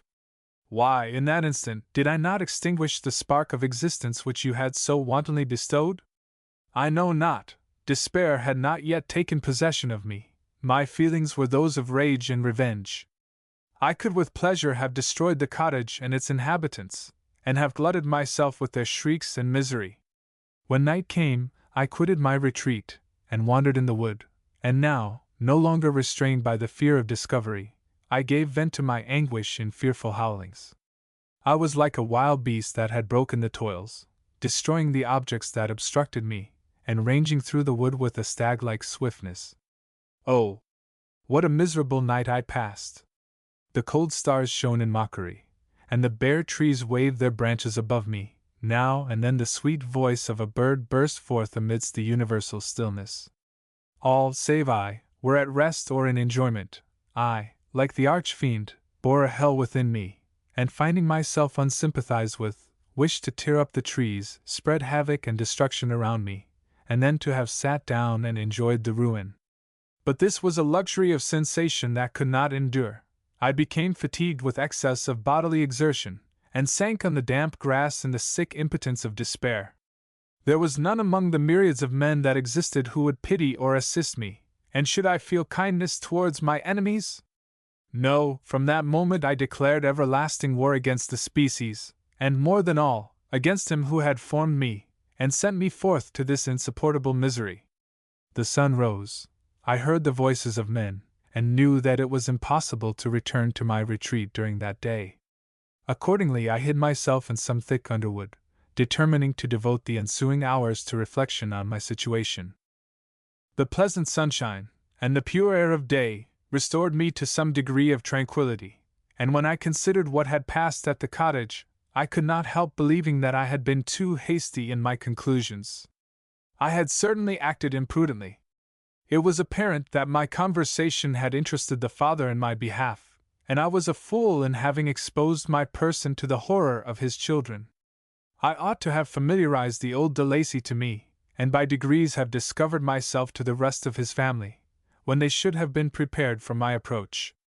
But I did not believe my errors to be irretrievable, and, after much consideration, I resolved to return to the cottage, seek the old man, and by my representations win him to my party. These thoughts calmed me, and in the afternoon I sank into a profound sleep. But the fever of my blood did not allow me to be visited by peaceful dreams. The horrible scene of the preceding day was forever acting before my eyes. The females were flying, and the enraged Felix tearing me from his father's feet. I awoke exhausted, and finding that it was already night, I crept forth from my hiding place, and went in search of food. When my hunger was appeased, I directed my steps towards the well-known path that conducted to the cottage. All there was at peace. I crept into my hovel, and remained in silent expectation of the accustomed hour when the family arose. That hour passed, the sun mounted high in the heavens, but the cottagers did not appear. I trembled violently, apprehending some dreadful misfortune. The inside of the cottage was dark, and I heard no motion. I cannot describe the agony of this suspense. Presently 2 countrymen passed by, but pausing near the cottage, they entered into conversation, using violent gesticulations. But I did not understand what they said, as they spoke the language of the country, which differed from that of my protectors. Soon after, however, Felix approached with another man. I was surprised, as I knew that he had not quitted the cottage that morning, and waited anxiously to discover, from his discourse, the meaning of these unusual appearances. "Do you consider," said his companion to him, "that you will be obliged to pay 3 months' rent, and to lose the produce of your garden? I do not wish to take any unfair advantage, and I beg therefore that you will take some days to consider of your determination." "It is utterly useless," replied Felix. "We can never again inhabit your cottage. The life of my father is in the greatest danger, owing to the dreadful circumstance that I have related. My wife and my sister will never recover their horror. I entreat you not to reason with me any more. Take possession of your tenement, and let me fly from this place." Felix trembled violently as he said this.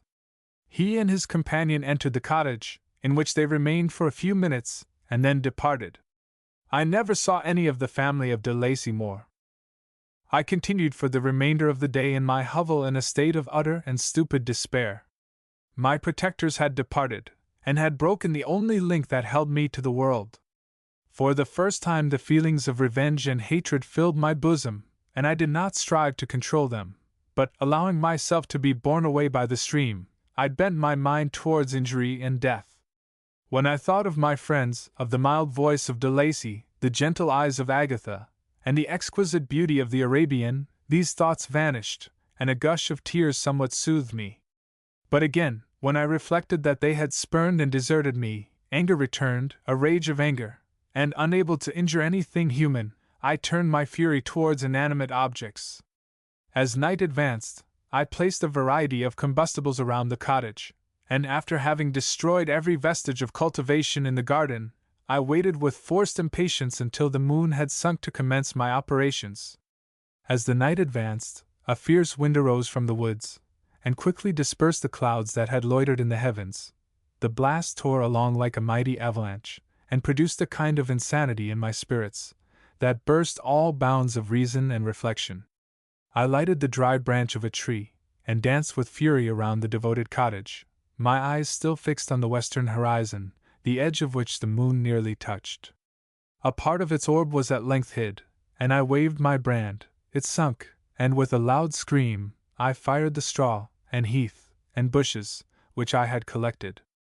The wind fanned the fire, and the cottage was quickly enveloped by the flames, which clung to it, and licked it with their forked and destroying tongues. As soon as I was convinced that no assistance could save any part of the habitation, I quitted the scene, and sought for refuge in the woods. And now, with the world before me, whither should I bend my steps? I resolved to fly far from the scene of my misfortunes. But to me, hated and despised, every country must be equally horrible. At length the thought of you crossed my mind. I learned from your papers that you were my father, my creator, and to whom could I apply with more fitness than to him who had given me life? Among the lessons that Felix had bestowed upon Safie, geography had not been omitted. I had learned from these the relative situations of the different countries of the earth. You had mentioned Geneva as the name of your native town, and towards this place I resolved to proceed. But how was I to direct myself? I knew that I must travel in a southwesterly direction to reach my destination, but the sun was my only guide. I did not know the names of the towns that I was to pass through, nor could I ask information from a single human being, but I did not despair. From you only could I hope for succor, although towards you I felt no sentiment but that of hatred. Unfeeling, heartless creator! You had endowed me with perceptions and passions, and then cast me abroad an object for the scorn and horror of mankind. But on you only had I any claim for pity and redress, and from you I determined to seek that justice which I vainly attempted to gain from any other being that wore the human form. My travels were long, and the sufferings I endured intense. It was late in autumn when I quitted the district where I had so long resided. I traveled only at night, fearful of encountering the visage of a human being. Nature decayed around me, and the sun became heatless. Rain and snow poured around me. Mighty rivers were frozen. The surface of the earth was hard, and chill, and bare, and I found no shelter. O earth! How often did I imprecate curses on the cause of my being! The mildness of my nature had fled, and all within me was turned to gall and bitterness. The nearer I approached to your habitation, the more deeply did I feel the spirit of revenge enkindled in my heart. Snow fell, and the waters were hardened, but I rested not. A few incidents now and then directed me, and I possessed a map of the country, but I often wandered wide from my path. The agony of my feelings allowed me no respite. No incident occurred from which my rage and misery could not extract its food, but a circumstance that happened when I arrived on the confines of Switzerland, when the sun had recovered its warmth, and the earth again began to look green, confirmed in an especial manner the bitterness and horror of my feelings. I generally rested during the day, and traveled only when I was secured by night from the view of man. One morning, however, finding that my path lay through a deep wood, I ventured to continue my journey after the sun had risen. The day, which was one of the first of spring, cheered even me by the loveliness of its sunshine and the balminess of the air. I felt emotions of gentleness and pleasure, that had long appeared dead, revive within me. Half surprised by the novelty of these sensations, I allowed myself to be borne away by them, and forgetting my solitude and deformity, dared to be happy. Soft tears again bedewed my cheeks, and I even raised my humid eyes with thankfulness towards the blessed sun which bestowed such joy upon me. I continued to wind among the paths of the wood, until I came to its boundary, which was skirted by a deep and rapid river, into which many of the trees bent their branches, now budding with the fresh spring. Here I paused, not exactly knowing what path to pursue, when I heard the sound of voices, that induced me to conceal myself under the shade of a cypress. I was scarcely hid, when a young girl came running towards the spot where I was concealed, laughing as if she ran from someone in sport. She continued her course along the precipitous sides of the river, when suddenly her foot slipped, and she fell into the rapid stream. I rushed from my hiding place, and with extreme labor from the force of the current saved her, and dragged her to shore. She was senseless, and I endeavored, by every means in my power, to restore animation, when I was suddenly interrupted by the approach of a rustic, who was probably the person from whom she had playfully fled. On seeing me, he darted towards me, and tearing the girl from my arms, hastened towards the deeper parts of the wood. I followed speedily, I hardly knew why, but when the man saw me draw near, he aimed a gun, which he carried, at my body, and fired. I sunk to the ground, and my injurer, with increased swiftness, escaped into the wood.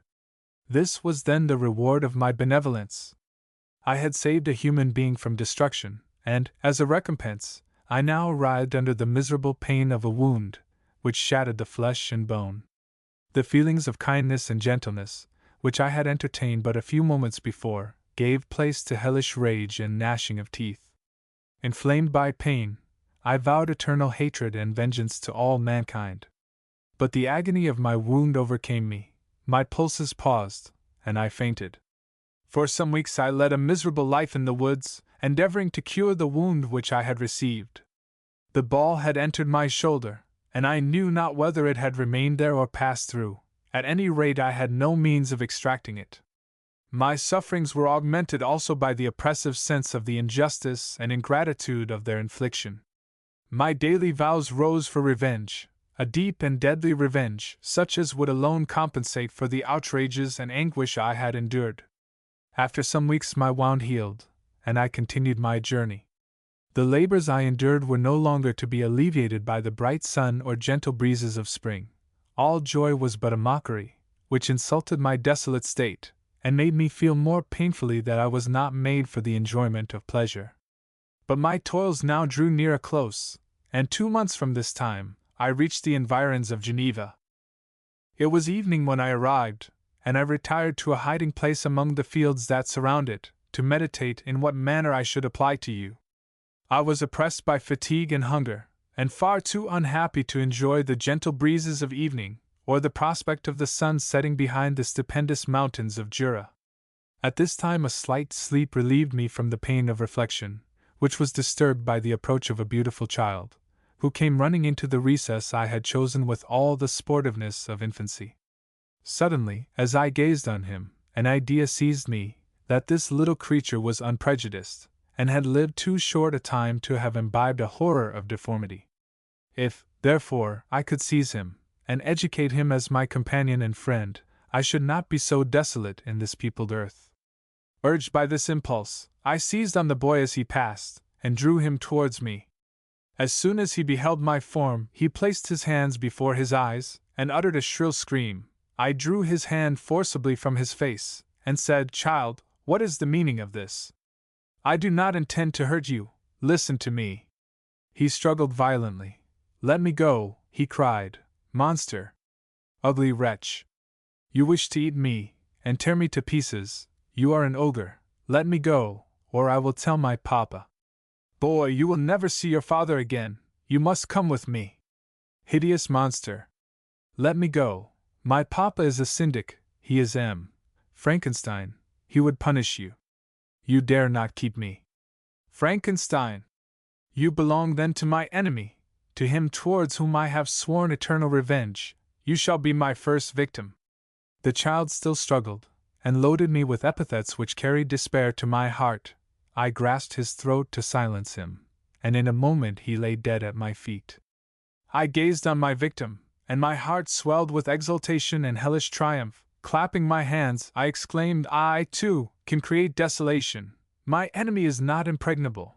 This death will carry despair to him, and 1,000 other miseries shall torment and destroy him."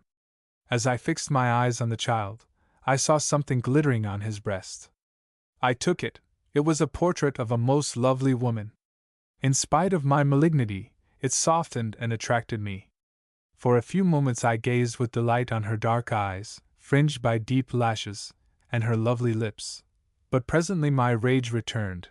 I remembered that I was forever deprived of the delights that such beautiful creatures could bestow, and that she whose resemblance I contemplated would, in regarding me, have changed that air of divine benignity to one expressive of disgust and affright. Can you wonder that such thoughts transported me with rage? I only wonder that at that moment, instead of venting my sensations in exclamations and agony, I did not rush among mankind, and perish in the attempt to destroy them. While I was overcome by these feelings, I left the spot where I had committed the murder, and was seeking a more secluded hiding place, when I perceived a woman passing near me. She was young, not indeed so beautiful as her whose portrait I held, but of an agreeable aspect, and blooming in the loveliness of youth and health. Here, I thought, is one of those whose smiles are bestowed on all but me. She shall not escape. Thanks to the lessons of Felix, and the sanguinary laws of man, I have learned how to work mischief. I approached her unperceived, and placed the portrait securely in one of the folds of her dress. For some days I haunted the spot where these scenes had taken place, sometimes wishing to see you, sometimes resolved to quit the world and its miseries forever. At length I wandered towards these mountains, and have ranged through their immense recesses, consumed by a burning passion which you alone can gratify. We may not part until you have promised to comply with my requisition. I am alone, and miserable. Man will not associate with me, but one as deformed and horrible as myself would not deny herself to me. My companion must be of the same species, and have the same defects. This being you must create. Chapter 9. The being finished speaking, and fixed his looks upon me in expectation of a reply. But I was bewildered, perplexed, and unable to arrange my ideas sufficiently to understand the full extent of his proposition. He continued, "You must create a female for me, with whom I can live in the interchange of those sympathies necessary for my being. This you alone can do, and I demand it of you as a right which you must not refuse." The latter part of his tale had kindled anew in me the anger that had died away while he narrated his peaceful life among the cottagers, and, as he said this, I could no longer suppress the rage that burned within me. "I do refuse it," I replied, "and no torture shall ever extort a consent from me. You may render me the most miserable of men, but you shall never make me base in my own eyes. Shall I create another like yourself, whose joint wickedness might desolate the world? Begone! I have answered you.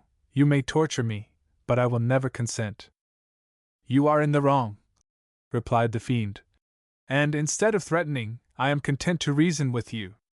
I am malicious because I am miserable. Am I not shunned and hated by all mankind? You, my creator, would tear me to pieces and triumph. Remember that, and tell me why I should pity man more than he pities me? You would not call it murder, if you could precipitate me into one of those ice rifts, and destroy my frame, the work of your own hands. Shall I respect man, when he contemns me? Let him live with me in the interchange of kindness, and instead of injury, I would bestow every benefit upon him with tears of gratitude at his acceptance. But that cannot be. The human senses are insurmountable barriers to our union. Yet mine shall not be the submission of abject slavery. I will revenge my injuries. If I cannot inspire love, I will cause fear, and chiefly towards you, my archenemy, because my Creator, do I swear inextinguishable hatred. Have a care, I will work at your destruction, nor finish until I desolate your heart, so that you curse the hour of your birth. A fiendish rage animated him as he said this. His face was wrinkled into contortions too horrible for human eyes to behold, but presently he calmed himself, and proceeded. I intended to reason. This passion is detrimental to me, for you do not reflect that you are the cause of its excess. If any being felt emotions of benevolence towards me, I should return them 100 and 100-fold. For that one creature's sake, I would make peace with the whole kind. But I now indulge in dreams of bliss that cannot be realized. What I ask of you is reasonable and moderate. I demand a creature of another sex, but as hideous as myself. The gratification is small, but it is all that I can receive, and it shall content me. It is true, we shall be monsters, cut off from all the world, but on that account we shall be more attached to one another. Our lives will not be happy, but they will be harmless, and free from the misery I now feel. Oh, my Creator, make me happy. Let me feel gratitude towards you for one benefit. Let me see that I excite the sympathy of some existing thing. Do not deny me my request. I was moved. I shuddered when I thought of the possible consequences of my consent, but I felt that there was some justice in his argument. His tale, and the feelings he now expressed, proved him to be a creature of fine sensations, and did I not, as his maker, owe him all the portion of happiness that it was in my power to bestow? He saw my change of feeling, and continued.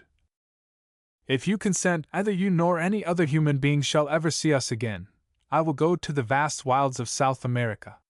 My food is not that of man. I do not destroy the lamb and the kid, to glut my appetite. Acorns and berries afford me sufficient nourishment.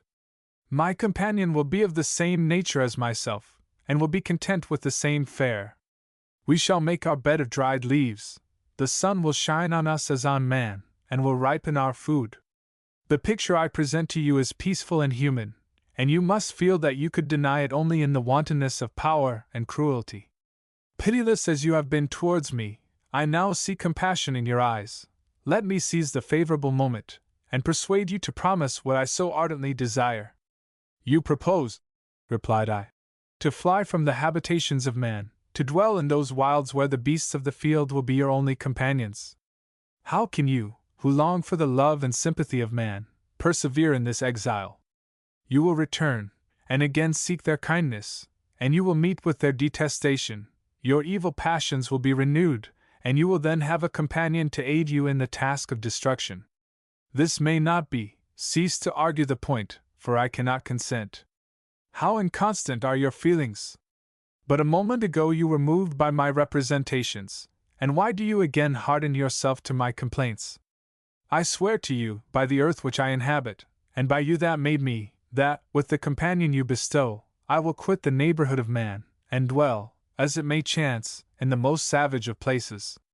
My evil passions will have fled, for I shall meet with sympathy.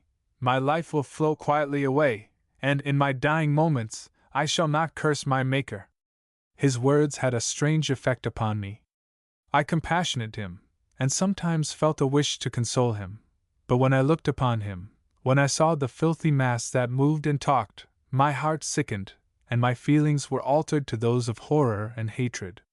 I tried to stifle these sensations. I thought that as I could not sympathize with him, I had no right to withhold from him the small portion of happiness which was yet in my power to bestow. You swear, I said, to be harmless, but have you not already shown a degree of malice that should reasonably make me distrust you? May not even this be a feint that will increase your triumph by affording a wider scope for your revenge? How is this?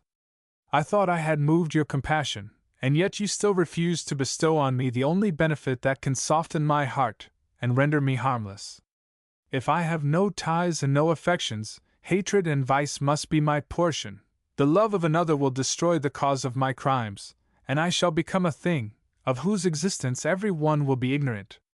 My vices are the children of a forced solitude that I abhor, and my virtues will necessarily arise when I live in communion with an equal.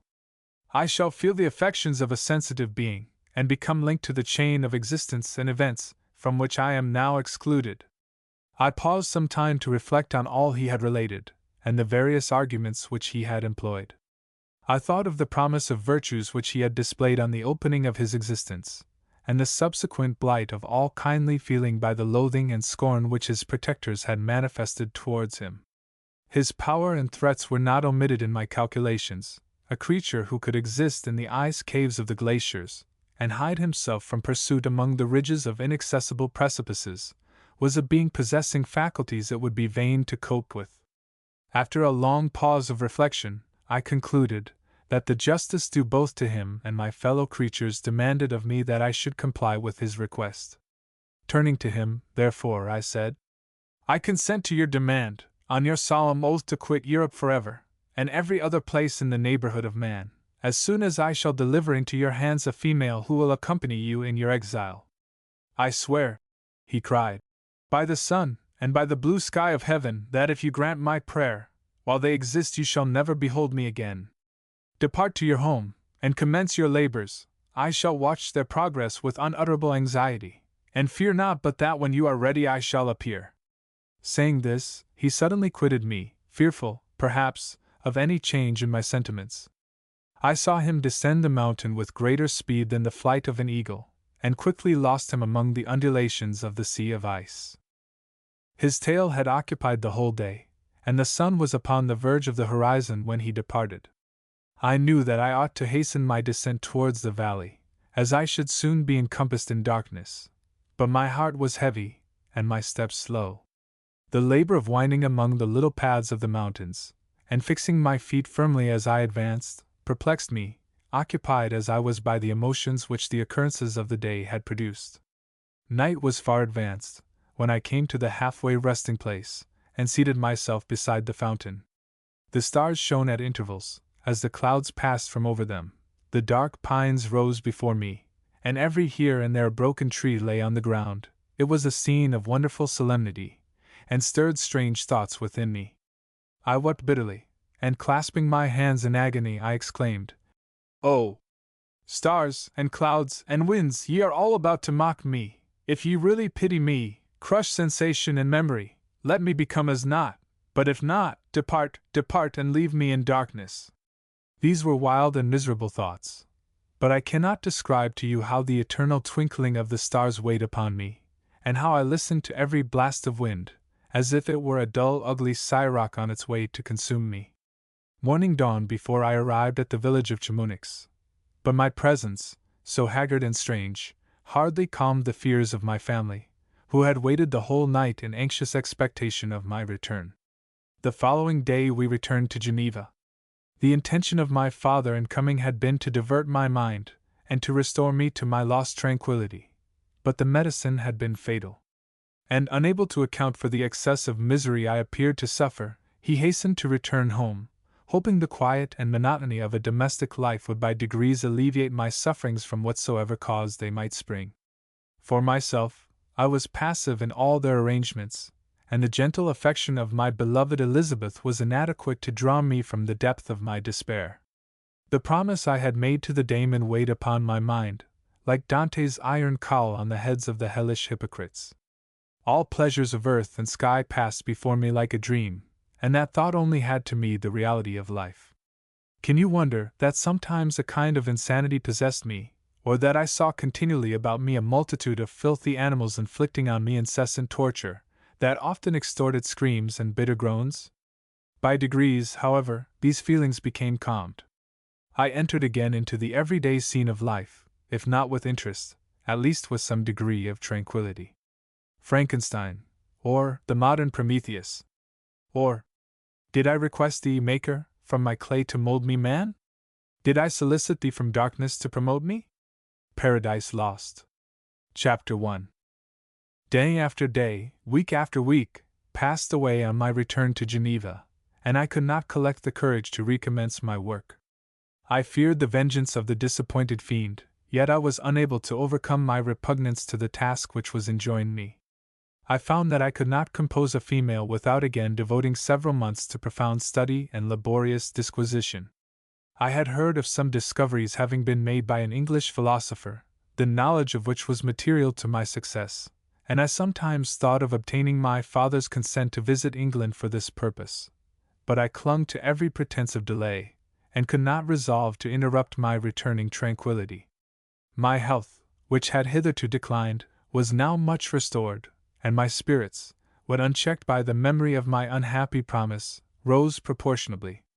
My father saw this change with pleasure, and he turned his thoughts towards the best method of eradicating the remains of my melancholy, which every now and then would return by fits, and with a devouring blackness overcast the approaching sunshine. At these moments I took refuge in the most perfect solitude. I passed whole days on the lake alone in a little boat, watching the clouds, and listening to the rippling of the waves, silent and listless.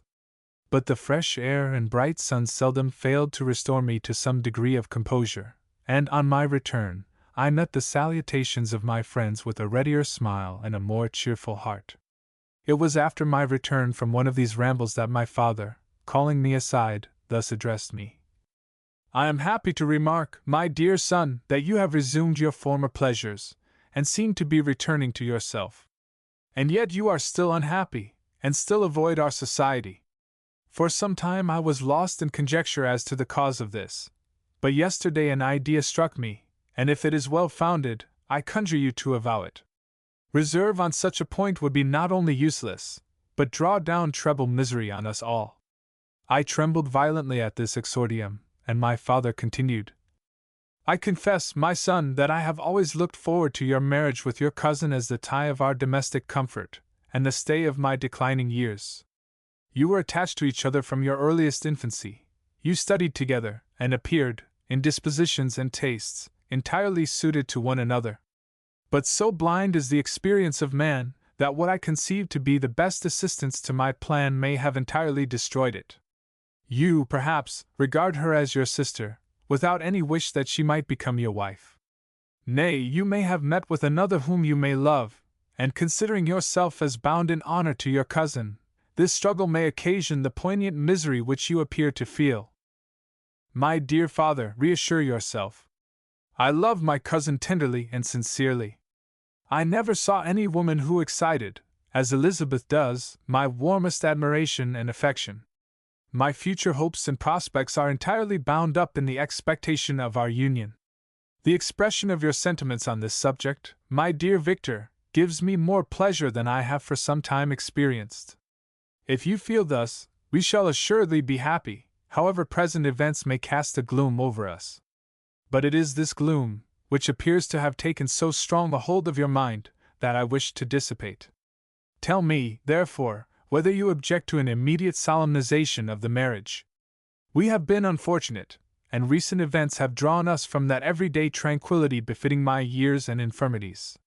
You are younger, yet I do not suppose, possessed as you are of a competent fortune, that an early marriage would at all interfere with any future plans of honor and utility that you may have formed.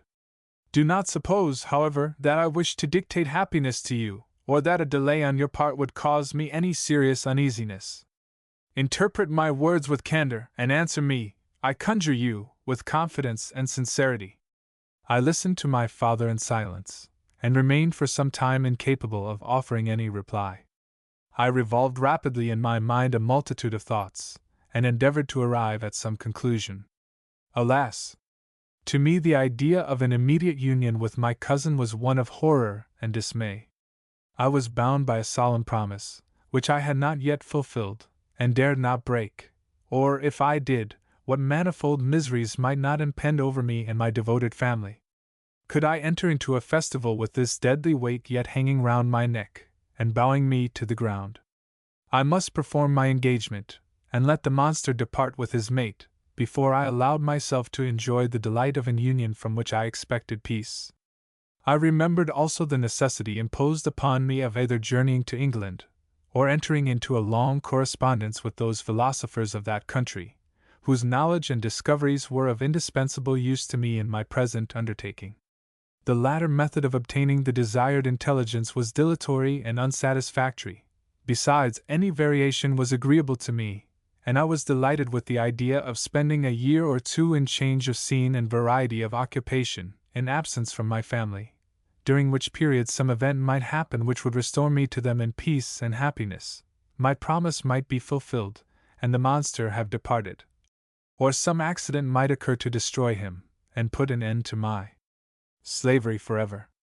These feelings dictated my answer to my father. I expressed a wish to visit England, but concealing the true reasons of this request, I clothed my desires under the guise of wishing to travel and see the world before I sat down for life within the walls of my native town. I urged my entreaty with earnestness, and my father was easily induced to comply, for a more indulgent and less dictatorial parent did not exist upon earth. Our plan was soon arranged. I should travel to Strasbourg, where Clerval would join me. Some short time would be spent in the towns of Holland, and our principal stay would be in England. We should return by France, and it was agreed that the tour should occupy the space of 2 years.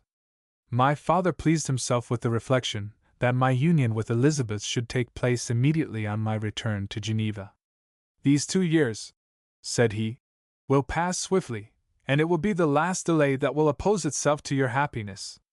And indeed, I earnestly desire that period to arrive, when we shall all be united, and neither hopes or fears arise to disturb our domestic calm." "I am content," I replied, "with your arrangement. By that time we shall both have become wiser, and I hope happier than we at present are." I sighed, but my father kindly forbore to question me further concerning the cause of my dejection. He hoped that new scenes, and the amusement of traveling, would restore my tranquility. I now made arrangements for my journey, but one feeling haunted me, which filled me with fear and agitation. During my absence I should leave my friends unconscious of the existence of their enemy, and unprotected from his attacks, exasperated as he might be by my departure. But he had promised to follow me wherever I might go, and would he not accompany me to England? This imagination was dreadful in itself, but soothing, inasmuch as it supposed the safety of my friends. I was agonized with the idea of the possibility that the reverse of this might happen. But through the whole period during which I was the slave of my creature, I allowed myself to be governed by the impulses of the moment, and my present sensations strongly intimated that the fiend would follow me, and exempt my family from the danger of his machinations. It was in the latter end of August that I departed, to pass 2 years of exile. Elizabeth approved of the reasons of my departure, and only regretted that she had not the same opportunities of enlarging her experience, and cultivating her understanding. She wept, however, as she bade me farewell, and entreated me to return happy and tranquil. "We all," said she, "depend upon you, and if you are miserable, what must be our feelings?" I threw myself into the carriage that was to convey me away, hardly knowing whither I was going, and careless of what was passing around.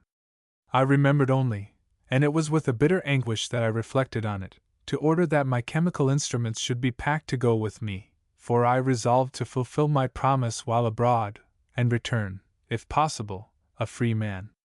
Filled with dreary imaginations, I passed through many beautiful and majestic scenes, but my eyes were fixed and unobserving. I could only think of the bourne of my travels, and the work which was to occupy me whilst they endured.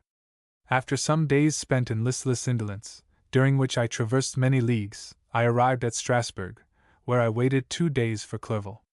He came. Alas, how great was the contrast between us! He was alive to every new scene, joyful when he saw the beauties of the setting sun, and more happy when he beheld it rise, and recommence a new day. He pointed out to me the shifting colors of the landscape, and the appearances of the sky. "This is what it is to live," he cried. "Now I enjoy existence. But you, my dear Frankenstein, Wherefore are you desponding and sorrowful? In truth, I was occupied by gloomy thoughts, and neither saw the descent of the evening star, nor the golden sunrise reflected in the Rhine dot, and you, my friend, would be far more amused with the journal of Clerval, who observed the scenery with an eye of feeling and delight, than to listen to my reflections. I, a miserable wretch, haunted by a curse that shut up every avenue to enjoyment. We had agreed to descend the Rhine in a boat from Strasbourg to Rotterdam, whence we might take shipping for London. During this voyage, we passed by many willowy islands, and saw several beautiful towns. We stayed a day at Mannheim, and on the 5th from our departure from Strasbourg, arrived at Mayence. The course of the Rhine below Mayence becomes much more picturesque. The river descends rapidly, and winds between hills, not high, but steep, and of beautiful forms. We saw many ruined castles standing on the edges of precipices, surrounded by black woods, high and inaccessible. This part of the Rhine, indeed, presents a singularly variegated landscape. In one spot you view rugged hills, ruined castles overlooking tremendous precipices, with the dark Rhine rushing beneath, and on the sudden turn of a promontory, flourishing vineyards, with green sloping banks, and a meandering river, and populous towns, occupy the scene. We traveled at the time of the vintage, and heard the song of the laborers, as we glided down the stream. Even I, depressed in mind, and my spirits continually agitated by gloomy feelings, even I was pleased. I lay at the bottom of the boat, and, as I gazed on the cloudless blue sky, I seemed to drink in a tranquillity to which I had long been a stranger. And if these were my sensations, who can describe those of Henry? He felt as if he had been transported to fairyland, and enjoyed a happiness seldom tasted by man. I have seen, he said, the most beautiful scenes of my own country. I have visited the lakes of Lucerne and Uri, where the snowy mountains descend almost perpendicularly to the water, casting black and impenetrable shades, which would cause a gloomy and mournful appearance, were it not for the most verdant islands that relieve the eye by their gay appearance. I have seen this lake agitated by a tempest, when the wind tore up whirlwinds of water, and gave you an idea of what the water spout must be on the great ocean, and the waves dash with fury the base of the mountain, where the priest and his mistress were overwhelmed by an avalanche, and where their dying voices are still said to be heard amid the pauses of the nightly wind. I have seen the mountains of La Valais, and the Pays de Vaud, but this country, Victor, pleases me more than all those wonders. The mountains of Switzerland are more majestic and strange, but there is a charm in the banks of this divine river that I never before saw equaled. Look at that castle which overhangs yon precipice, and that also on the island, almost concealed amongst the foliage of those lovely trees, and now that group of laborers coming from among their vines, and that village half hid in the recess of the mountain. Oh, surely, the spirit that inhabits and guards this place has a soul more in harmony with man than those who pile the glacier, or retire to the inaccessible peaks of the mountains of our own country. Clerval, beloved friend, even now it delights me to record your words, and to dwell on the praise of which you are so eminently deserving. He was a being formed in the very poetry of nature.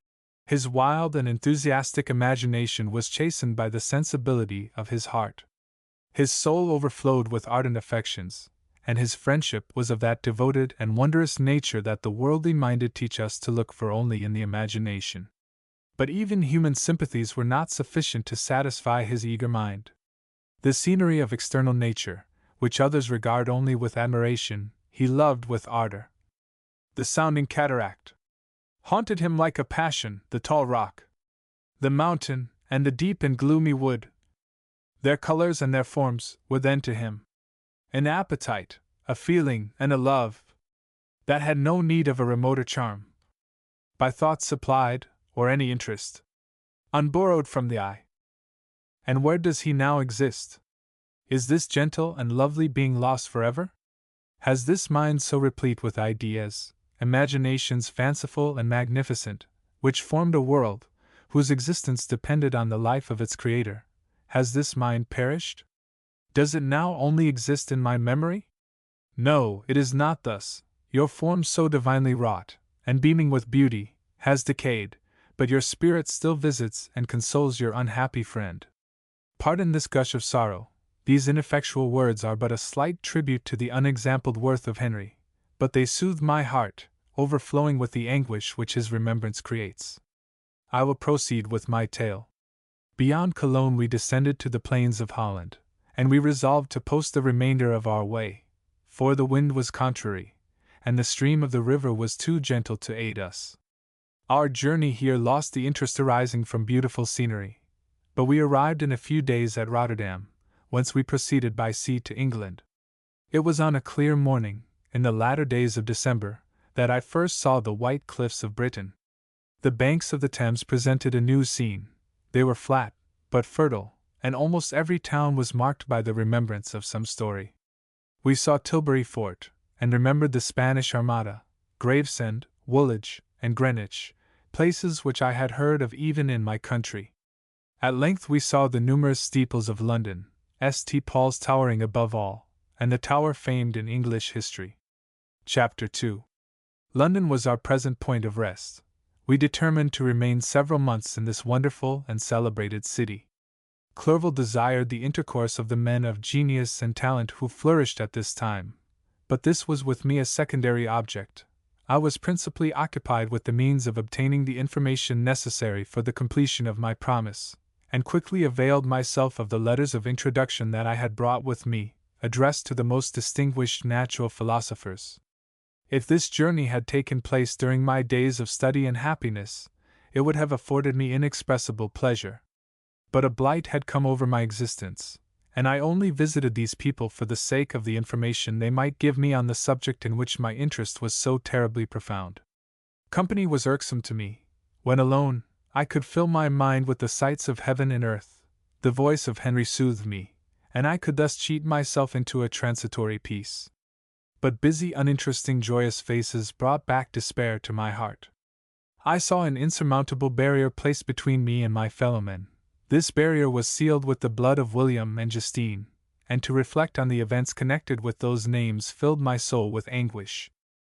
But in Clerval I saw the image of my former self. He was inquisitive, and anxious to gain experience and instruction.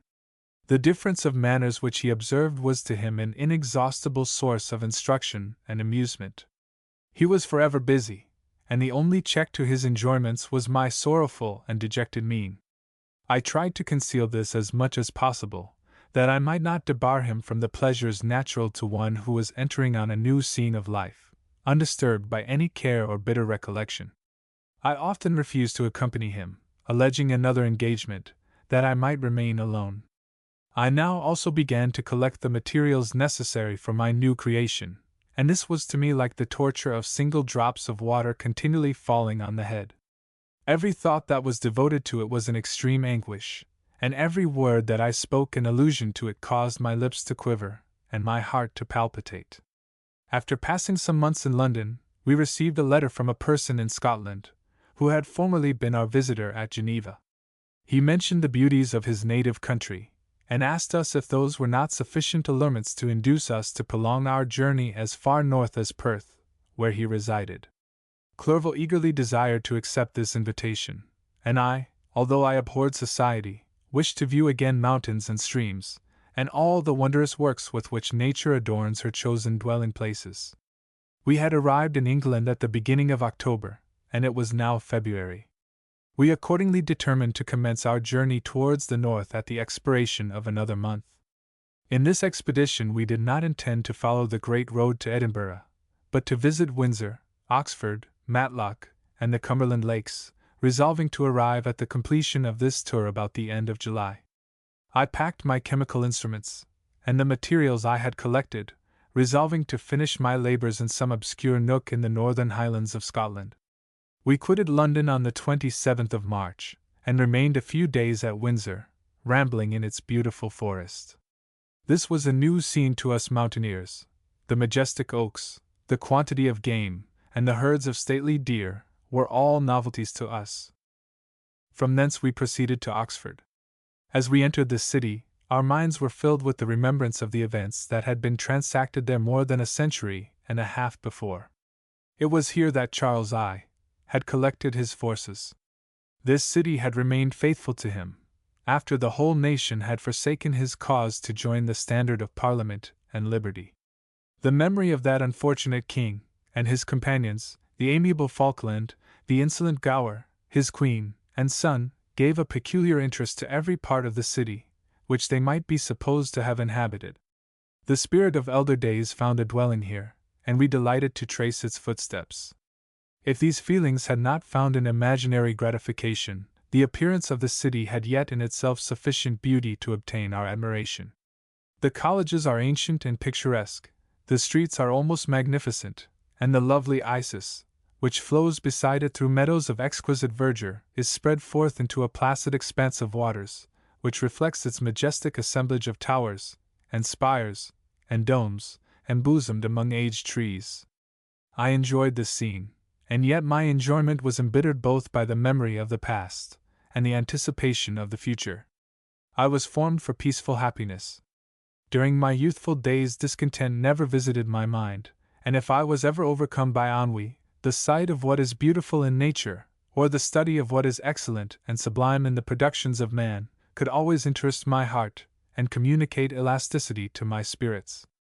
But I am a blasted tree, the bolt has entered my soul, and I felt then that I should survive to exhibit, what I shall soon cease to be, a miserable spectacle of wrecked humanity, pitiable to others, and abhorrent to myself. We passed a considerable period at Oxford, rambling among its environs, and endeavoring to identify every spot which might relate to the most animating epoch of English history. Our little voyages of discovery were often prolonged by the successive objects that presented themselves. We visited the tomb of the illustrious Hampden, and the field on which that patriot fell. For a moment my soul was elevated from its debasing and miserable fears to contemplate the divine ideas of liberty and self-sacrifice, of which these sites were the monuments and the remembrancers. For an instant I dared to shake off my chains, and look around me with a free and lofty spirit, but the iron had eaten into my flesh, and I sank again, trembling and hopeless, into my miserable self. We left Oxford with regret, and proceeded to Matlock, which was our next place of rest. The country in the neighborhood of this village resembled, to a greater degree, the scenery of Switzerland, but everything is on a lower scale, and the green hills want the crown of distant white Alps, which always attend on the piny mountains of my native country. We visited the wondrous cave, and the little cabinets of natural history, where the curiosities are disposed in the same manner as in the collections at Servox and Chamonix. The latter name made me tremble, when pronounced by Henry, and I hastened to quit Matlock, with which that terrible scene was thus associated. From Derby, still journeying northward, we passed 2 months in Cumberland and Westmoreland. I could now almost fancy myself among the Swiss mountains. The little patches of snow which yet lingered on the northern sides of the mountains, the lakes, and the dashing of the rocky streams, were all familiar and dear sights to me. Here also we made some acquaintances, who almost contrived to cheat me into happiness. The delight of Clerval was proportionably greater than mine. His mind expanded in the company of men of talent, and he found in his own nature greater capacities and resources than he could have imagined himself to have possessed while he associated with his inferiors. "I could pass my life here," said he to me, "and among these mountains I should scarcely regret Switzerland and the Rhine." But he found that a traveler's life is one that includes much pain amidst its enjoyments. His feelings are forever on the stretch, and when he begins to sink into repose, he finds himself obliged to quit that on which he rests in pleasure for something new, which again engages his attention, and which also he forsakes for other novelties. We had scarcely visited the various lakes of Cumberland and Westmoreland, and conceived an affection for some of the inhabitants, when the period of our appointment with our Scotch friend approached, and we left them to travel on. For my own part, one was not sorry.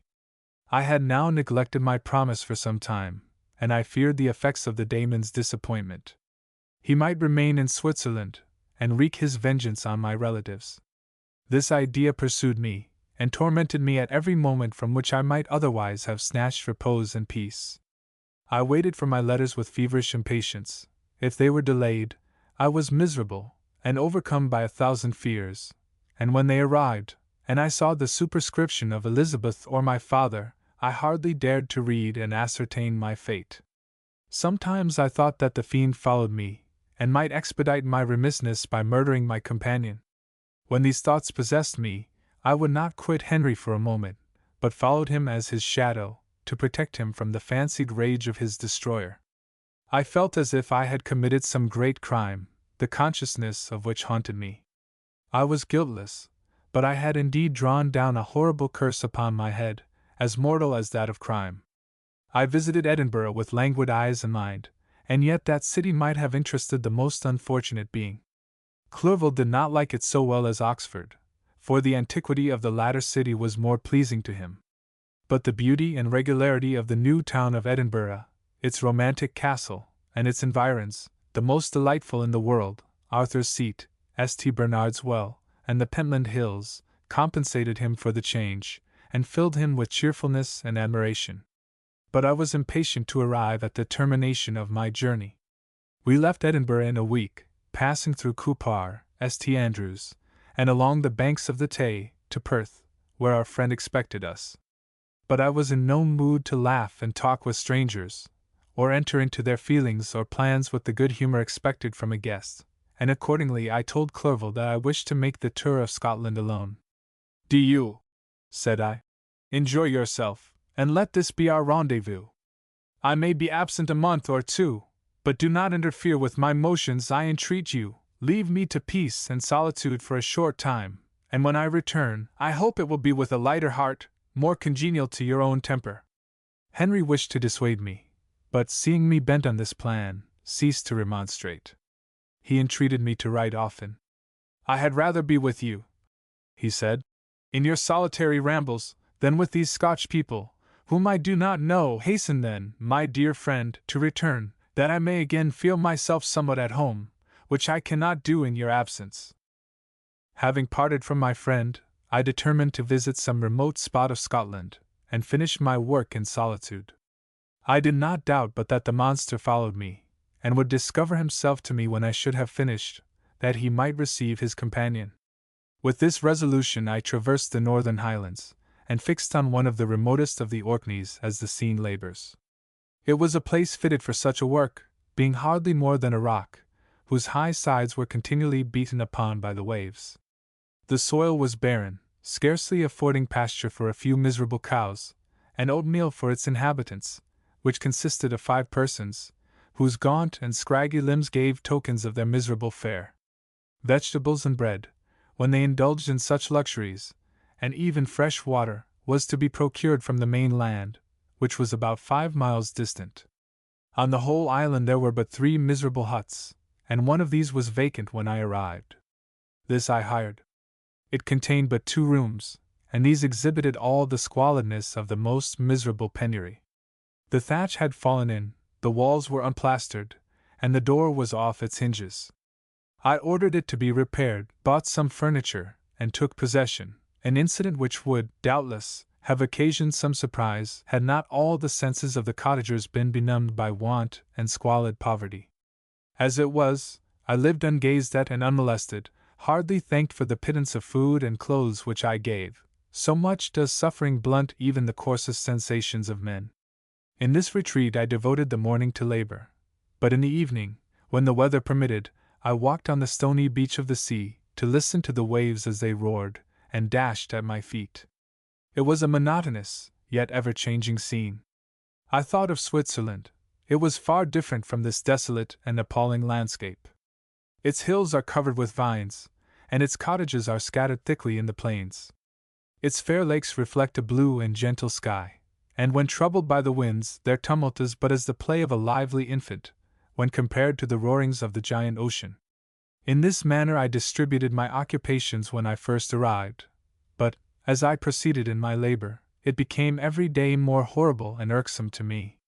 Sometimes I could not prevail on myself to enter my laboratory for several days, and at other times I toiled day and night in order to complete my work.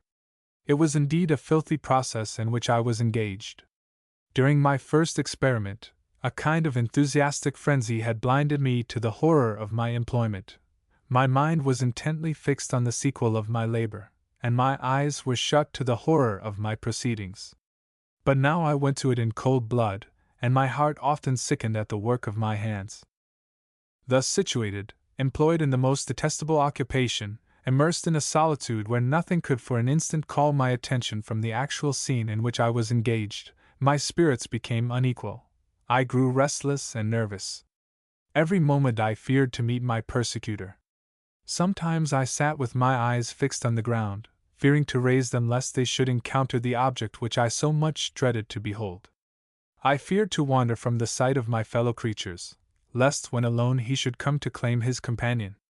In the meantime I worked on, and my labor was already considerably advanced.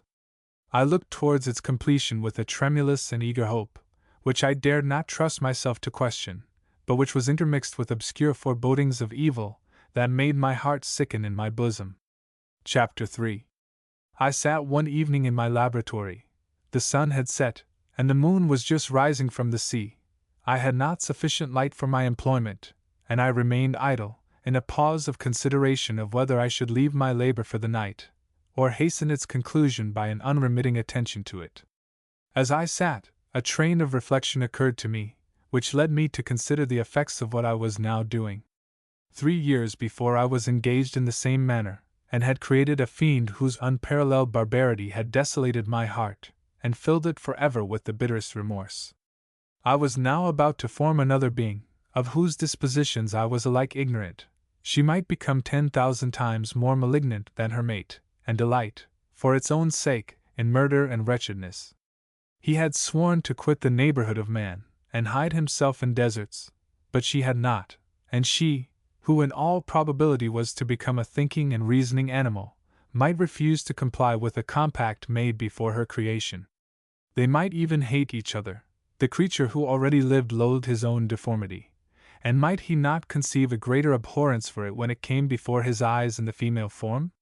She also might turn with disgust from him to the superior beauty of man. She might quit him, and he be again alone, exasperated by the fresh provocation of being deserted by one of his own species. Even if they were to leave Europe, and inhabit the deserts of the New World, yet one of the first results of those sympathies for which the daemon thirsted would be children, and a race of devils would be propagated upon the earth, who might make the very existence of the species of man a condition precarious and full of terror. Had I a right, for my own benefit, to inflict this curse upon everlasting generations? I had before been moved by the sophisms of the being I had created. I had been struck senseless by his fiendish threats. But now, for the first time, the wickedness of my promise burst upon me. I shuddered to think that future ages might curse me as their pest, whose selfishness had not hesitated to buy its own peace at the price perhaps of the existence of the whole human race. I trembled, and my heart failed within me, when, on looking up, I saw, by the light of the moon, the daemon at the casement. A ghastly grin wrinkled his lips as he gazed on me, where I sat fulfilling the task which he had allotted to me. Yes, he had followed me in my travels. He had loitered in forests, hid himself in caves, or taken refuge in wide and desert heaths, and he now came to mark my progress, and claim the fulfillment of my promise. As I looked on him, his countenance expressed the utmost extent of malice and treachery.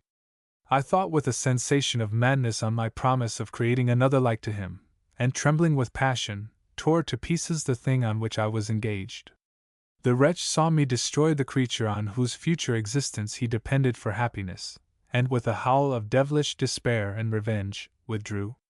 I left the room, and locking the door, made a solemn vow in my own heart never to resume my labors, and then, with trembling steps, I sought my own apartment.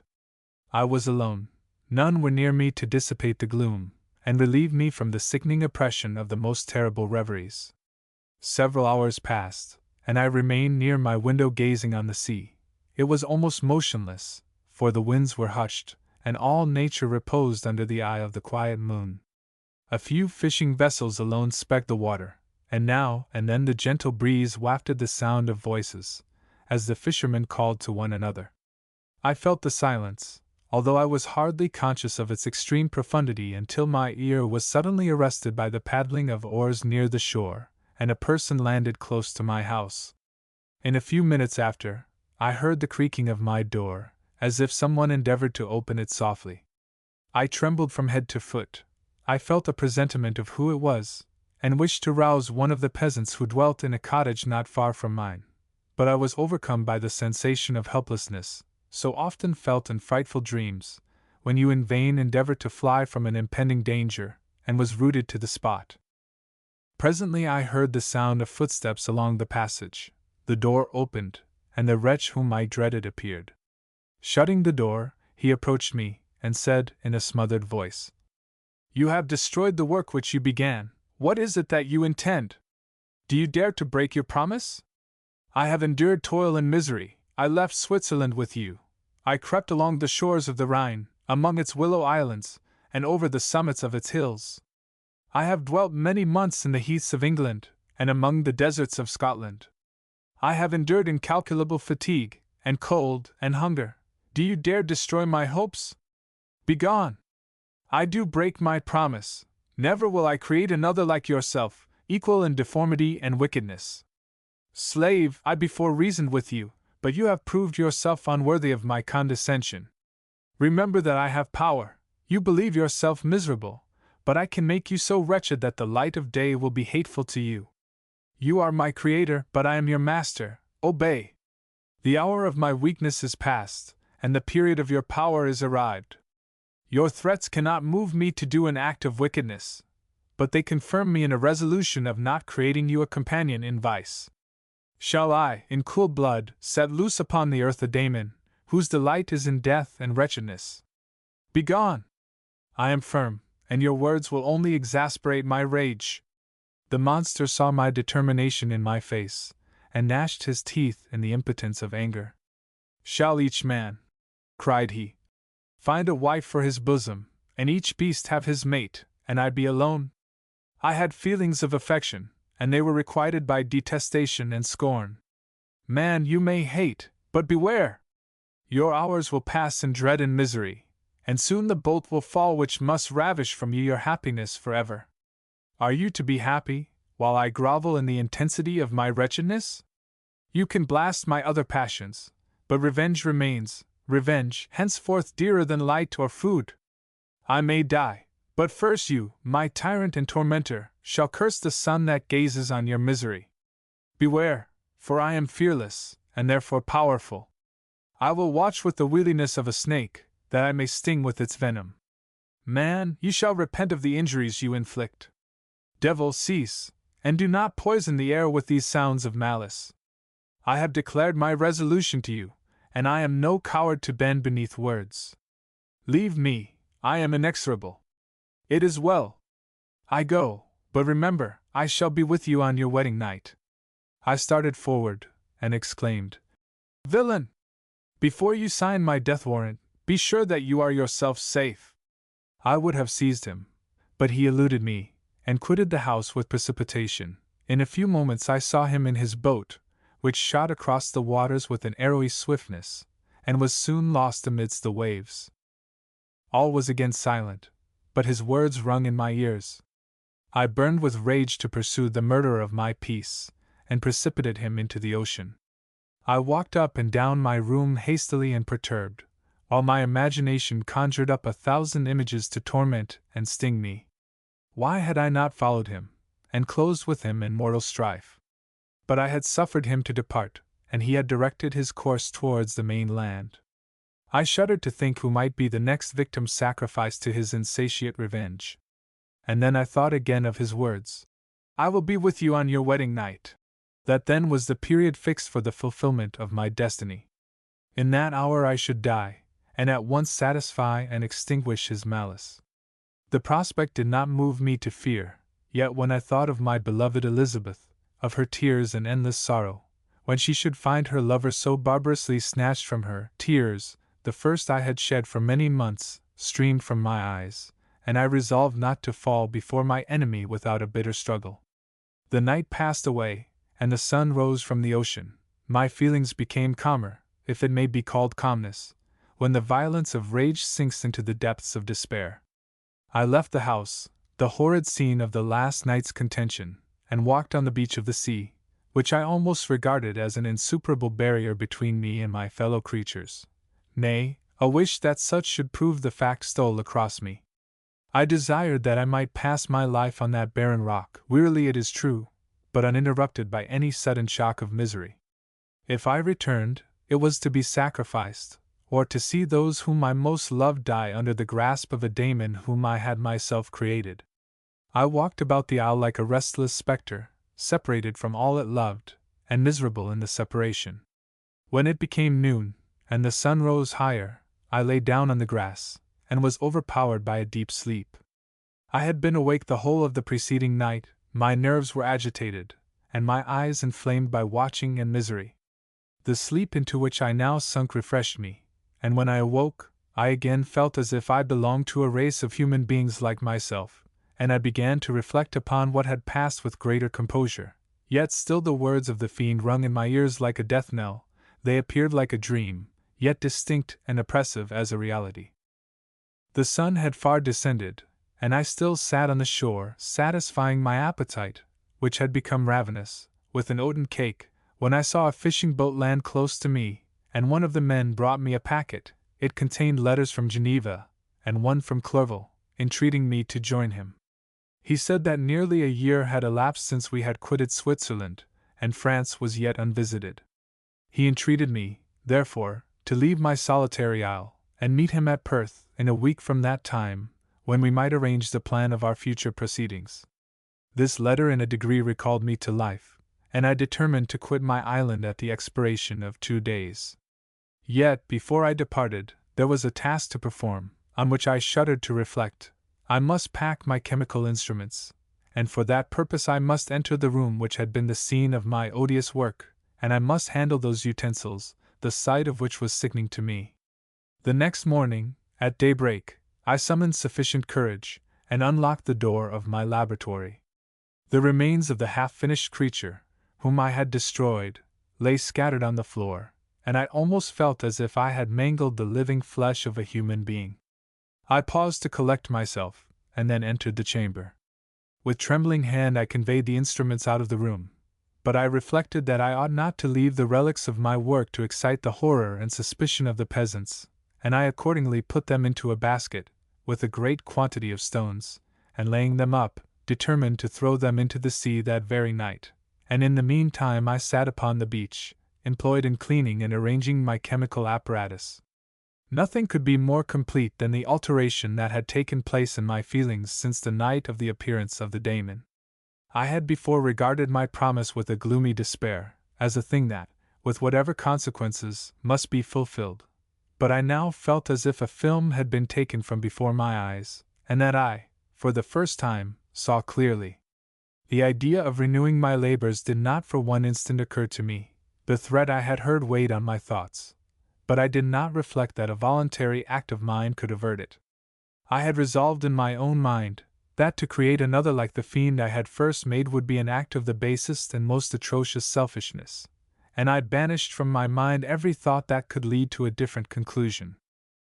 Between 2 and 3 in the morning the moon rose, and I then, putting my basket aboard a little skiff, sailed out about 4 miles from the shore.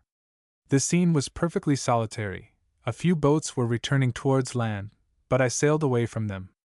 I felt as if I was about the commission of a dreadful crime, and avoided with shuddering anxiety any encounter with my fellow creatures. At one time the moon, which had before been clear, was suddenly overspread by a thick cloud, and I took advantage of the moment of darkness, and cast my basket into the sea. I listened to the gurgling sound as it sunk, and then sailed away from the spot.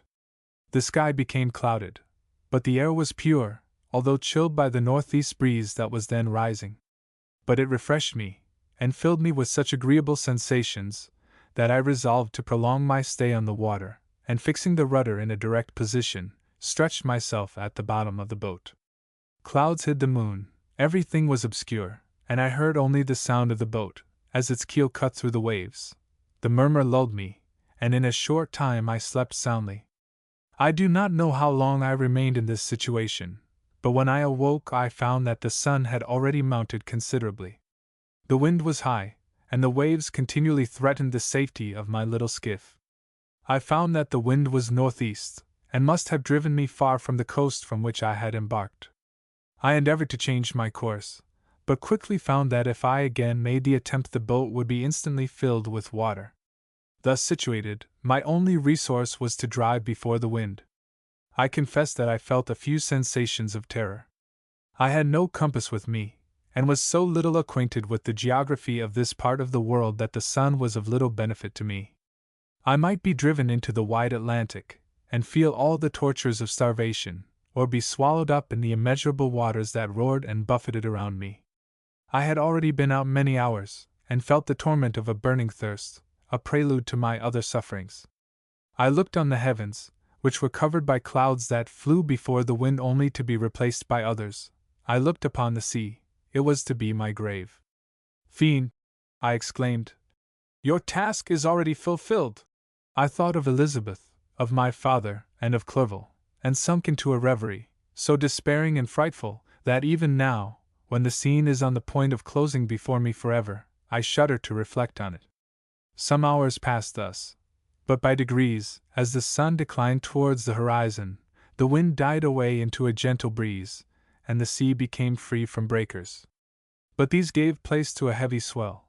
I felt sick, and hardly able to hold the rudder, when suddenly I saw a line of high land towards the south.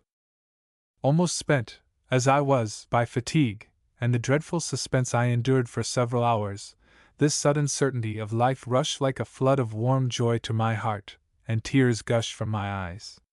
How mutable are our feelings, and how strange is that clinging love we have of life even in the excess of misery! I constructed another sail with a part of my dress, and eagerly steered my course towards the land. It had a wild and rocky appearance, but as I approached nearer, I easily perceived the traces of cultivation. I saw vessels near the shore, and found myself suddenly transported back to the neighborhood of civilized man. I eagerly traced the windings of the land, and hailed a steeple which I at length saw issuing from behind a small promontory. As I was in a state of extreme debility, I resolved to sail directly towards the town as a place where I could most easily procure nourishment. Fortunately, I had money with me. As I turned the promontory, I perceived a small neat town and a good harbor, which I entered, my heart bounding with joy at my unexpected escape. As I was occupied in fixing the boat and arranging the sails, several people crowded towards the spot. They seemed very much surprised at my appearance, but, instead of offering me any assistance, whispered together with gestures that at any other time might have produced in me a slight sensation of alarm. As it was, I merely remarked that they spoke English, and I therefore addressed them in that language. "My good friends," said I, "will you be so kind as to tell me the name of this town, and inform me where I am?" "You will know that soon enough," replied a man with a gruff voice. "Maybe you are come to a place that will not prove much to your taste, but you will not be consulted as to your quarters, I promise you." I was exceedingly surprised on receiving so rude an answer from a stranger, and I was also disconcerted on perceiving the frowning and angry countenances of his companions. "Why do you answer me so roughly?" I replied. "Surely it is not the custom of Englishmen to receive strangers so inhospitably." "I do not know," said the man, "what the custom of the English may be, but it is the custom of the Irish to hate villains." While this strange dialogue continued, I perceived the crowd rapidly increase. Their faces expressed a mixture of curiosity and anger, which annoyed, and in some degree alarmed me. I inquired the way to the inn, but no one replied. I then moved forward, and a murmuring sound arose from the crowd as they followed and surrounded me, when an ill-looking man approaching, tapped me on the shoulder, and said, "Come, sir, you must follow me to Mr. Kerwin's, to give an account of yourself." "Who is Mr. Kerwin? Why am I to give an account of myself? Is not this a free country?" "Aye, sir, free enough for honest folks. Mr. Kerwin is a magistrate, and you are to give an account of the death of a gentleman who was found murdered here last night." This answer startled me, but I presently recovered myself. I was innocent, that could easily be proved. Accordingly, I followed my conductor in silence, and was led to one of the best houses in the town. I was ready to sink from fatigue and hunger, but being surrounded by a crowd, I thought it politic to rouse all my strength, that no physical debility might be construed into apprehension or conscious guilt. Little did I then expect the calamity that was in a few moments to overwhelm me, and extinguish in horror and despair all fear of ignominy or death. I must pause here, for it requires all my fortitude to recall the memory of the frightful events which I am about to relate, in proper detail, to my recollection. Chapter 4. I was soon introduced into the presence of the magistrate, an old benevolent man, with calm and mild manners. He looked upon me, however, with some degree of severity, and then, turning towards my conductors, he asked who appeared as witnesses on this occasion. About half a dozen men came forward, and one being selected by the magistrate, he deposed that he had been out fishing the night before with his son and brother-in-law, Daniel Nugent, when, about 10 o'clock, they observed a strong northerly blast rising, and they accordingly put in for port. It was a very dark night, as the moon had not yet risen. They did not land at the harbor, but, as they had been accustomed, at a creek about 2 miles below. He walked on first, carrying a part of the fishing tackle, and his companions followed him at some distance. As he was proceeding along the sands, he struck his foot against something, and fell all his length on the ground. His companions came up to assist him, and by the light of their lantern, they found that he had fallen on the body of a man, who was to all appearance dead. Their first supposition was that it was the corpse of some person who had been drowned, and was thrown on shore by the waves. But, upon examination, they found that the clothes were not wet, and even that the body was not then cold. They instantly carried it to the cottage of an old woman near the spot, and endeavored, but in vain, to restore it to life. He appeared to be a handsome young man, about 25 years of age. He had apparently been strangled, for there was no sign of any violence, except the black mark of fingers on his neck. The first part of this deposition did not in the least interest me, but when the mark of the fingers was mentioned, I remembered the murder of my brother, and felt myself extremely agitated. My limbs trembled, and a mist came over my eyes, which obliged me to lean on a chair for support. The magistrate observed me with a keen eye, and of course drew an unfavorable augury from my manner. The son confirmed his father's account, but when Daniel Nugent was called, he swore positively that, just before the fall of his companion, he saw a boat, with a single man in it, at a short distance from the shore, and, as far as he could judge by the light of a few stars, it was the same boat in which I had just landed. A woman deposed that she lived near the beach, and was standing at the door of her cottage, waiting for the return of the fisherman, about an hour before she heard of the discovery of the body, when she saw a boat, with only one man in it, push off from that part of the shore where the corpse was afterwards found. Another woman confirmed the account of the fisherman having brought the body into her house. It was not cold. They put it into a bed, and rubbed it, and Daniel went to the town for an apothecary, but life was quite gone. Several other men were examined concerning my landing, and they agreed that, with the strong north wind that had arisen during the night, it was very probable that I had beaten about for many hours, and had been obliged to return nearly to the same spot from which I had departed. Besides, they observed that it appeared that I had brought the body from another place, and it was likely that as I did not appear to know the shore, I might have put into the harbor ignorant of the distance of the town from the place where I had deposited the corpse. Mr. Kirwin, on hearing this evidence, desired that I should be taken into the room where the body lay for interment, that it might be observed what effect the sight of it would produce upon me. This idea was probably suggested by the extreme agitation I had exhibited when the mode of the murder had been described. I was accordingly conducted by the magistrate and several other persons to the inn. I could not help being struck by the strange coincidences that had taken place during this eventful night, but, knowing that I had been conversing with several persons in the island I had inhabited about the time that the body had been found, I was perfectly tranquil as to the consequences of the affair. I entered the room where the corpse lay, and was led up to the coffin. How can I describe my sensations on beholding it? I feel yet parched with horror, nor can I reflect on that terrible moment without shuddering in agony, that faintly reminds me of the anguish of the recognition. The trial, the presence of the magistrate and witnesses, passed like a dream from my memory, when I saw the lifeless form of Henry Clerval stretched before me. I gasped for breath, and throwing myself on the body, I exclaimed, Have my murderous machinations deprived you also, my dearest Henry, of life? 2 I have already destroyed, other victims await their destiny, but you, Clerval, my friend, my benefactor. The human frame could no longer support the agonizing suffering that I endured, and I was carried out of the room in strong convulsions. A fever succeeded to this. I lay for 2 months on the point of death. My ravings, as I afterwards heard, were frightful. I called myself the murderer of William, of Justine, and of Clerval. Sometimes I entreated my attendants to assist me in the destruction of the fiend by whom I was tormented, and at others, I felt the fingers of the monster already grasping my neck, and screamed aloud with agony and terror. Fortunately, as I spoke my native language, Mr. Kirwin alone understood me, but my gestures and bitter cries were sufficient to affright the other witnesses. Why did I not die? More miserable than man ever was before, why did I not sink into forgetfulness and rest? Death snatches away many blooming children, the only hopes of their doting parents. How many brides and youthful lovers have been one day in the bloom of health and hope, and the next a prey for worms and the decay of the tomb? Of what materials was I made, that I could thus resist so many shocks, which, like the turning of the wheel, continually renewed the torture?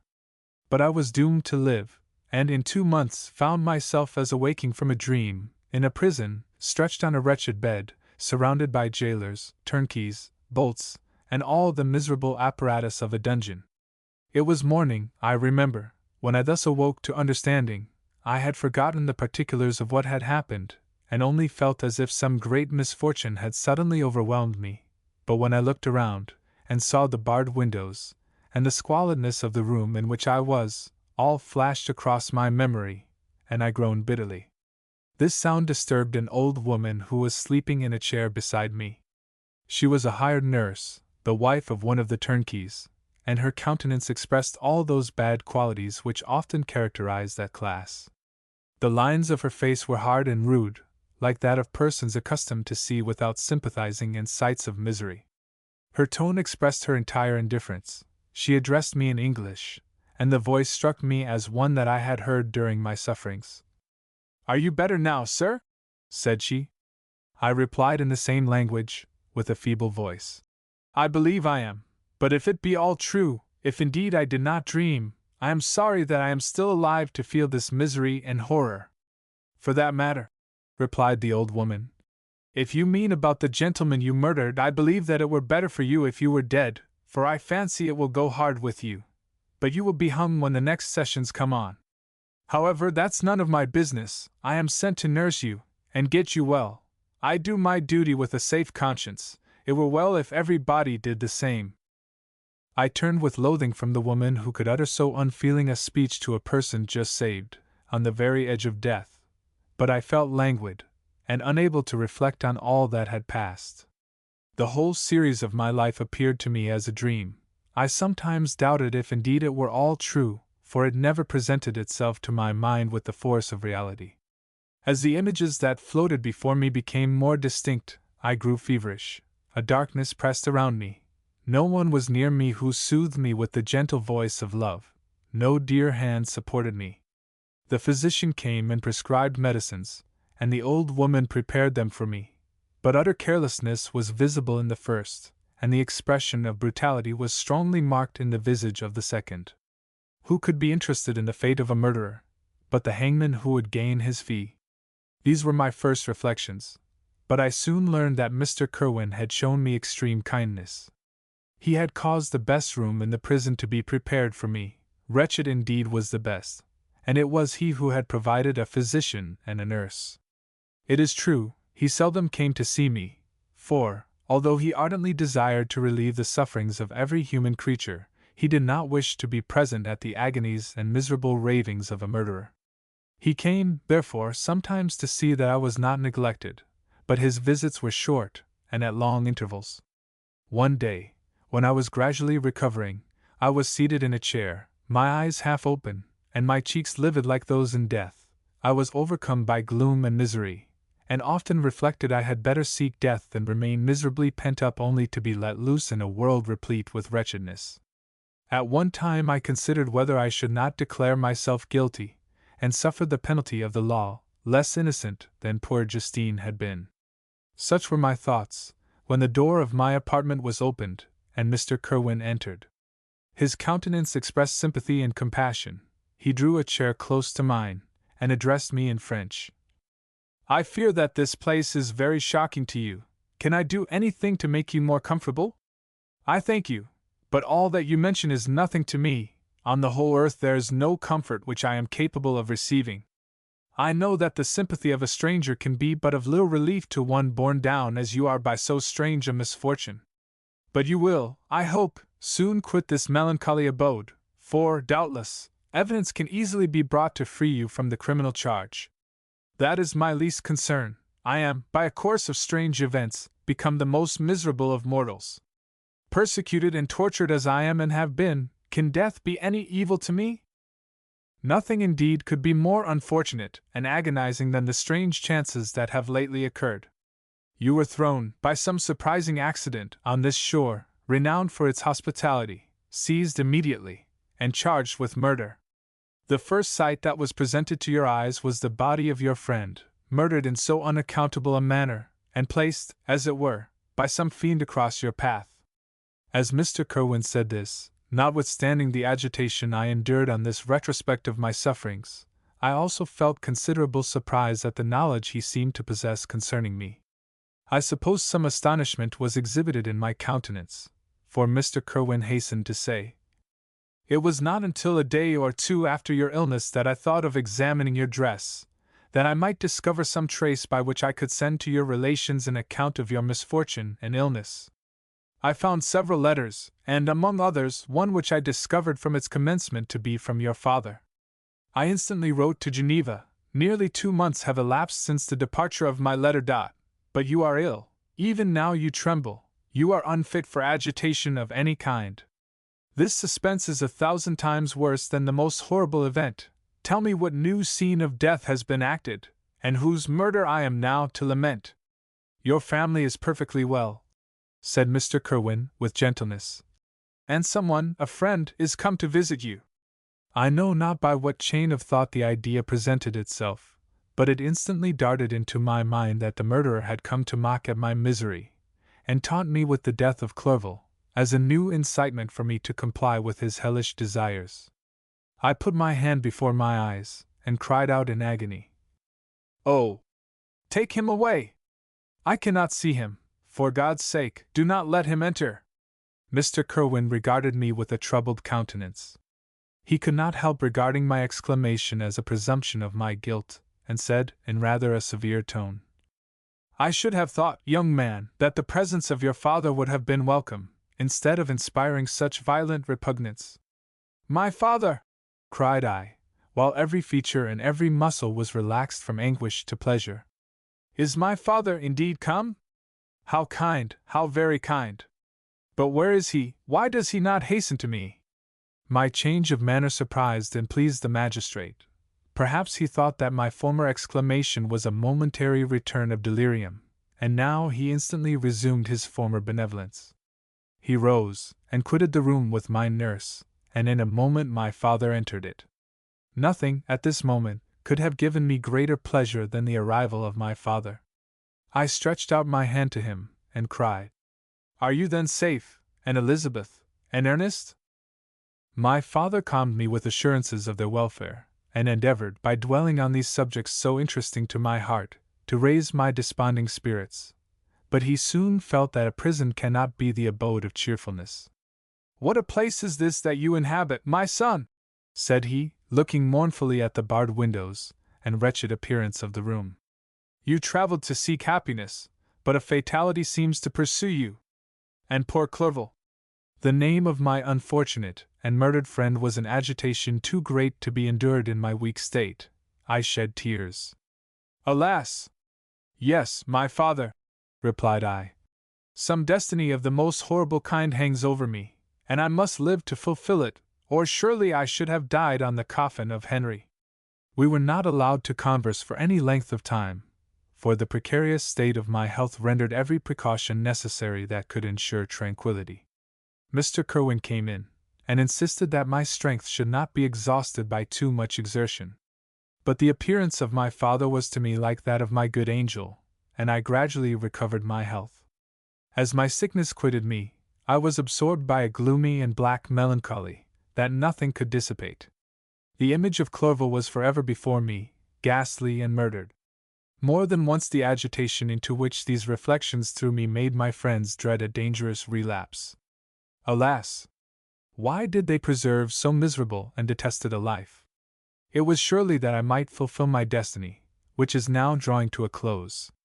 Soon, oh, very soon, will death extinguish these throbbings, and relieve me from the mighty weight of anguish that bears me to the dust, and in executing the award of justice, I shall also sink to rest.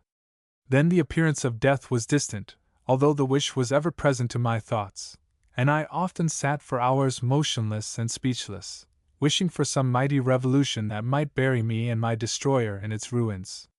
The season of the assizes approached.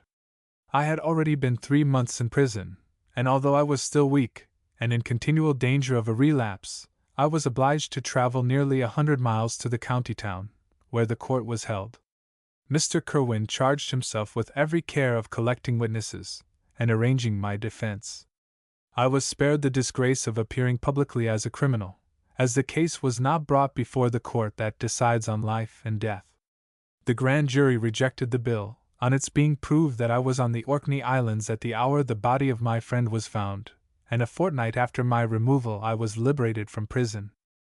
My father was enraptured on finding me freed from the vexations of a criminal charge, that I was again allowed to breathe the fresh atmosphere, and allowed to return to my native country. I did not participate in these feelings, for to me the walls of a dungeon or a palace were alike hateful. The cup of life was poisoned forever, and although the sun shone upon me, as upon the happy and gay of heart, I saw around me nothing but a dense and frightful darkness, penetrated by no light but the glimmer of 2 eyes that glared upon me.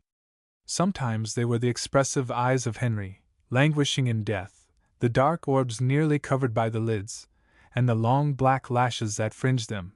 Sometimes it was the watery clouded eyes of the monster, as I first saw them in my chamber at Ingolstadt. My father tried to awaken in me the feelings of affection. He talked of Geneva, which I should soon visit, of Elizabeth, and Ernest, but these words only drew deep groans from me. Sometimes, indeed, I felt a wish for happiness, and thought, with melancholy delight, of my beloved cousin, or longed, with a devouring malady du pays, to see once more the blue lake and rapid Rhone, that had been so dear to me in early childhood, but my general state of feeling was a torpor, in which a prison was as welcome a residence as the divinest scene in nature, and these fits were seldom interrupted, but by paroxysms of anguish and despair. At these moments I often endeavored to put an end to the existence I loathed, and it required unceasing attendance and vigilance to restrain me from committing some dreadful act of violence. I remember, as I quitted the prison, I heard one of the men say, "He may be innocent of the murder, but he has certainly a bad conscience." These words struck me. A bad conscience. Yes, surely I had one. William, Justine, and Clerval had died through my infernal machinations. "And whose death," cried I, "is to finish the tragedy? Ah! My father, do not remain in this wretched country. Take me where I may forget myself, my existence, and all the world." My father easily acceded to my desire, and, after having taken leave of Mr. Kirwin, we hastened to Dublin. I felt as if I was relieved from a heavy weight, when the packet sailed with a fair wind from Ireland, and I had quitted forever the country which had been to me the scene of so much misery. It was midnight. My father slept in the cabin, and I lay on the deck, looking at the stars, and listening to the dashing of the waves.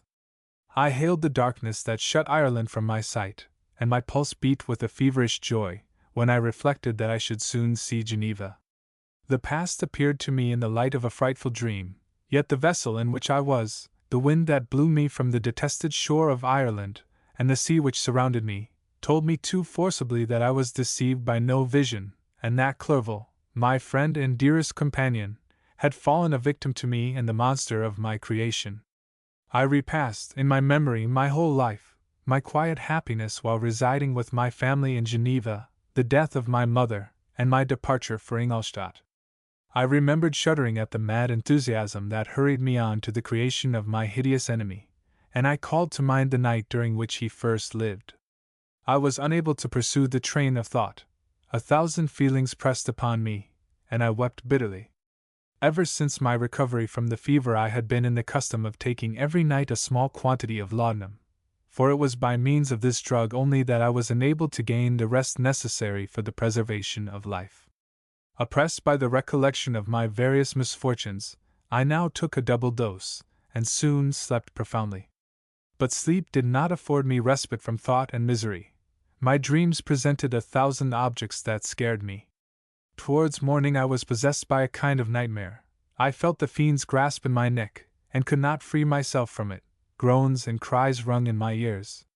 My father, who was watching over me, perceiving my restlessness, awoke me, and pointed to the port of Holyhead, which we were now entering. Chapter 5. We had resolved not to go to London, but to cross the country to Portsmouth, and thence to embark for Havre. I preferred this plan principally because I dreaded to see again those places in which I had enjoyed a few moments of tranquillity with my beloved Clerval. I thought with horror of seeing again those persons whom we had been accustomed to visit together, and who might make inquiries concerning an event, the very remembrance of which made me again feel the pang I endured when I gazed on his lifeless form in the innat. As for my father, his desires and exertions were bounded to the again seeing me restored to health and peace of mind. His tenderness and attentions were unremitting. My grief and gloom was obstinate, but he would not despair. Sometimes he thought that I felt deeply the degradation of being obliged to answer a charge of murder, and he endeavored to prove to me the futility of pride. "Alas! My father," said I, "how little do you know me! Human beings, their feelings and passions, would indeed be degraded, if such a wretch as I felt pride. Justine, poor unhappy Justine, was as innocent as I, and she suffered the same charge, she died for it, and I am the cause of this, I murdered her. William, Justine, and Henry, they all died by my hands." My father had often, during my imprisonment, heard me make the same assertion. When I thus accused myself, he sometimes seemed to desire an explanation, and at others he appeared to consider it as caused by delirium, and that, during my illness, some idea of this kind had presented itself to my imagination, the remembrance of which I preserved in my convalescence. I avoided explanation, and maintained a continual silence concerning the wretch I had created. I had a feeling that I should be supposed mad, and this forever chained my tongue, when I would have given the whole world to have confided the fatal secret. Upon this occasion my father said, with an expression of unbounded wonder, "What do you mean, Victor? Are you mad? My dear son, I entreat you never to make such an assertion again." "I am not mad," I cried energetically. "The sun and the heavens, who have viewed my operations, can bear witness of my truth. I am the assassin of those most innocent victims, they died by my machinations. 1,000 times would I have shed my own blood, drop by drop, to have saved their lives, but I could not, my father, indeed I could not sacrifice the whole human race." The conclusion of this speech convinced my father that my ideas were deranged, and he instantly changed the subject of our conversation, and endeavored to alter the course of my thoughts. He wished as much as possible to obliterate the memory of the scenes that had taken place in Ireland, and never alluded to them, or suffered me to speak of my misfortunes. As time passed away I became more calm. Misery had her dwelling in my heart, but I no longer talked in the same incoherent manner of my own crimes. Sufficient for me was the consciousness of them. By the utmost self-violence, I curbed the imperious voice of wretchedness, which sometimes desired to declare itself to the whole world, and my manners were calmer and more composed than they had ever been since my journey to the Sea of Ice. We arrived at Havre on the 8th of May, and instantly proceeded to Paris, where my father had some business which detained us a few weeks. In this city, I received the following letter from Elizabeth. Victor Frankenstein. My dearest friend. My dearest friend. It gave me the greatest pleasure to receive a letter from my uncle dated at Paris. You are no longer at a formidable distance, and I may hope to see you in less than a fortnight. My poor cousin, how much you must have suffered! I expect to see you looking even more ill than when you quitted Geneva. This winter has been passed most miserably, tortured as I have been by anxious suspense, yet I hope to see peace in your countenance, and to find that your heart is not totally devoid of comfort and tranquility. Yet I fear that the same feelings now exist that made you so miserable a year ago, even perhaps augmented by time. I would not disturb you at this period, when so many misfortunes weigh upon you, but a conversation that I had with my uncle previous to his departure renders some explanation necessary before we meet. Explanation! You may possibly say, what can Elizabeth have to explain? If you really say this, my questions are answered, and I have no more to do than to sign myself your affectionate cousin.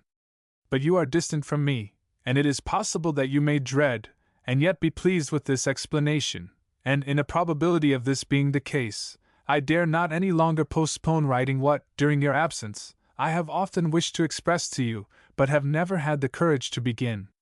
You well know, Victor, that our union had been the favorite plan of your parents ever since our infancy.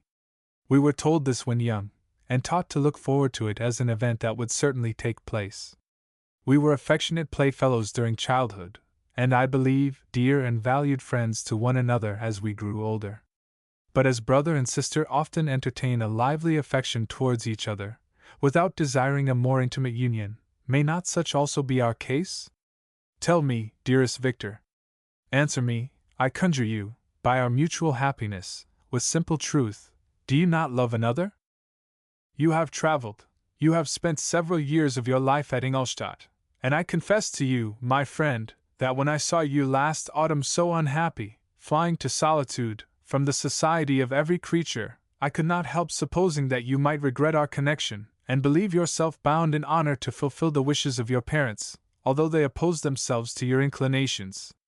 But this is false reasoning. I confess to you, my cousin, that I love you, and that in my airy dreams of futurity you have been my constant friend and companion.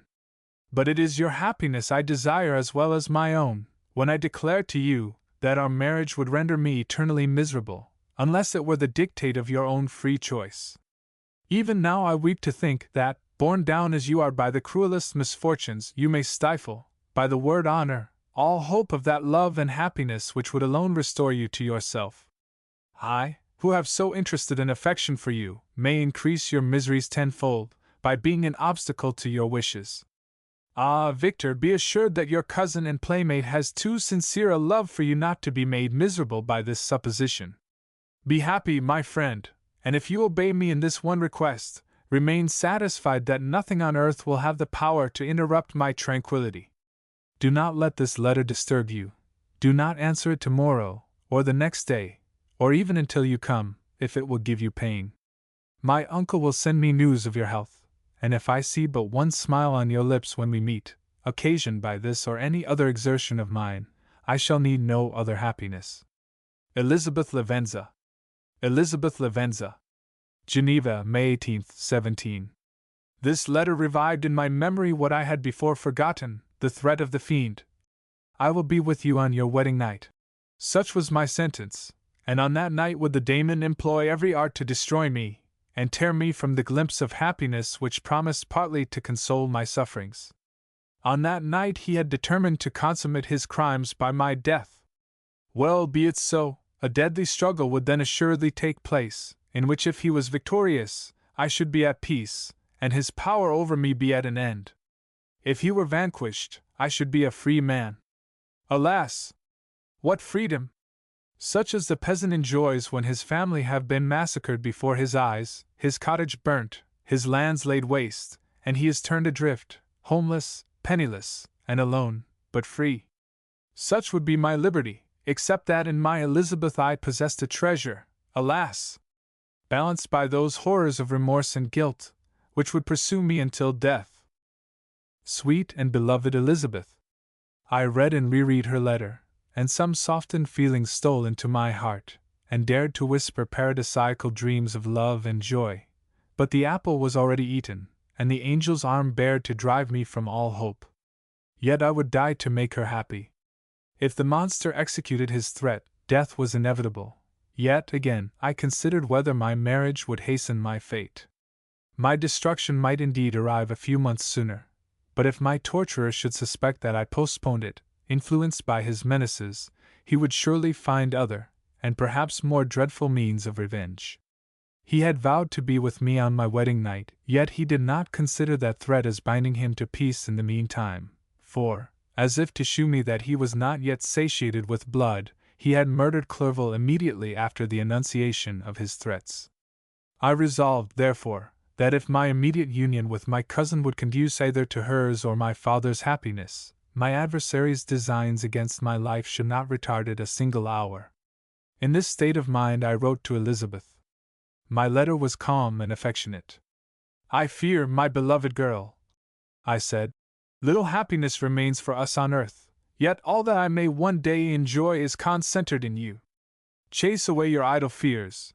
To you alone do I consecrate my life, and my endeavors for contentment. I have one secret, Elizabeth, a dreadful one.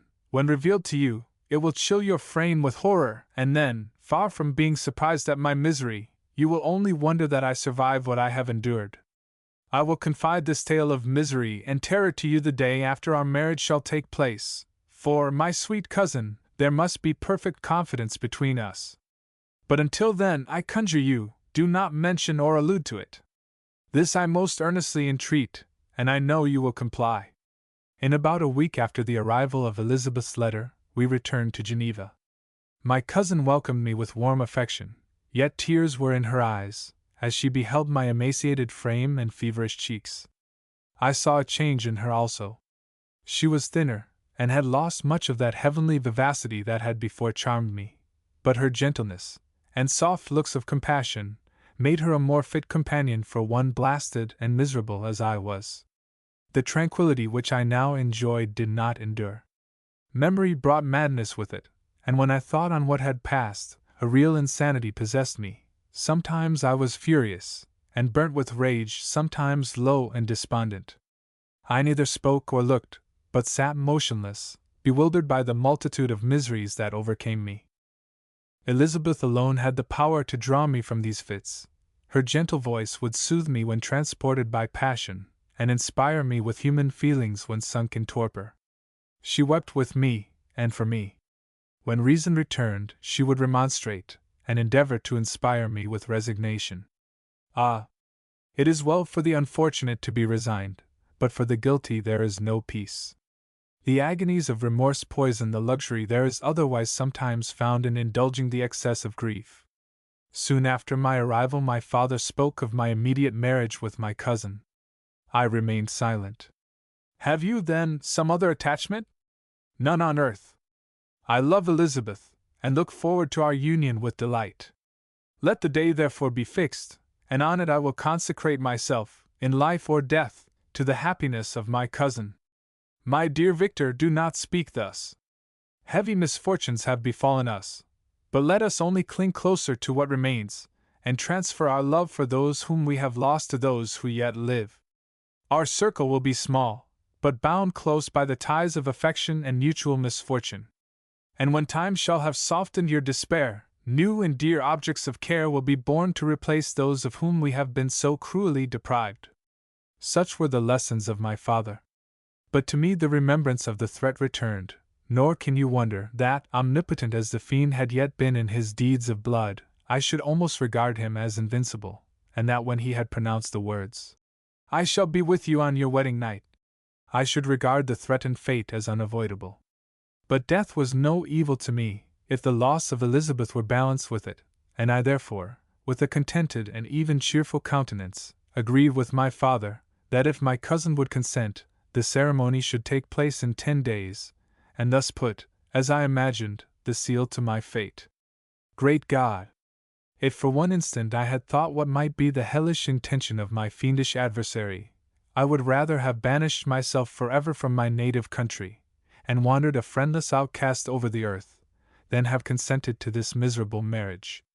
But, as if possessed of magic powers, the monster had blinded me to his real intentions, and when I thought that I prepared only my own death, I hastened that of a far dearer victim. As the period fixed for our marriage drew nearer, Whether from cowardice or a prophetic feeling, I felt my heart sink within me. But I concealed my feelings by an appearance of hilarity that brought smiles and joy to the countenance of my father, but hardly deceived the ever-watchful and nicer eye of Elizabeth. She looked forward to our union with placid contentment, not unmingled with a little fear, which past misfortunes had impressed, that what now appeared certain and tangible happiness might soon dissipate into an airy dream, and leave no trace but deep and everlasting regret. Preparations were made for the event, congratulatory visits were received, and all wore a smiling appearance. I shut up, as well as I could, in my own heart the anxiety that preyed there, and entered with seeming earnestness into the plans of my father, although they might only serve as the decorations of my tragedy. A house was purchased for us near Cologne, by which we should enjoy the pleasures of the country, and yet be so near Geneva as to see my father every day, who would still reside within the walls, for the benefit of Ernest, that he might follow his studies at the schools. In the meantime I took every precaution to defend my person, in case the fiend should openly attack me. I carried pistols and a dagger constantly about me, and was ever on the watch to prevent artifice, and by these means gained a greater degree of tranquillity. Indeed, as the period approached, the threat appeared more as a delusion, not to be regarded as worthy to disturb my peace, while the happiness I hoped for in my marriage wore a greater appearance of certainty, as the day fixed for its solemnization drew nearer, and I heard it continually spoken of as an occurrence which no accident could possibly prevent. Elizabeth seemed happy. My tranquil demeanor contributed greatly to calm her mind. But on the day that was to fulfill my wishes and my destiny, she was melancholy, and a presentiment of evil pervaded her, and perhaps also she thought of the dreadful secret, which I had promised to reveal to her the following day. My father was in the meantime overjoyed, and, in the bustle of preparation, only observed in the melancholy of his niece the diffidence of a bride. After the ceremony was performed, a large party assembled at my father's, but it was agreed that Elizabeth and I should pass the afternoon and night at Evian, and return to Cologne the next morning. As the day was fair, and the wind favorable, we resolved to go by water. Those were the last moments of my life during which I enjoyed the feeling of happiness. We passed rapidly along. The sun was hot, but we were sheltered from its rays by a kind of canopy, while we enjoyed the beauty of the scene, sometimes on one side of the lake, where we saw Mont Saleve, the pleasant banks of Montéligre, and at a distance, surmounting all, the beautiful Mont Blanc, and the assemblage of snowy mountains that in vain endeavored to emulate her, sometimes coasting the opposite banks. We saw the mighty Jura opposing its dark side to the ambition that would quit its native country, and an almost insurmountable barrier to the invader who should wish to enslave it. I took the hand of Elizabeth.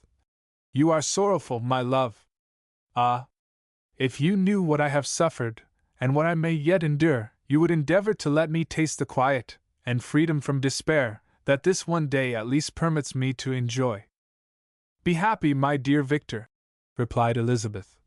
"There is, I hope, nothing to distress you, and be assured that if a lively joy is not painted in my face, my heart is contented.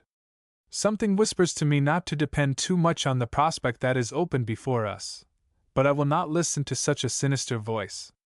Observe how fast we move along, and how the clouds which sometimes obscure, and sometimes rise above the dome of Mont Blanc, render this scene of beauty still more interesting. Look also at the innumerable fish that are swimming in the clear waters, where we can distinguish every pebble that lies at the bottom. What a divine day! How happy and serene all nature appears!" Thus Elizabeth endeavored to divert her thoughts and mind from all reflection upon melancholy subjects. But her temper was fluctuating.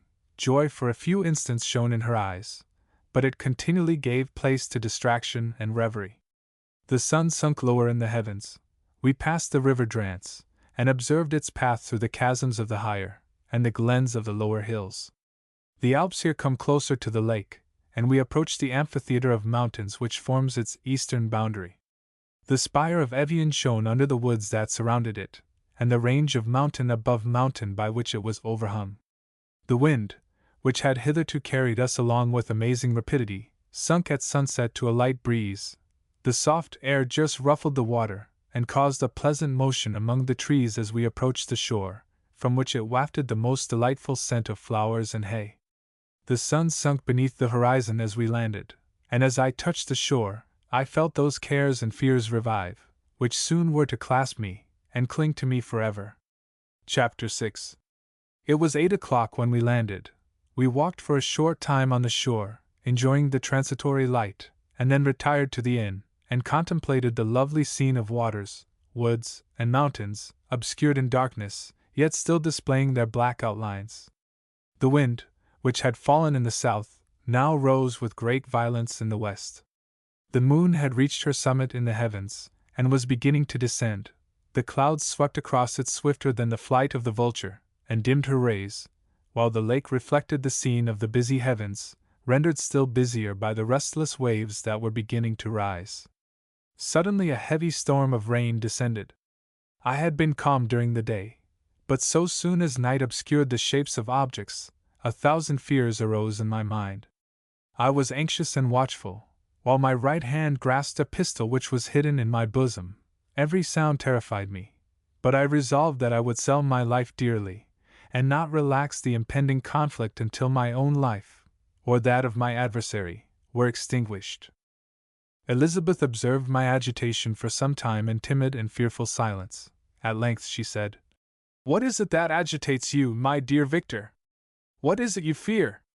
"Oh, peace, peace, my love," replied I. "This night, and all will be safe, but this night is dreadful, very dreadful." I passed an hour in this state of mind, when suddenly I reflected how dreadful the combat which I momentarily expected would be to my wife, and I earnestly entreated her to retire, resolving not to join her until I had obtained some knowledge as to the situation of my enemy. She left me, and I continued some time walking up and down the passages of the house, and inspecting every corner that might afford a retreat to my adversary. But I discovered no trace of him, and was beginning to conjecture that some fortunate chance had intervened to prevent the execution of his menaces, when suddenly I heard a shrill and dreadful scream. It came from the room into which Elizabeth had retired. As I heard it, the whole truth rushed into my mind, my arms dropped, the motion of every muscle and fiber was suspended. I could feel the blood trickling in my veins, and tingling in the extremities of my limbs. This state lasted but for an instant. The scream was repeated, and I rushed into the room. Great God! Why did I not then expire? Why am I here to relate the destruction of the best hope, and the purest creature of earth? She was there, lifeless and inanimate, thrown across the bed, her head hanging down, and her pale and distorted features half covered by her hair. Everywhere I turn I see the same figure, her bloodless arms and relaxed form flung by the murderer on its bridal bier. Could I behold this and live? Alas! Life is obstinate, and clings closest where it is most hated. For a moment only did I lose recollection. I fainted. When I recovered, I found myself surrounded by the people of the inn. Their countenances expressed a breathless terror, but the horror of others appeared only as a mockery, a shadow of the feelings that oppressed me. I escaped from them to the room where lay the body of Elizabeth, my love, my wife, so lately living, so dear, so worthy. She had been moved from the posture in which I had first beheld her, and now, as she lay, her head upon her arm, and a handkerchief thrown across her face and neck, I might have supposed her asleep. I rushed towards her, and embraced her with ardor, but the deathly languor and coldness of the limbs told me that what I now held in my arms had ceased to be the Elizabeth whom I had loved and cherished. The murderous mark of the fiend's grasp was on her neck, and the breath had ceased to issue from her lips. While I still hung over her in the agony of despair, I happened to look up. The windows of the room had before been darkened, and I felt a kind of panic on seeing the pale yellow light of the moon illuminate the chamber. The shutters had been thrown back, and with a sensation of horror not to be described, I saw at the open window a figure the most hideous and abhorred. A grin was on the face of the monster. He seemed to jeer, as with his fiendish finger he pointed towards the corpse of my wife. I rushed towards the window, and drawing a pistol from my bosom, shot, but he eluded me, leaped from his station, and running with the swiftness of lightning, plunged into the lake. The report of the pistol brought a crowd into the room. I pointed to the spot where he had disappeared, and we followed the track with boats. Nets were cast, but in vain. After passing several hours, we returned hopeless, most of my companions believing it to have been a form conjured by my fancy. After having landed, they proceeded to search the country, parties going in different directions among the woods and vines. I did not accompany them. I was exhausted, a film covered my eyes, and my skin was parched with the heat of fever. In this state I lay on a bed, hardly conscious of what had happened. My eyes wandered round the room, as if to seek something that I had lost. At length I remembered that my father would anxiously expect the return of Elizabeth and myself, and that I must return alone. This reflection brought tears into my eyes, and I wept for a long time, but my thoughts rambled to various subjects, reflecting on my misfortunes and their cause. I was bewildered in a cloud of wonder and horror. The death of William, the execution of Justine, the murder of Clerval, and lastly of my wife. Even at that moment I knew not that my only remaining friends were safe from the malignity of the fiend. My father even now might be writhing under his grasp, and Ernest might be dead at his feet. This idea made me shudder, and recalled me to action. I started up, and resolved to return to Geneva with all possible speed. There were no horses to be procured, and I must return by the lake, but the wind was unfavorable, and the rain fell in torrents.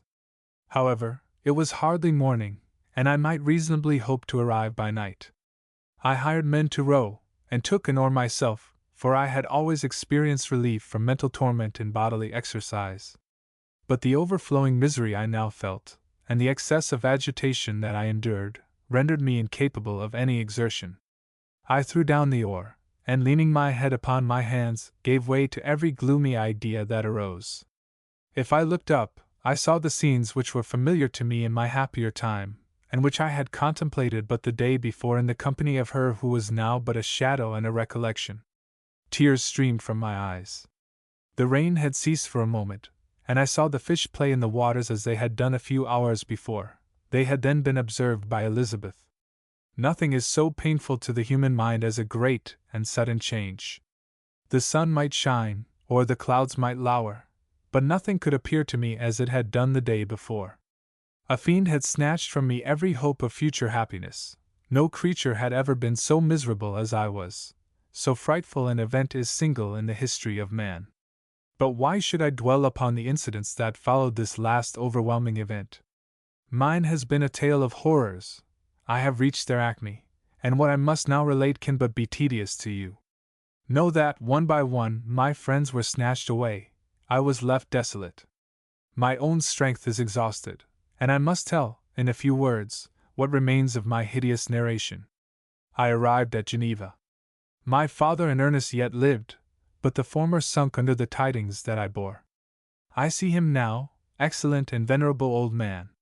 His eyes wandered in vacancy, for they had lost their charm and their delight. His niece, his more than daughter, whom he doted on with all that affection which a man feels, who, in the decline of life, having few affections, clings more earnestly to those that remain. Cursed be the fiend that brought misery on his grey hairs, and doomed him to waste in wretchedness. He could not live under the horrors that were accumulated around him. An apoplectic fit was brought on, and in a few days he died in my arms. What then became of me? I know not. I lost sensation, and chains and darkness were the only objects that pressed upon me. Sometimes, indeed, I dreamt that I wandered in flowery meadows and pleasant valleys with the friends of my youth, but awoke, and found myself in a dungeon. Melancholy followed, but by degrees I gained a clear conception of my miseries and situation, and was then released from my prison. For they had called me mad, and during many months, as I understood, a solitary cell had been my habitation. But liberty had been a useless gift to me had I not, as I awakened to reason, at the same time awakened to revenge. As the memory of past misfortunes pressed upon me, I began to reflect on their cause, the monster whom I had created, the miserable daemon whom I had sent abroad into the world for my destruction. I was possessed by a maddening rage when I thought of him, and desired and ardently prayed that I might have him within my grasp to wreak a great and signal revenge on his cursed head. Nor did my hate long confine itself to useless wishes. I began to reflect on the best means of securing him, and for this purpose, about a month after my release, I repaired to a criminal judge in the town, and told him that I had an accusation to make, that I knew the destroyer of my family, and that I required him to exert his whole authority for the apprehension of the murderer. The magistrate listened to me with attention and kindness. "Be assured, sir," said he, "no pains or exertions on my part shall be spared to discover the villain." "I thank you," replied I. "Listen, therefore, to the deposition that I have to make. It is indeed a tale so strange that I should fear you would not credit it, were there not something in truth which, however wonderful, forces conviction. The story is too connected to be mistaken for a dream, and I have no motive for falsehood." My manner, as I thus addressed him, was impressive, but calm. I had formed in my own heart a resolution to pursue my destroyer to death, and this purpose quieted my agony, and provisionally reconciled me to life. I now related my history briefly, but with firmness and precision, marking the dates with accuracy, and never deviating into invective or exclamation. The magistrate appeared at first perfectly incredulous, but as I continued he became more attentive and interested. I saw him sometimes shudder with horror, at others a lively surprise, unmingled with disbelief, was painted on his countenance. When I had concluded my narration, I said, "This is the being whom I accuse, and for whose detection and punishment I call upon you to exert your whole power. It is your duty as a magistrate, and I believe and hope that your feelings as a man will not revolt from the execution of those functions on this occasion." This address caused a considerable change in the physiognomy of my auditor. He had heard my story with that half kind of belief that is given to a tale of spirits and supernatural events.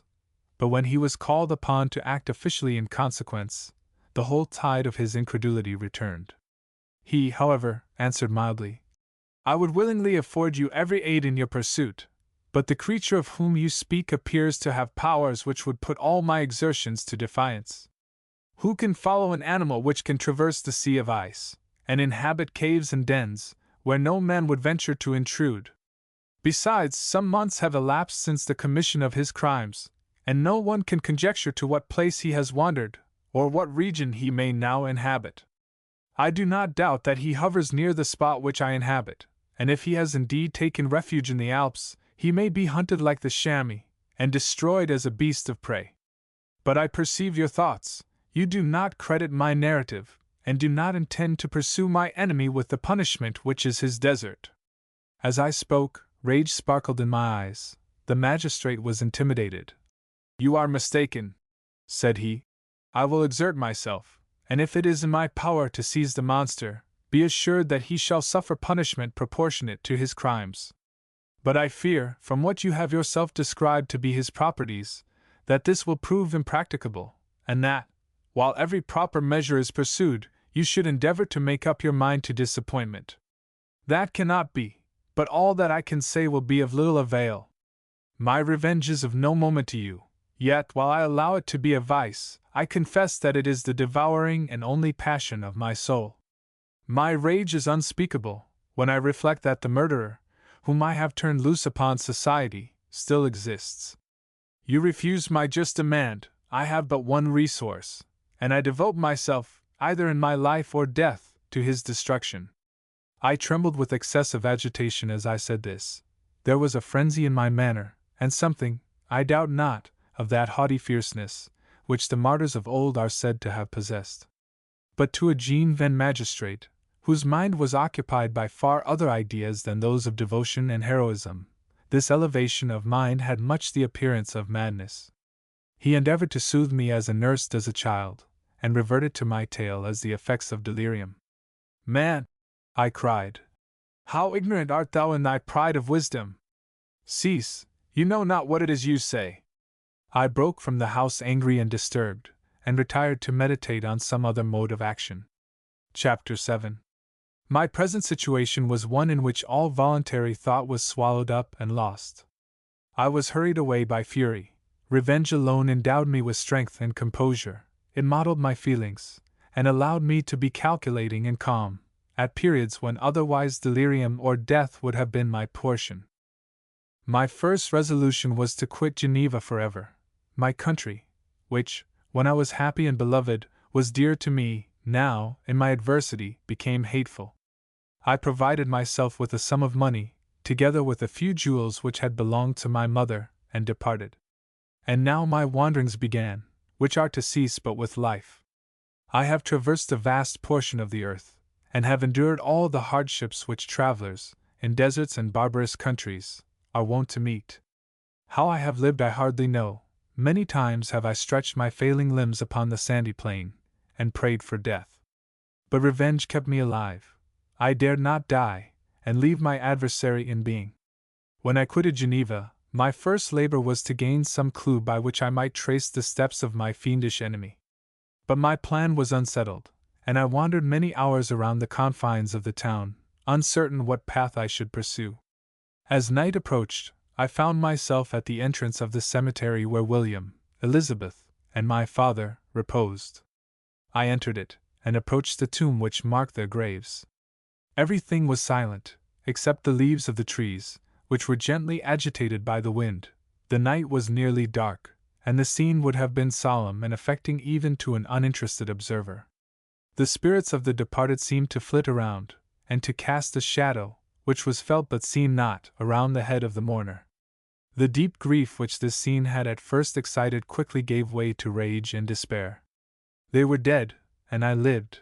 Their murderer also lived, and to destroy him I must drag out my weary existence.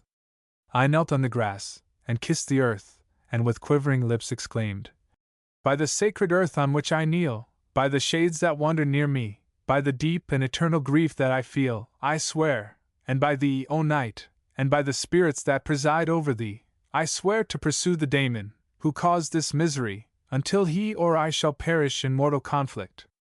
For this purpose I will preserve my life.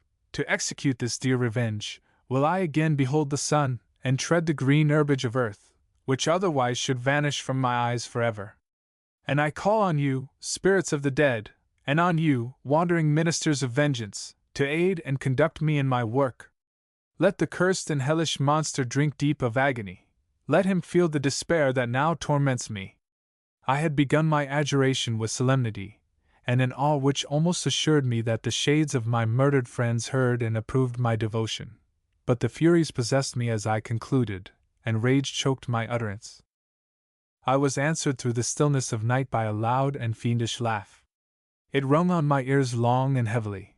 The mountains re-echoed it, and I felt as if all hell surrounded me with mockery and laughter. Surely in that moment I should have been possessed by frenzy, and have destroyed my miserable existence, but that my vow was heard, and that I was reserved for vengeance. The laughter died away, when a well-known and abhorred voice, apparently close to my ear, addressed me in an audible whisper.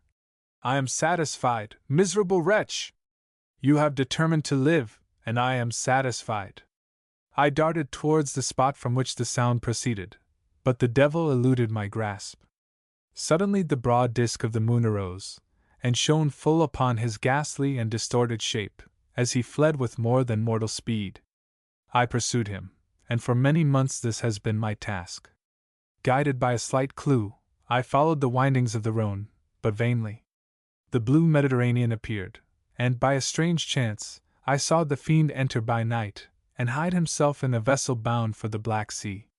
I took my passage in the same ship, but he escaped, I know not how. Amidst the wilds of Tartary and Russia, although he still evaded me, I have ever followed in his track. Sometimes the peasants, scared by this horrid apparition, informed me of his path. Sometimes he himself, who feared that if I lost all trace I should despair and die, often left some mark to guide me. The snows descended on my head, and I saw the print of his huge step on the white plain. To you first entering on life, to whom care is new, and agony unknown, how can you understand what I have felt, and still feel? Cold, want, and fatigue were the least pains which I was destined to endure. I was cursed by some devil, and carried about with me my eternal hell. Yet still a spirit of good followed and directed my steps, and when I most murmured, would suddenly extricate me from seemingly insurmountable difficulties. Sometimes, when nature, overcome by hunger, sunk under the exhaustion A repast was prepared for me in the desert, that restored and inspirited me. The fare was indeed coarse, such as the peasants of the country ate, but I may not doubt that it was set there by the spirits that I had invoked to aid me. Often, when all was dry, the heavens cloudless, and I was parched by thirst, a slight cloud would bedim the sky, shed the few drops that revived me, and vanish. I followed, when I could, the courses of the rivers, but the daemon generally avoided these, as it was here that the population of the country chiefly collected. In other places human beings were seldom seen, and I generally subsisted on the wild animals that crossed my path. I had money with me, and gained the friendship of the villagers by distributing it, or bringing with me some food that I had killed, which, after taking a small part, I always presented to those who had provided me with fire and utensils for cooking. My life, as it passed thus, was indeed hateful to me, and it was during sleep alone that I could taste joy. O blessed sleep! Often, when most miserable, I sank to repose, and my dreams lulled me even to rapture. The spirits that guarded me had provided these moments, or rather hours, of happiness, that I might retain strength to fulfill my pilgrimage. Deprived of this respite, I should have sunk under my hardships. During the day I was sustained and inspirited by the hope of night, for in sleep I saw my friends, my wife, and my beloved country. Again I saw the benevolent countenance of my father, heard the silver tones of my Elizabeth's voice, and beheld Clerval enjoying health and youth. Often, when wearied by a toilsome march, I persuaded myself that I was dreaming until night should come, and that I should then enjoy reality in the arms of my dearest friends. What agonizing fondness did I feel for them! How did I cling to their dear forms, as sometimes they haunted even my waking hours, and persuade myself that they still lived! At such moments vengeance, that burned within me, died in my heart, and I pursued my path towards the destruction of the daemon, more as a task enjoined by heaven, as the mechanical impulse of some power of which I was unconscious, than as the ardent desire of my soul. What his feelings were whom I pursued I cannot know.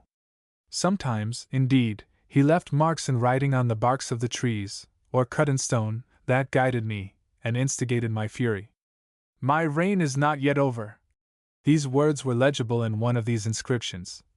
You live, and my power is complete. Follow me.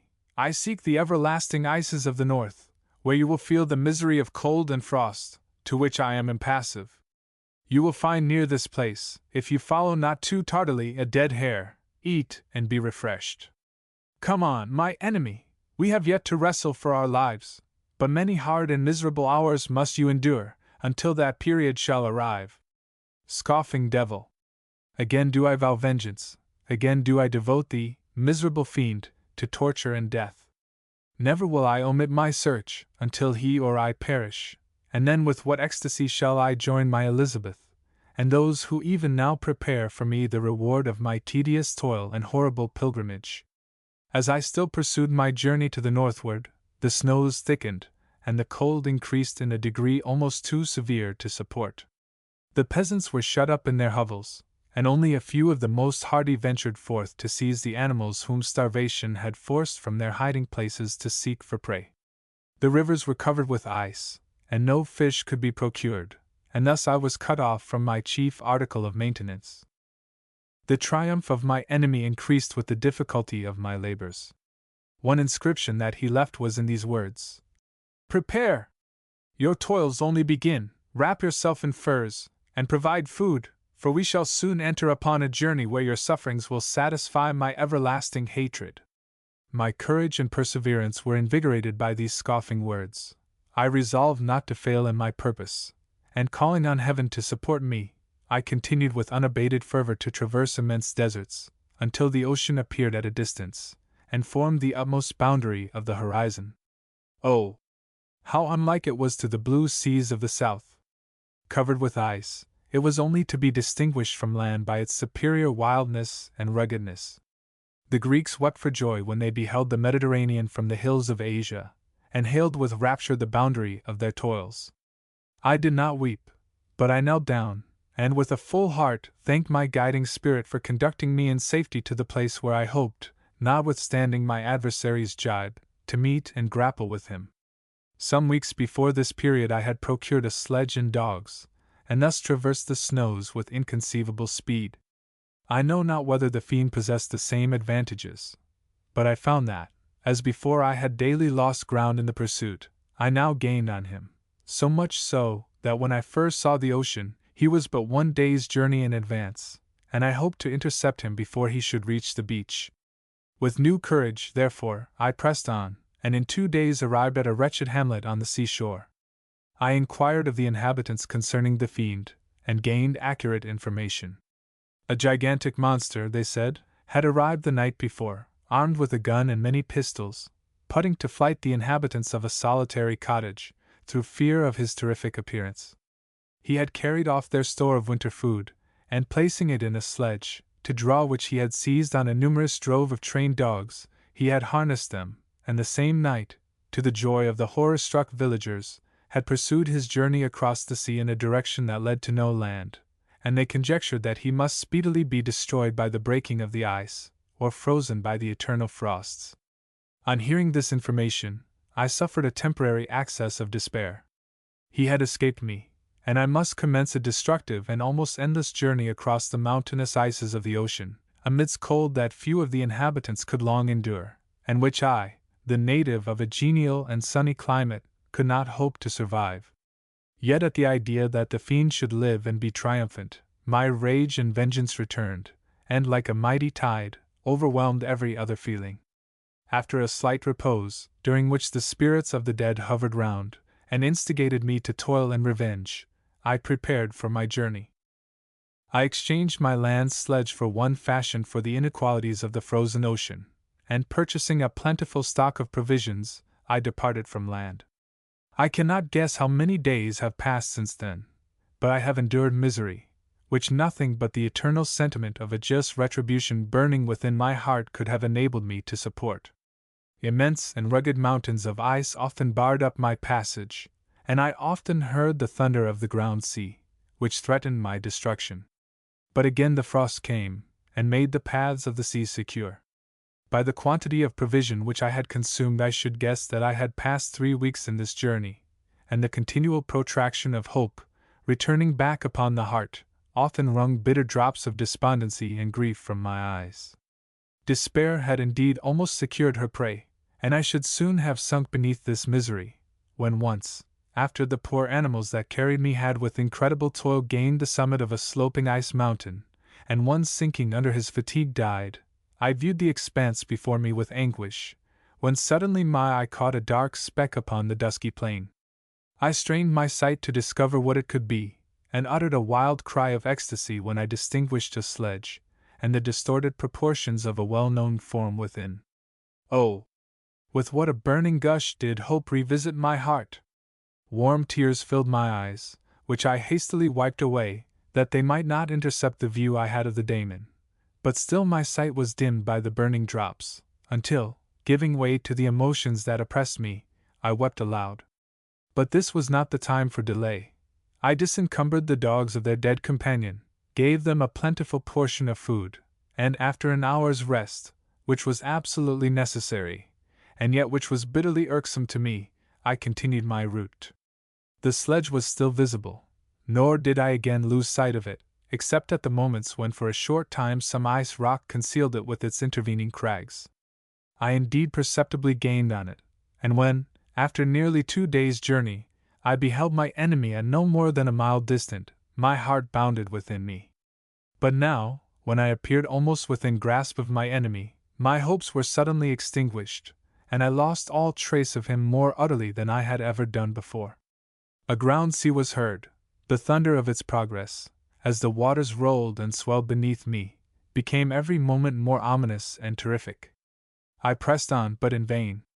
The wind arose, the sea roared, and, as with the mighty shock of an earthquake, it split and cracked with a tremendous and overwhelming sound. The work was soon finished. In a few minutes a tumultuous sea rolled between me and my enemy, and I was left drifting on a scattered piece of ice, that was continually lessening, and thus preparing for me a hideous death. In this manner many appalling hours passed. Several of my dogs died, and I myself was about to sink under the accumulation of distress, when I saw your vessel riding at anchor, and holding forth to me hopes of succor and life. I had no conception that vessels ever came so far north, and was astounded at the sight. I quickly destroyed part of my sledge to construct oars, and by these means was enabled, with infinite fatigue, to move my ice raft in the direction of your ship. I had determined, if you were going southward, still to trust myself to the mercy of the seas, rather than abandon my purpose. I hoped to induce you to grant me a boat with which I could still pursue my enemy. But your direction was northward. You took me on board when my vigor was exhausted, and I should soon have sunk under my multiplied hardships into a death, which I still dread, for my task is unfulfilled. Oh! When will my guiding spirit, in conducting me to the Daemon, allow me the rest I so much desire? Or must I die, and he yet live? If I do, swear to me, Walton, that he shall not escape, that you will seek him, and satisfy my vengeance in his death. Yet do I dare ask you to undertake my pilgrimage, to endure the hardships that I have undergone? No, I am not so selfish. Yet, when I am dead, if he should appear, if the ministers of vengeance should conduct him to you, swear that he shall not live, swear that he shall not triumph over my accumulated woes, and live to make another such a wretch as I am. He is eloquent and persuasive, and once his words had even power over my heart, but trust him not. His soul is as hellish as his form, full of treachery and fiend-like malice. Hear him not. Call on the manes of William, Justine, Clerval, Elizabeth, my father, and of the wretched Victor, and thrust your sword into his heart. I will hover near, and direct the steel aright. Walton. August 26, 17. You have read this strange and terrific story, Margaret, and do you not feel your blood congealed with horror, like that which even now curdles mine? Sometimes, seized with sudden agony, he could not continue his tale. At others, his voice broken, yet piercing, uttered with difficulty the words so replete with agony. His fine and lovely eyes were now lighted up with indignation, now subdued to downcast sorrow, and quenched in infinite wretchedness. Sometimes he commanded his countenance and tones, and related the most horrible incidents with a tranquil voice, suppressing every mark of agitation. Then, like a volcano bursting forth, his face would suddenly change to an expression of the wildest rage, as he shrieked out imprecations on his persecutor.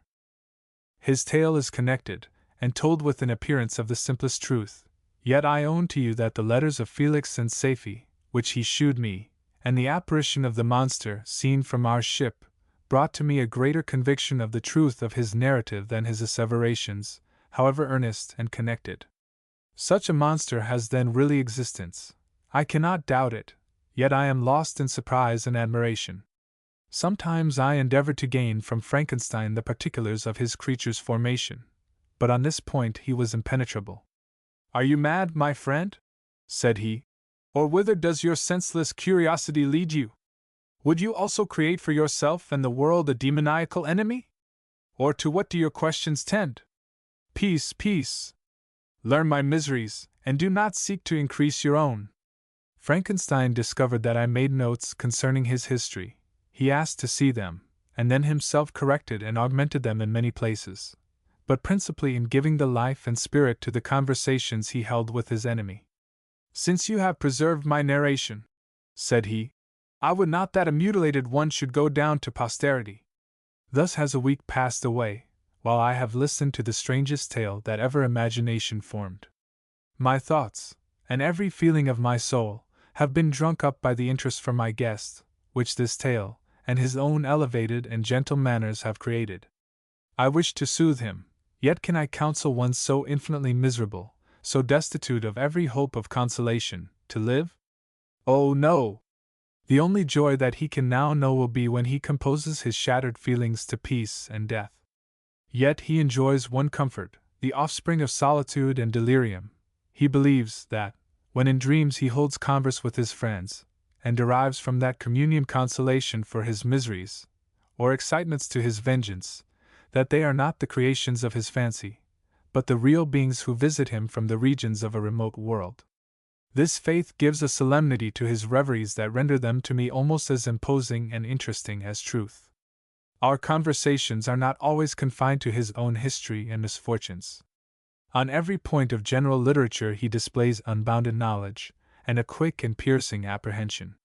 His eloquence is forcible and touching, nor can I hear him, when he relates a pathetic incident, or endeavors to move the passions of pity or love, without tears. What a glorious creature must he have been in the days of his prosperity, when he is thus noble and godlike in ruin. He seems to feel his own worth, and the greatness of his fall. When younger, said he, I felt as if I were destined for some great enterprise. My feelings are profound, but I possessed a coolness of judgment that fitted me for illustrious achievements. This sentiment of the worth of my nature supported me, when others would have been oppressed, for I deemed it criminal to throw away in useless grief those talents that might be useful to my fellow creatures. When I reflected on the work I had completed, no less a one than the creation of a sensitive and rational animal, I could not rank myself with the herd of common projectors. But this feeling, which supported me in the commencement of my career, now serves only to plunge me lower in the dust. All my speculations and hopes are as nothing, and like the archangel who aspired to omnipotence, I am chained in an eternal hell. My imagination was vivid, yet my powers of analysis and application were intense. By the union of these qualities I conceived the idea, and executed the creation of a man. Even now I cannot recollect, without passion, my reveries while the work was incomplete. I trod heaven in my thoughts, now exulting in my powers, now burning with the idea of their effects.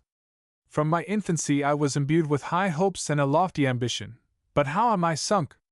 Oh, my friend, if you had known me as I once was, you would not recognize me in this state of degradation. Despondency rarely visited my heart, a high destiny seemed to bear me on, until I fell, never again to rise. Must I then lose this admirable being? I have longed for a friend, I have sought one who would sympathize with and love me. Behold, on these desert seas I have found such a one, but I fear I have gained him only to know his value, and lose him. I would reconcile him to life, but he repulses the idea. I thank you, Walton, he said, for your kind intentions towards so miserable a wretch, but when you speak of new ties and fresh affections, think you that any can replace those who are gone? Can any man be to me as Clerval was, or any woman another Elizabeth? Even where the affections are not strongly moved by any superior excellence, the companions of our childhood always possess a certain power over our minds, which hardly any later friend can obtain. They know our infantine dispositions, which, however they may be afterwards modified, are never eradicated, and they can judge of our actions with more certain conclusions as to the integrity of our motives. A sister or a brother can never, unless indeed such symptoms have been shown early, suspect the other of fraud or false dealing, when another friend, however strongly he may be attached, may, in spite of himself, be invaded with suspicion. But I enjoyed friends, dear not only through habit and association, but from their own merits, and wherever I am, the soothing voice of my Elizabeth, and the conversation of Clerval, will be ever whispered in my ear. They are dead, and but one feeling in such a solitude can persuade me to preserve my life. If I were engaged in any high undertaking or design, fraught with extensive utility to my fellow creatures, then could I live to fulfill it. But such is not my destiny. I must pursue and destroy the being to whom I gave existence, then my lot on earth will be fulfilled, and I may die. September 2d. My beloved sister. My beloved sister. I write to you, encompassed by peril, and ignorant whether I am ever doomed to see again dear England, and the dearer friends that inhabit it. I am surrounded by mountains of ice, which admit of no escape, and threaten every moment to crush my vessel. The brave fellows, whom I have persuaded to be my companions, look towards me for aid, but I have none to bestow. There is something terribly appalling in our situation, yet my courage and hopes do not desert me. We may survive, and if we do not, I will repeat the lessons of my Seneca, and die with a good heart. Yet what, Margaret, will be the state of your mind? You will not hear of my destruction, and you will anxiously await my return. Years will pass, and you will have visitings of despair, and yet be tortured by hope. Oh, my beloved sister, the sickening failings of your heartfelt expectations are, in prospect, more terrible to me than my own death. But you have a husband, and lovely children. You may be happy, heaven bless you, and make you so. My unfortunate guest regards me with the tenderest compassion. He endeavors to fill me with hope, and talks as if life were a possession which he valued.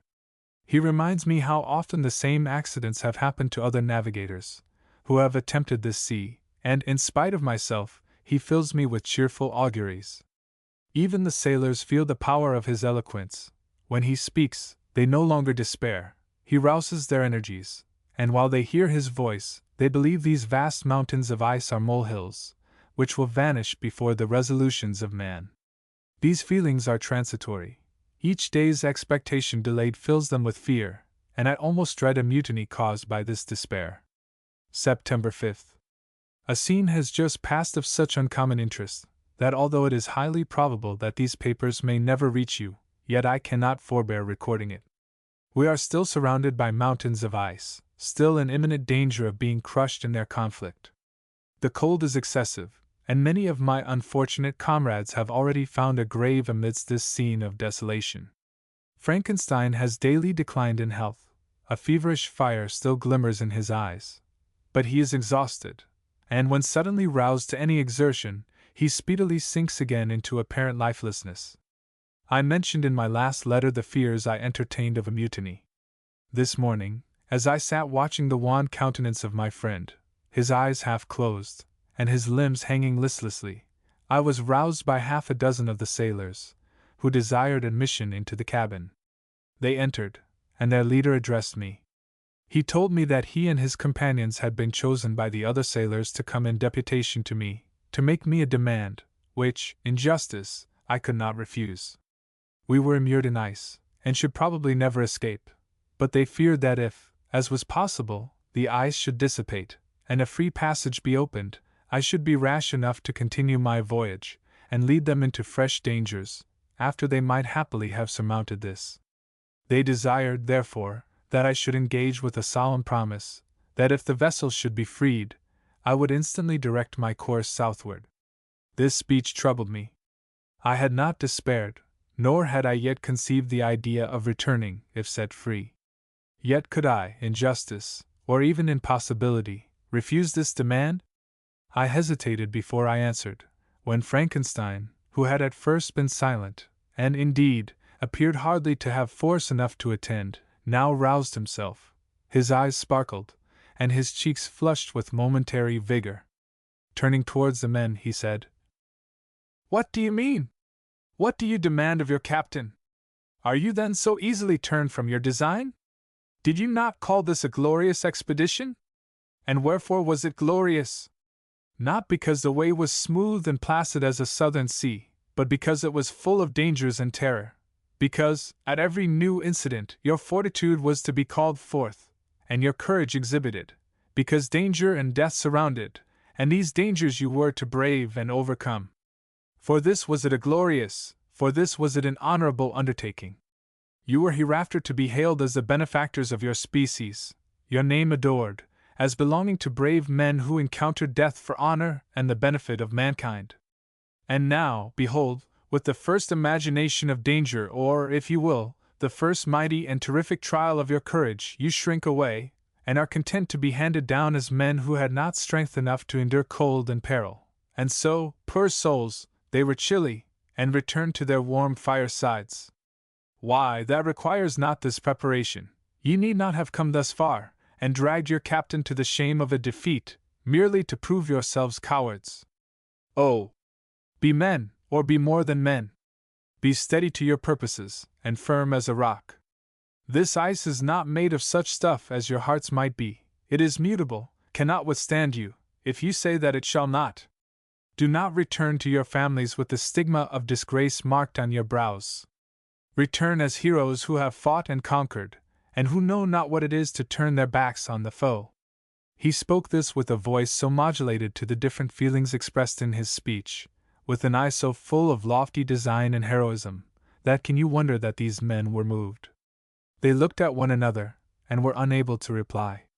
I spoke. I told them to retire, and consider of what had been said that I would not lead them further north, if they strenuously desired the contrary, but that I hoped that, with reflection, their courage would return. They retired, and I turned towards my friend, but he was sunk in languor, and almost deprived of life. How all this will terminate, I know not, but I had rather die than return shamefully, my purpose unfulfilled.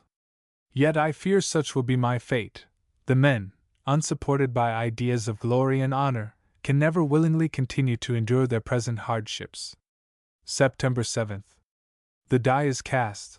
I have consented to return, if we are not destroyed. Thus are my hopes blasted by cowardice and indecision.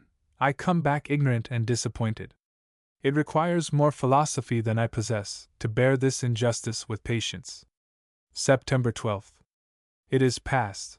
I am returning to England. I have lost my hopes of utility and glory. I have lost my friend.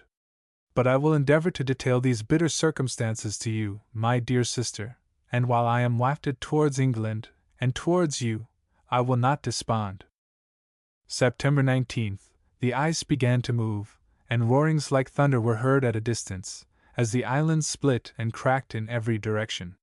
We were in the most imminent peril, but, as we could only remain passive, my chief attention was occupied by my unfortunate guest, whose illness increased in such a degree that he was entirely confined to his bed. The ice cracked behind us, and was driven with force towards the north. A breeze sprung from the west, and on the 11th the passage towards the south became perfectly free. When the sailors saw this, and that their return to their native country was apparently assured, a shout of tumultuous joy broke from them, loud and long continued. Frankenstein, who was dozing, awoke, and asked the cause of the tumult. "They shout," I said, "because they will soon return to England." "Do you then really return?" "Alas! Yes, I cannot withstand their demands. I cannot lead them unwillingly to danger, and I must return." "Do so if you will, but I will not. You may give up your purpose, but mine is assigned to me by heaven, and I dare not. I am weak, but surely the spirits who assist my vengeance will endow me with sufficient strength." Saying this, he endeavored to spring from the bed, but the exertion was too great for him. He fell back, and fainted. It was long before he was restored, and I often thought that life was entirely extinct. At length he opened his eyes, but he breathed with difficulty, and was unable to speak. The surgeon gave him a composing draught, and ordered us to leave him undisturbed. In the meantime he told me that my friend had certainly not many hours to live. His sentence was pronounced, and I could only grieve and be patient. I sat by his bed watching him. His eyes were closed, and I thought he slept, but presently he called to me in a feeble voice, and bidding me come near said, "Alas! The strength I relied on is gone. I feel that I shall soon die, and he, my enemy and persecutor, may still be in being. Think not, Walton, that in the last moments of my existence I feel that burning hatred and ardent desire of revenge I once expressed, but I feel myself justified in desiring the death of my adversary. During these last days I have been occupied in examining my past conduct, nor do I find it blamable. In a fit of enthusiastic madness I created a rational creature, and was bound towards him, to assure, as far as was in my power, his happiness and well-being. This was my duty, but there was another still paramount to that. My duties towards my fellow creatures had greater claims to my attention, because they included a greater proportion of happiness or misery. Urged by this view, I refused, and I did right in refusing, to create a companion for the first creature. He shewed unparalleled malignity and selfishness. In evil, he destroyed my friends. He devoted to destruction beings who possessed exquisite sensations, happiness, and wisdom, nor do I know where this thirst for vengeance may end. Miserable himself, that he may render no other wretched, he ought to die. The task of his destruction was mine, but I have failed. When actuated by selfish and vicious motives, I asked you to undertake my unfinished work, and I renew this request now, when I am only induced by reason and virtue. Yet I cannot ask you to renounce your country and friends, to fulfill this task, and now that you are returning to England, you will have little chance of meeting with him. But the consideration of these points, and the well-balancing of what you may esteem your duties, I leave to you. My judgment and ideas are already disturbed by the near approach of death. I dare not ask you to do what I think right, for I may still be misled by passion. That he should live to be an instrument of mischief disturbs me. In other respects, this hour, when I momentarily expect my release, is the only happy one which I have enjoyed for several years. The forms of the beloved dead flit before me, and I hasten to their arms. Farewell, Walton! Seek happiness in tranquility, and avoid ambition, even if it be only the apparently innocent one of distinguishing yourself in science and discoveries. Yet why do I say this? I have myself been blasted in these hopes, yet another may succeed. His voice became fainter as he spoke, and at length, exhausted by his effort, he sunk into silence. About half an hour afterwards he attempted again to speak, but was unable. He pressed my hand feebly, and his eyes closed forever, while the irradiation of a gentle smile passed away from his lips. Margaret, what comment can I make on the untimely extinction of this glorious spirit? What can I say that will enable you to understand the depth of my sorrow? All that I should express would be inadequate and feeble. My tears flow, my mind is overshadowed by a cloud of disappointment. But I journey towards England, and I may there find consolation. I am interrupted. What do these sounds portend? It is midnight, the breeze blows fairly, and the watch on deck scarcely stir. Again, there is a sound as of a human voice, but hoarser. It comes from the cabin where the remains of Frankenstein still lie. I must arise and examine. Good night, my sister. Great God! What a scene has just taken place! I am yet dizzy with the remembrance of it. I hardly know whether I shall have the power to detail it, yet the tale which I have recorded would be incomplete without this final and wonderful catastrophe. I entered the cabin, where lay the remains of my ill-fated and admirable friend. Over him hung a form which I cannot find words to describe, gigantic in stature, yet uncouth and distorted in its proportions. As he hung over the coffin, his face was concealed by long locks of ragged hair, but one vast hand was extended, in color and apparent texture like that of a mummy. When he heard the sound of my approach, he ceased to utter exclamations of grief and horror, and sprung towards the window. Never did I behold a vision so horrible as his face, of such loathsome, yet appalling hideousness. I shut my eyes involuntarily, and endeavored to recollect what were my duties with regard to this destroyer. I called on him to stay. He paused, looking on me with wonder, and again turning towards the lifeless form of his creator, he seemed to forget my presence, and every feature and gesture seemed instigated by the wildest rage of some uncontrollable passion. "That is also my victim!" he exclaimed. "In his murder my crimes are consummated. The miserable series of my being is wound to its close. Oh, Frankenstein!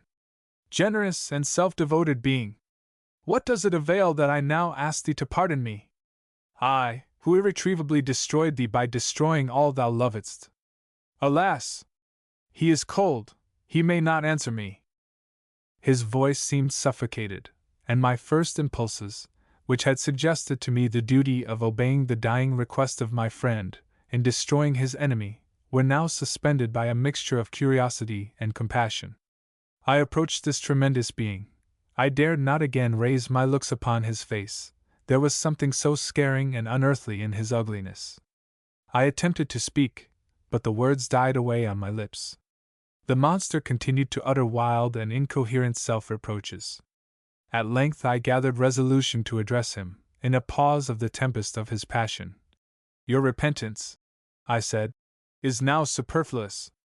If you had listened to the voice of conscience, and heeded the stings of remorse, before you had urged your diabolical vengeance to this extremity, Frankenstein would yet have lived." "And do you dream?" said the daemon. "Do you think that I was then dead to agony and remorse? He continued, pointing to the corpse. "He suffered not more in the consummation of the deed, oh! Not the 10,000th portion of the anguish that was mine during the lingering detail of its execution. A frightful selfishness hurried me on, while my heart was poisoned with remorse.